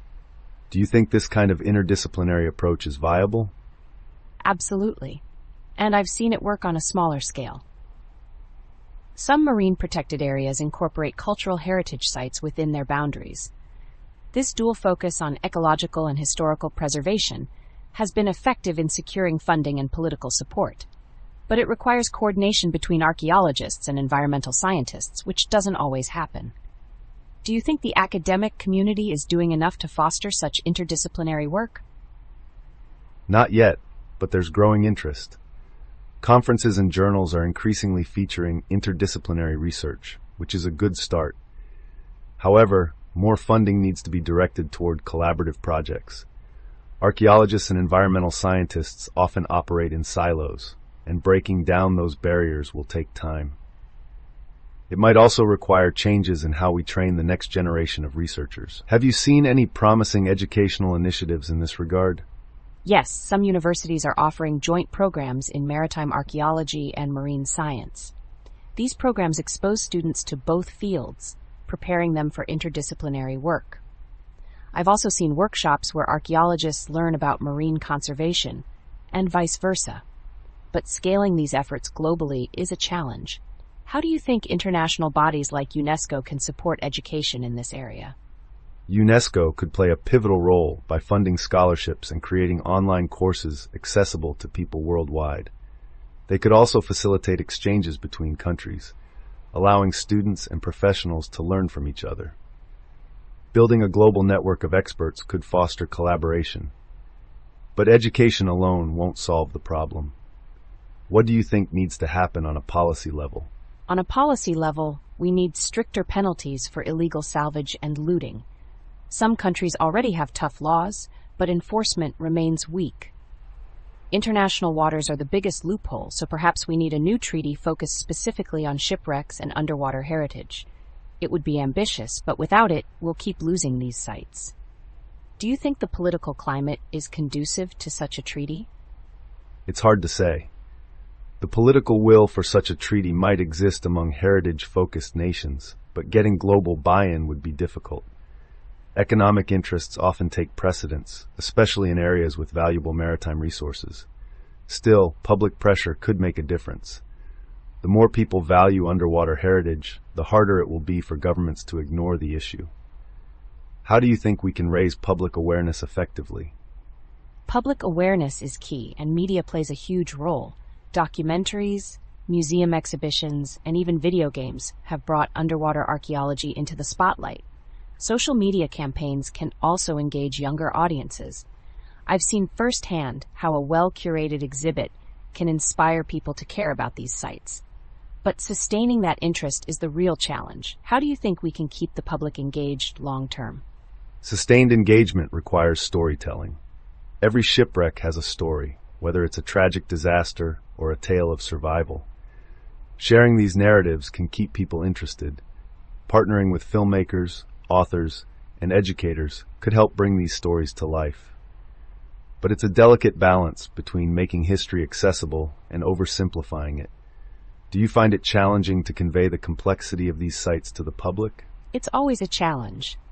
People are often drawn to the treasure hunting aspect, which overshadows the historical and cultural significance. I try to emphasize the human stories behind the artifacts, like the lives of the sailors or passengers. That usually resonates with people. But it takes time and effort to shift perceptions. Do you think we're making progress in moving away from the treasure hunting narrative? Slowly but surely, I think we are. The growing emphasis on ethical considerations in underwater archaeology is a step in the right direction. It shows that the field is maturing and moving beyond its more exploitative roots. The challenge now is to ensure that this shift is reflected in both policy and practice. What's your take on where the field is heading in the next decade? I'm cautiously optimistic. Advances in technology like autonomous underwater vehicles and 3D mapping are making it easier to study sites without disturbing them. There's also a growing recognition of the importance of collaboration, both internationally and across disciplines. If we can address the ethical and legal challenges we've discussed, the future looks promising. But it's going to take a collective effort. It's a fascinating and contentious topic, Alex. As a historian, I often wrestle with the question of whether shipwrecks should be salvaged or left undisturbed as underwater graves. On one hand, many see these wreck sites as sacred spaces, particularly when lives were lost. But on the other, they hold invaluable historical and cultural insights. What are your thoughts as someone who's physically explored these sites? Oh, I completely understand the tension there, Chris. From a marine archaeologist perspective, I see shipwrecks as time capsules that can tell us so much about the past. about the people, the technology, and the circumstances of their demise. But I also think it's crucial to approach them with respect, especially when human remains are present. The ethical question often boils down to deciding whose interests take precedence. Right. And when we dig deeper into the ethical side, it becomes even murkier.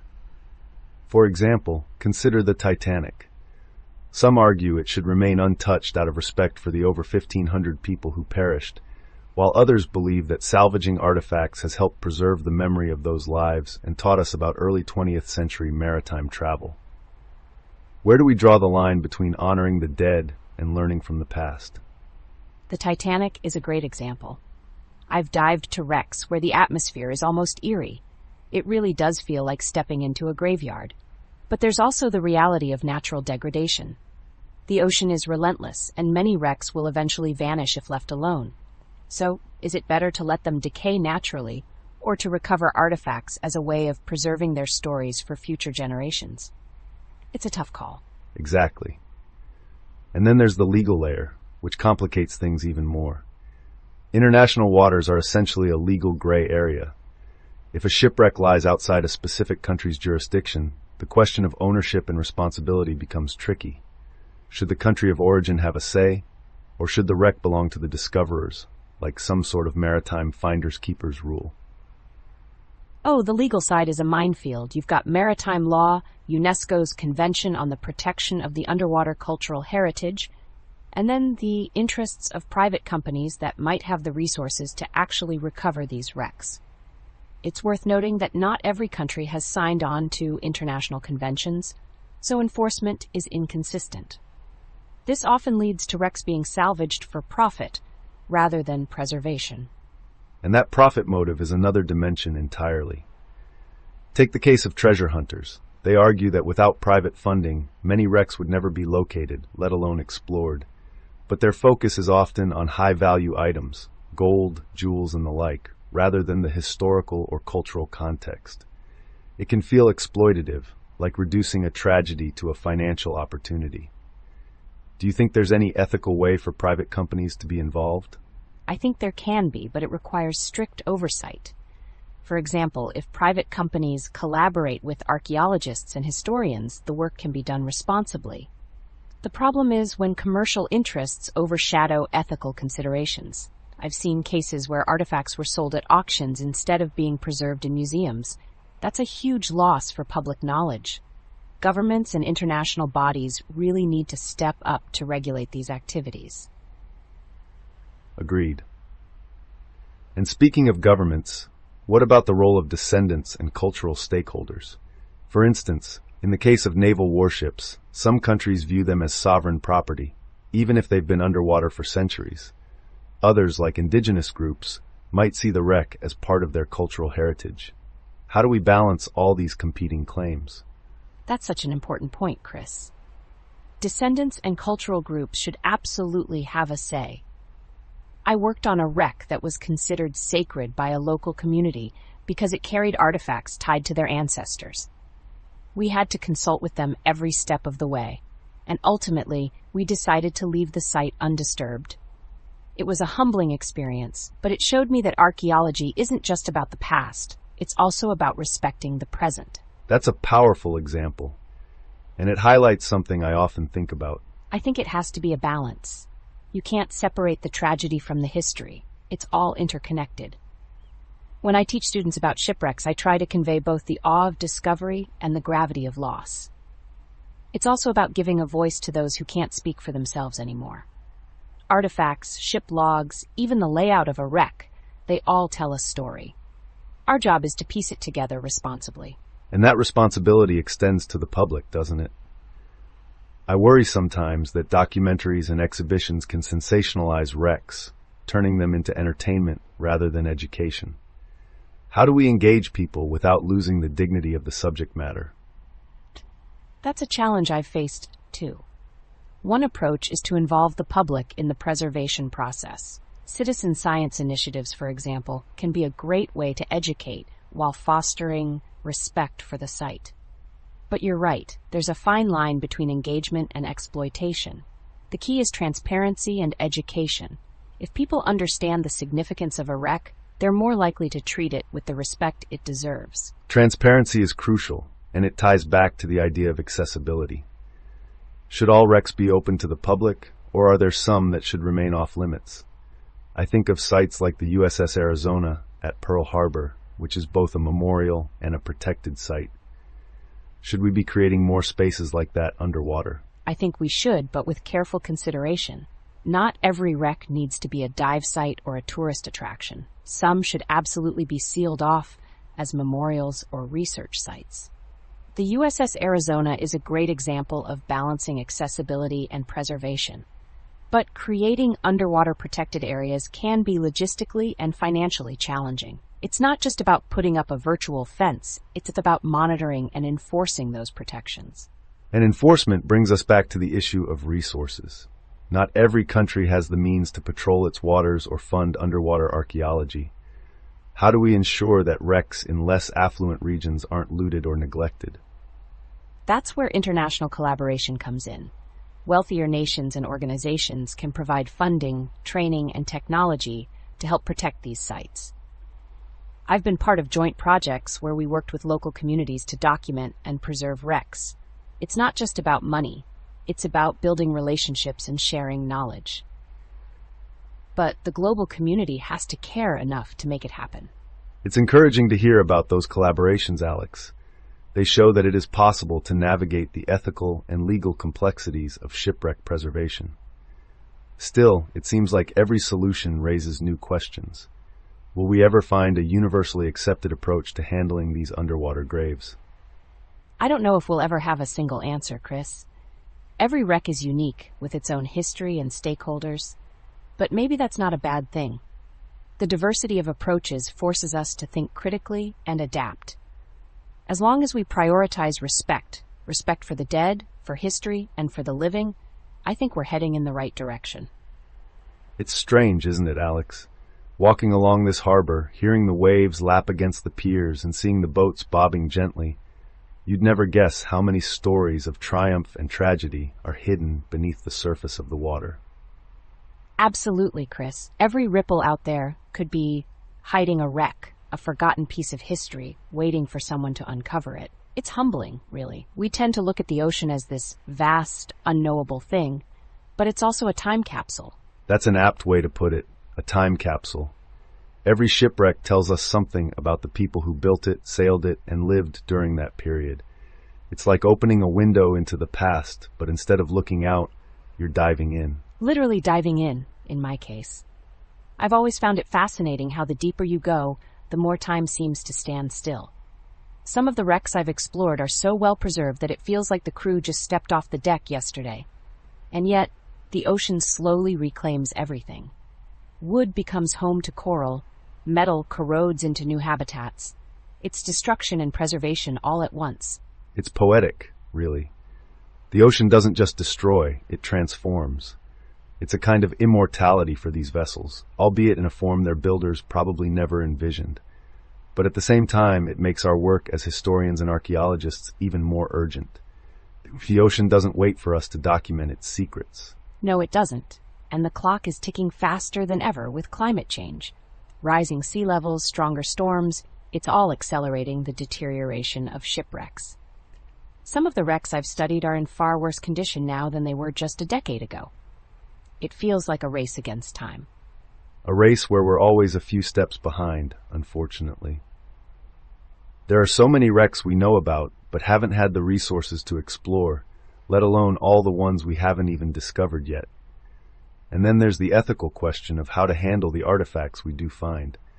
Do we bring them up for preservation, or leave them where they lie, as a kind of underwater memorial? That's a debate I've had with myself countless times. On one hand, bringing artifacts to the surface can help us study them in greater detail and share their stories with the world. On the other hand, there's something profoundly respectful about leaving them undisturbed, especially when they're part of a site that may hold human remains. It's a fine line to walk. It is. And it's not just about the artifacts or the wrecks themselves. It's about the people. Every shipwreck is a human story, of ambition, exploration, sometimes greed, and often tragedy. Take the Titanic, for example. It's been over a century, and yet it still captivates us. Why? Because it's not just a shipwreck. It's a story about human hubris, about the limits of technology, about class and inequality. It's universal. I think that's what draws so many of us to this work. It's not just about the ships, it's about what they represent. They're touchstones for bigger narratives. And you're right, the Titanic is a perfect example. But there are so many others. The wreck of the Endurance, for instance. Shackleton's story is one of survival against impossible odds, or the Mary Rose, which offers a snapshot of Tudor England. Each one is like a chapter in the broader history of humanity. Exactly. And as we walk here tonight, looking at the lights reflecting on the water, I can't help but wonder what future generations will think when they look back at us. What will our shipwrecks say about the 21st century? Will they find remnants of cargo ships carrying consumer goods? Oil tankers, maybe even vessels designed for space exploration, if we venture far enough. It's a strange thought, isn't it? The idea that one day someone might dive on a wreck from our time and try to piece together our lives from what they find. Will they see us as pioneers, or as people who exploited the oceans to their breaking point? It's hard to say. That's the thing about history. It's always written in hindsight. We can't control how we'll be remembered, but we can try to make choices that future generations won't regret. And that includes how we approach maritime archaeology and preservation. It's not just about what we take from the ocean, but what we leave behind. Well said, Chris, and I think that's why I feel so drawn to this work. It's a way of connecting with the past, but also of leaving something meaningful for the future. Every wreck we study, every artifact we document, it's a thread in the fabric of human history. And it's a privilege to be part of that. It is a privilege. And it's moments like this, walking by the harbor, reflecting on the work we've done and the work still ahead, that remind me why I chose this path. The ocean has so much to teach us if we're willing to listen. Agreed. It's a teacher, a keeper of secrets, and a force of nature all rolled into one. And as long as there are stories hidden beneath the waves, I'll keep diving. Who knows what we'll find next? The future is as vast and mysterious as the ocean itself. Here's to that, Alex, to the stories yet to be uncovered, and to the lessons still waiting in the deep.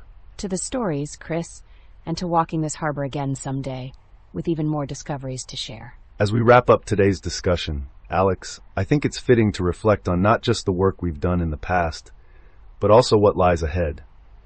Maritime history and archaeology feel like they're at this fascinating crossroads, wouldn't you say? The new technologies emerging could completely redefine how we approach shipwreck exploration. What are your thoughts on the trajectory of the field? Absolutely, Chris. I think the advent of remote-operated vehicles, high-resolution sonar, and even artificial intelligence is already transforming how we identify and analyze wrecks. It's an exciting time to be in this field. I'm particularly intrigued by the potential of autonomous underwater vehicles, or AUVs, for mapping vast seabeds with incredible precision. In fact, one of the projects I've been involved in recently is using AUVs to survey an area near the Isle of Scilly, where we suspect there are several undocumented wrecks dating back to the 17th century. That's fascinating. The Isle of Scilly has such a rich maritime history, doesn't it? If I recall correctly, it was a notorious area for shipwrecks because of the treacherous waters and unpredictable weather. Have you had any promising results from the survey yet? Preliminary data has been very promising. We've identified anomalies on the seabed that could potentially be shipwrecks. What's exciting is that some of these anomalies are in areas we hadn't previously considered high priority, which just goes to show how much we still don't know about these maritime landscapes. The next step is to deploy divers and ROVs to investigate these anomalies more closely. But as you know, Chris, confirming a wreck's identity is no small feat. It takes time, meticulous research, and often a bit of luck. Indeed, it does. But that's part of what makes this work so rewarding, isn't it? The thrill of discovery combined with the painstaking effort to piece together the story behind a wreck. Speaking of stories, I've been following some of the discussions around the use of DNA analysis in maritime archaeology. For instance, using DNA to identify human remains found in shipwrecks, or even to trace the origins of organic materials like wood or foodstuffs. Have you encountered any projects employing that kind of technology? I have, though it's still a relatively niche area within marine archaeology. One project that comes to mind is the analysis of human remains from the wreck of the Mary Rose. They've been using DNA to learn more about the crew's ancestry, diet, and even health conditions. It's groundbreaking work that adds a whole new dimension to our understanding of life aboard these ships. I think we'll see more of this in the future, especially as the technology becomes more accessible and affordable. It's remarkable how interdisciplinary our field has become. I remember when maritime history was primarily about studying logs, charts, and ship designs. Now we're working alongside geneticists, chemists, and even data scientists. It's a testament to how dynamic this field is. But let me ask you this, Alex. That's a valid concern, Chris, and one I think about often. Technology is a tool, not a replacement for the human element. The stories are what breathe life into these discoveries. Take the Titanic, for example. We have incredible sonar maps and 3D models of the wreck site, but what captures people's imagination are the personal stories, the passengers, the crew, the tragedy. As archaeologists, it's our job to use technology to uncover and amplify those stories, not to let them get lost in the data. Well said. The Titanic is a perfect example of that balance. Even after all these years, it continues to captivate people because of the human stories intertwined with the technological marvel and the disaster. Speaking of iconic wrecks, are there any particular shipwrecks on your radar that you're hoping to explore in the near future? There are a few, actually. One that stands out is the Merchant Royal, often called the El Dorado of the Seas. It sank off the coast of Cornwall in the 17th century, reportedly carrying a massive treasure of gold and silver. It's been a sort of holy grail for marine archaeologists, but the exact location remains elusive. We're hoping to conduct a new survey of the suspected area next year using some of the latest advancements in underwater imaging. The Merchant Royal. Now that's a legend. It's one of those wrecks that captures the imagination of both historians and treasure hunters alike. But I imagine a project like that comes with its own set of challenges, especially given the ethical and legal implications of recovering treasure from shipwrecks. How do you navigate those waters, so to speak? It's tricky, no doubt about it. The key is to approach it from an archaeological perspective rather than a treasure hunting one. Our goal is to preserve and study, not to profit. That's why collaboration with local governments, museums, and academic institutions is so important. It's also why we're so meticulous about documentation, ensuring that any artifacts recovered are properly conserved and shared with the public. But you're right, the ethical questions are always there, especially when it comes to wrecks that might still hold cultural or spiritual significance for descendant communities. That's an important point. Cultural significance can't be overlooked, especially as we start exploring more wrecks in regions like the Indian Ocean or the South China Sea, where shipwrecks often have deep ties to local histories and traditions. Have you had any experiences working on projects in those regions? I have, actually. A few years ago, I was part of a team studying a wreck off the coast of Indonesia that turned out to be a 9th century Arab dhow. It was carrying ceramics, spices, and other goods, likely as part of the ancient maritime Silk Road. What stood out to me was the local community's connection to the site. They saw it as part of their heritage, even though the ship itself wasn't originally from their culture. It was a humbling reminder that these wrecks belong to more than just the academic community. That's such a rich example of how interconnected maritime history is. It's not just about the individual ships, but the broader networks of trade, culture, and human interaction they represent. As we look to the future, I wonder how we can better involve local communities in these projects. Do you see community engagement becoming a bigger part of marine archaeology? Definitely, and I think it's essential. Too often, archaeology has been a top-down process, with experts coming in and communities left on the sidelines. But there's a growing movement toward more inclusive practices. For instance, training local divers to assist in underwater excavations or collaborating with local historians to interpret findings. It's not just about gaining access to sites, it's about ensuring that the benefits of these discoveries are shared equitably. That's such an important shift. It's heartening to see the field moving in that direction. Before we wrap up, Alex, I'm curious, what's your dream project? If resources and logistics weren't an issue, what shipwreck would you want to explore and why? That's a tough question. If I could choose anything, I think I'd want to explore the wreck of the Santa Maria, Christopher Columbus's flagship. It's such a pivotal part of history, yet its exact location remains unknown. Finding it could offer incredible insights into the age of exploration, not just the ship itself, but the materials, the construction methods, and maybe even artifacts that could shed light on the lives of the crew. It would be a monumental undertaking, but one that could rewrite parts of maritime history. The Santa Maria. What a fitting choice for someone in your line of work. It's the kind of discovery that would resonate far beyond the field of archaeology. Well, Alex, this has been an enlightening discussion. I feel like we've only scratched the surface of what's possible in underwater exploration, but it's clear the future is brighter than ever. It really is, Chris. Thanks for the conversation. It's always a pleasure to discuss these topics with someone who shares the same passion for maritime history. Here's to the discoveries yet to come. As we're wrapping up today's session, Alex, I think it's important to reflect on what these maritime disasters teach us about humanity's enduring relationship with the sea. It's remarkable, isn't it? Despite centuries of technological advancement, exploration, and even cautionary tales, we remain both awed and humbled by the ocean's power. Absolutely, Chris. What stands out to me is how the sea seems to embody this duality. It's a source of livelihood, inspiration, and connection, but also this untamable force of nature. Every shipwreck I've studied, whether it's a 2,000-year-old Roman galley or a 20th century freighter, tells a story of human ambition meeting the unpredictable. And yet, we keep returning to it. That's a fascinating point. It's as though we're hardwired to take those risks, to venture into the unknown. From ancient Polynesian navigators crossing vast distances in canoes to modern container ships braving stormy seas, there's this persistent thread of determination. And when disasters strike, like the Titanic or the more recent Costa Concordia, it forces us to confront our own fallibility. We're reminded that no amount of engineering can make us invincible. And yet, ironically, it's often those very tragedies that propel us forward. So many safety protocols we rely on today were born out of disaster.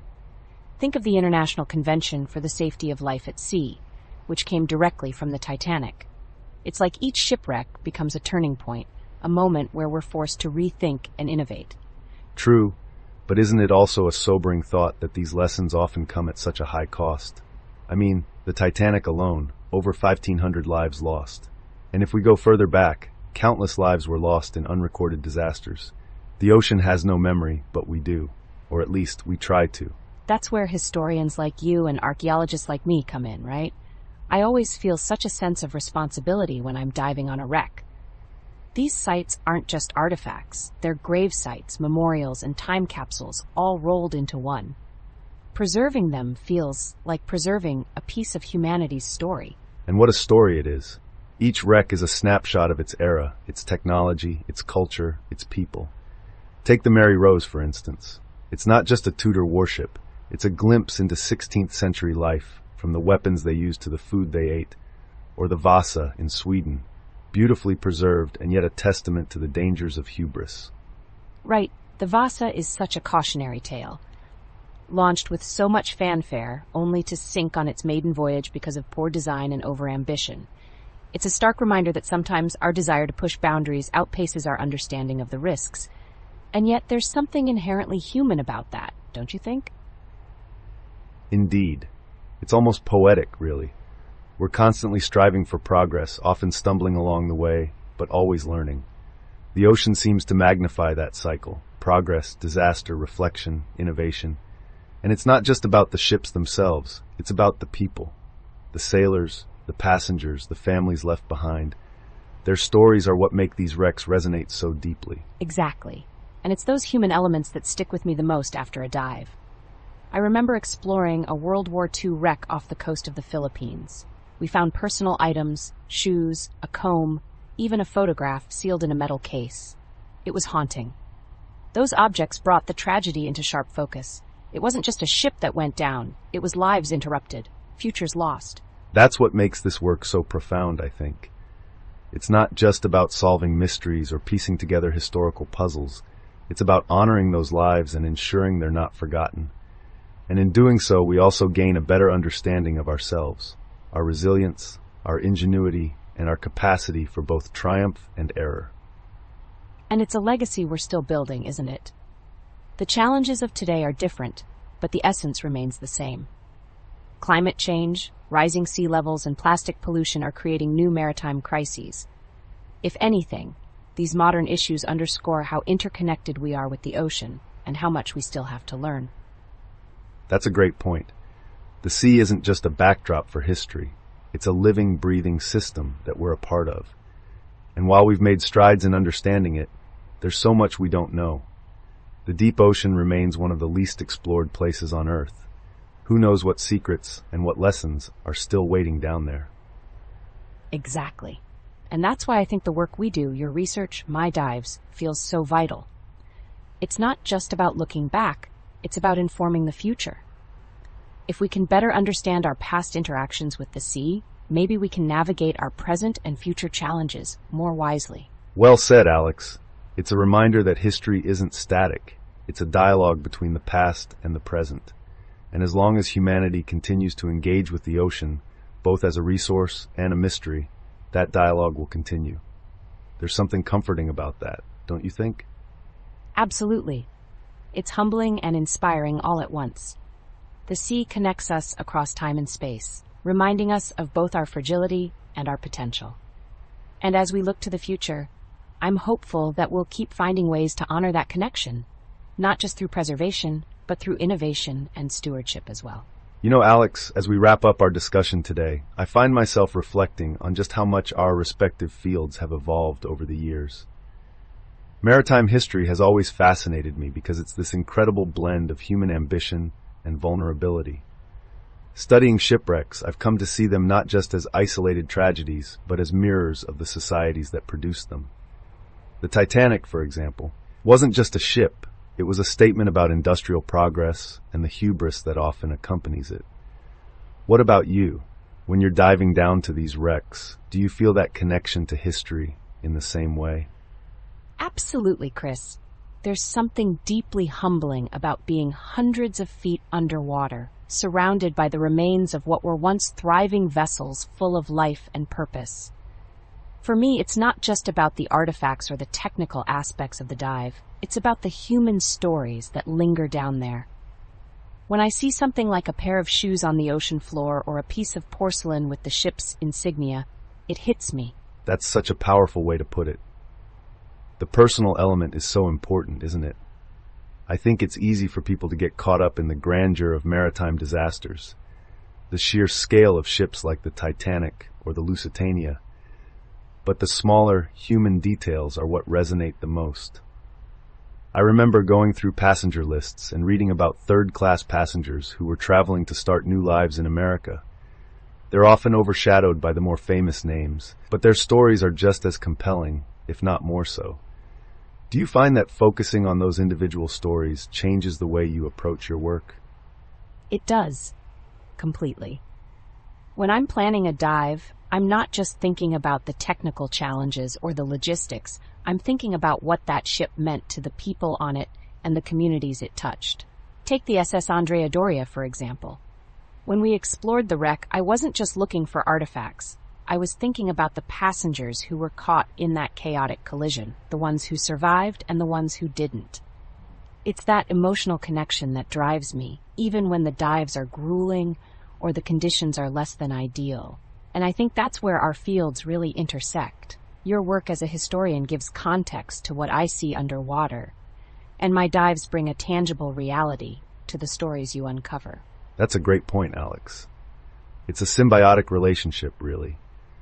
Your discoveries add depth, literally and figuratively, to our understanding of these events. And I think that's one of the most exciting things about the future of maritime studies. Oh, the possibilities are endless. With technologies like remotely operated vehicles, ROVs, and advanced sonar mapping, we're able to explore depths that were once completely inaccessible. And it's not just about finding shipwrecks, it's about understanding the broader maritime landscape.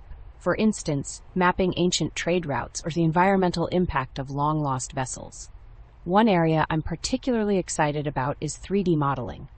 We're now able to create incredibly detailed digital reconstructions of wreck sites, which means we can share these discoveries with the public in ways that were never possible before.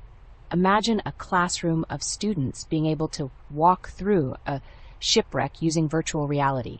It's a game changer for education and preservation. That's fascinating. And it's so important too, because public engagement is key to preserving these stories. The more people understand the significance of these wrecks, the more likely they are to support efforts to protect them.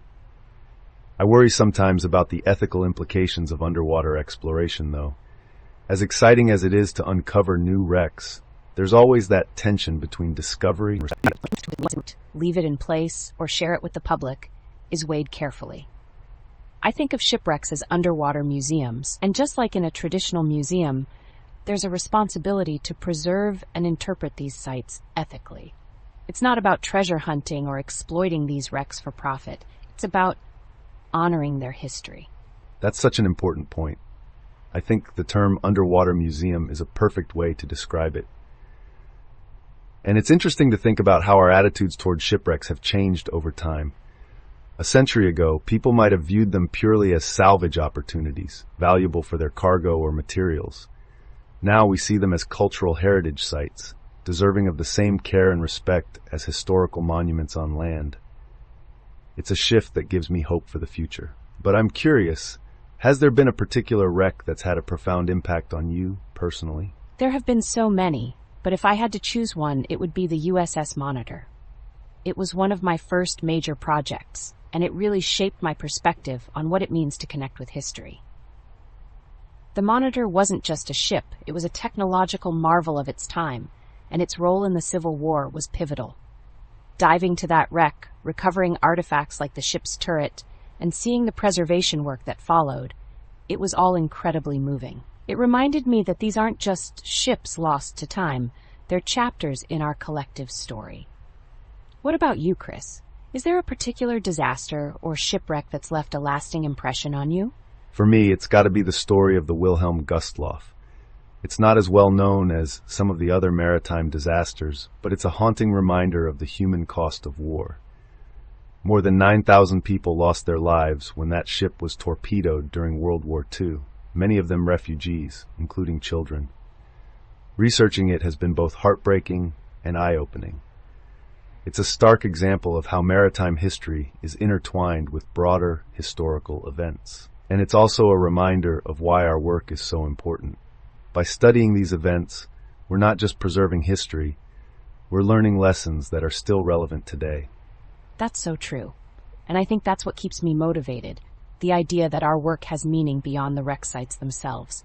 It's about understanding our past, yes, but also about informing our future. Whether it's learning from the mistakes that led to these disasters or finding new ways to protect our oceans, there's always more to uncover. And honestly, Chris, conversations like this remind me why I love what I do. It's a privilege to work in a field that's so deeply connected to history, humanity, and discovery. I couldn't agree more, Alex. It's been such a pleasure discussing all of this with you today. I think it's safe to say that the future of maritime studies is in good hands, thanks to passionate professionals like you. And who knows, maybe one day, our work will inspire the next generation of historians and archaeologists to dive even deeper, both figuratively and literally. Here's hoping, Chris, and thank you for sharing your insights. It's always inspiring to hear your perspective. Let's keep the conversation going, both in our work and in how we engage with others. After all, the ocean still holds so many secrets, and we've only just begun to scratch the surface.